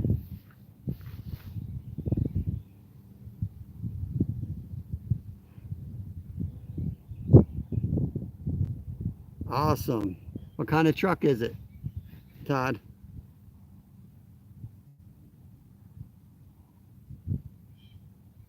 Send you the link to the brewery? You gonna come over, go to the brewery?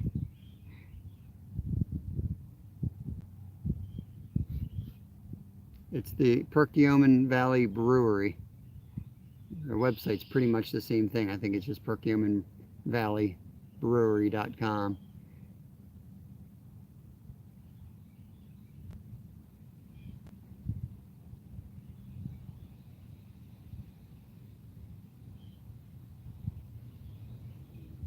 Little Mazda, nice. That's cool.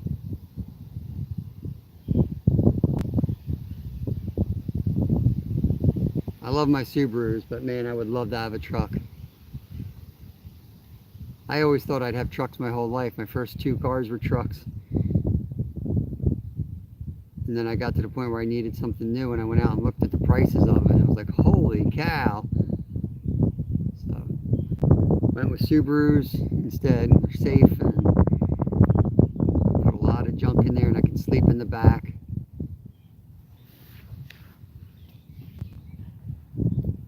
And they were one of my sponsors, so that kind of closed the deal there. When I was racing bikes, they were one of my bigger sponsors.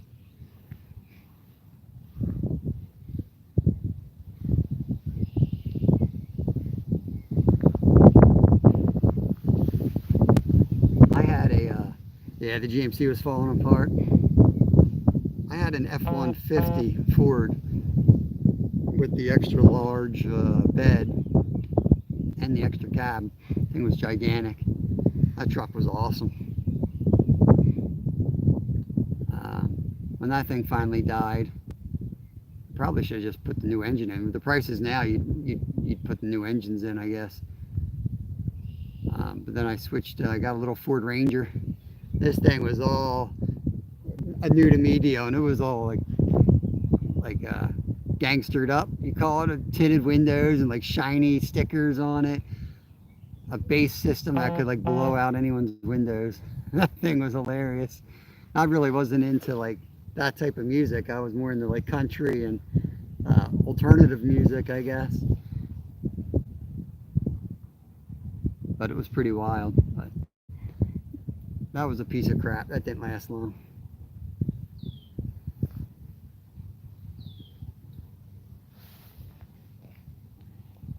Yeah, extended cab's nice. If you don't get the extended cab, you sure do miss it quick.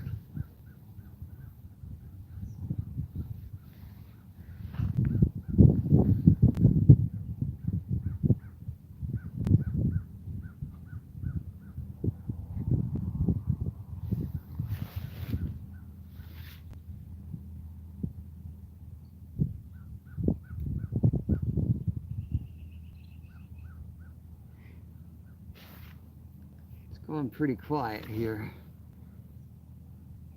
I'm just going to give it a couple more minutes and pack it up. No, there's one rolling. See, all I had to do was say that. Let me tighten the lines. Make sure I don't have a huge bow in one of them here.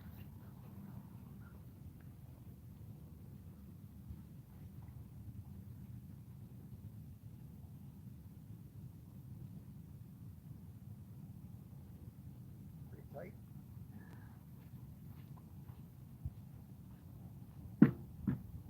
See, if I caught one right now, we'd have to stay longer. I pretty much can't leave if I catch a fish in the next 20 minutes. It's kind of one of my unwritten rules.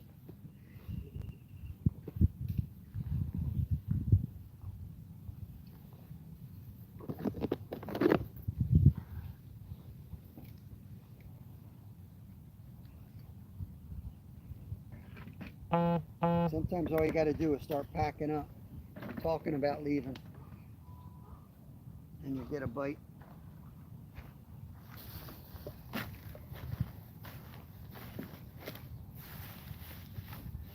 I'm going to run over to the woods and use the restroom. I'll be right back. Hopefully I don't lose the rod.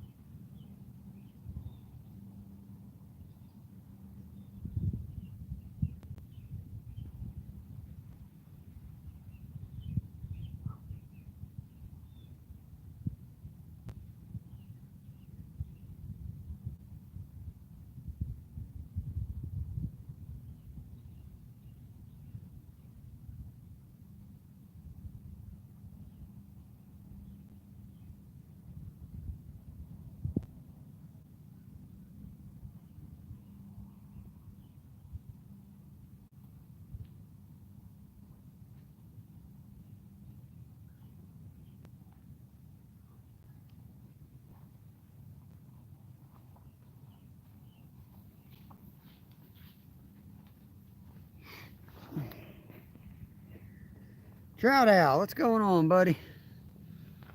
We're about heading out.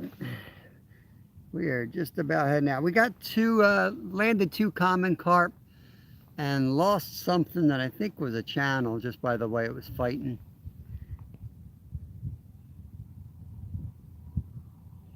Yeah, parking the longer truck. I'm going backwards through chat. Yeah, there's a lot of spots, especially going down there like a city or something that you're screwed at. Everything's compact car size. You did mix all the action. I am going to go back and put the times in the comment section. Give me a little time. I'll go home, eat something. By then it should be loaded up on my phone. I'll go back, get the times, and I always throw it in the comment section so you can just peruse that, see the time, click on it, and you'll see the takedown.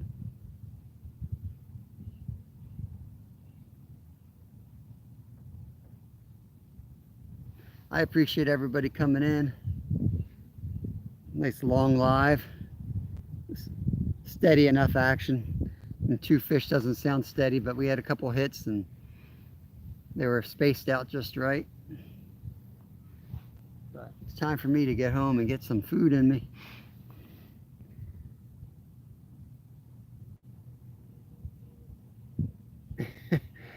Hey Nani Tomo, thanks for coming in. Never fails, like people will come in as I'm ready to leave, you know. we will be live somewhere tomorrow. I think tomorrow we're going to be primarily focused on catching bait for the weekend. We're going to chase some giants this weekend, some river monsters. And I'm probably going to be up here, but fishing off some of these bridges with sabiki rigs, trying to get onto the white perch. So, hey Ray, Fish Head, another member, awesome channel. So yeah, that's going to be the game plan. But I'm going to, there goes my glasses, I just flew off the table. I'm going to shut this thing down, and I hope you all have a good rest of your day. We'll see you on the water next time. Peace out, y'all. Go get your truck, Todd. Want to see pics later.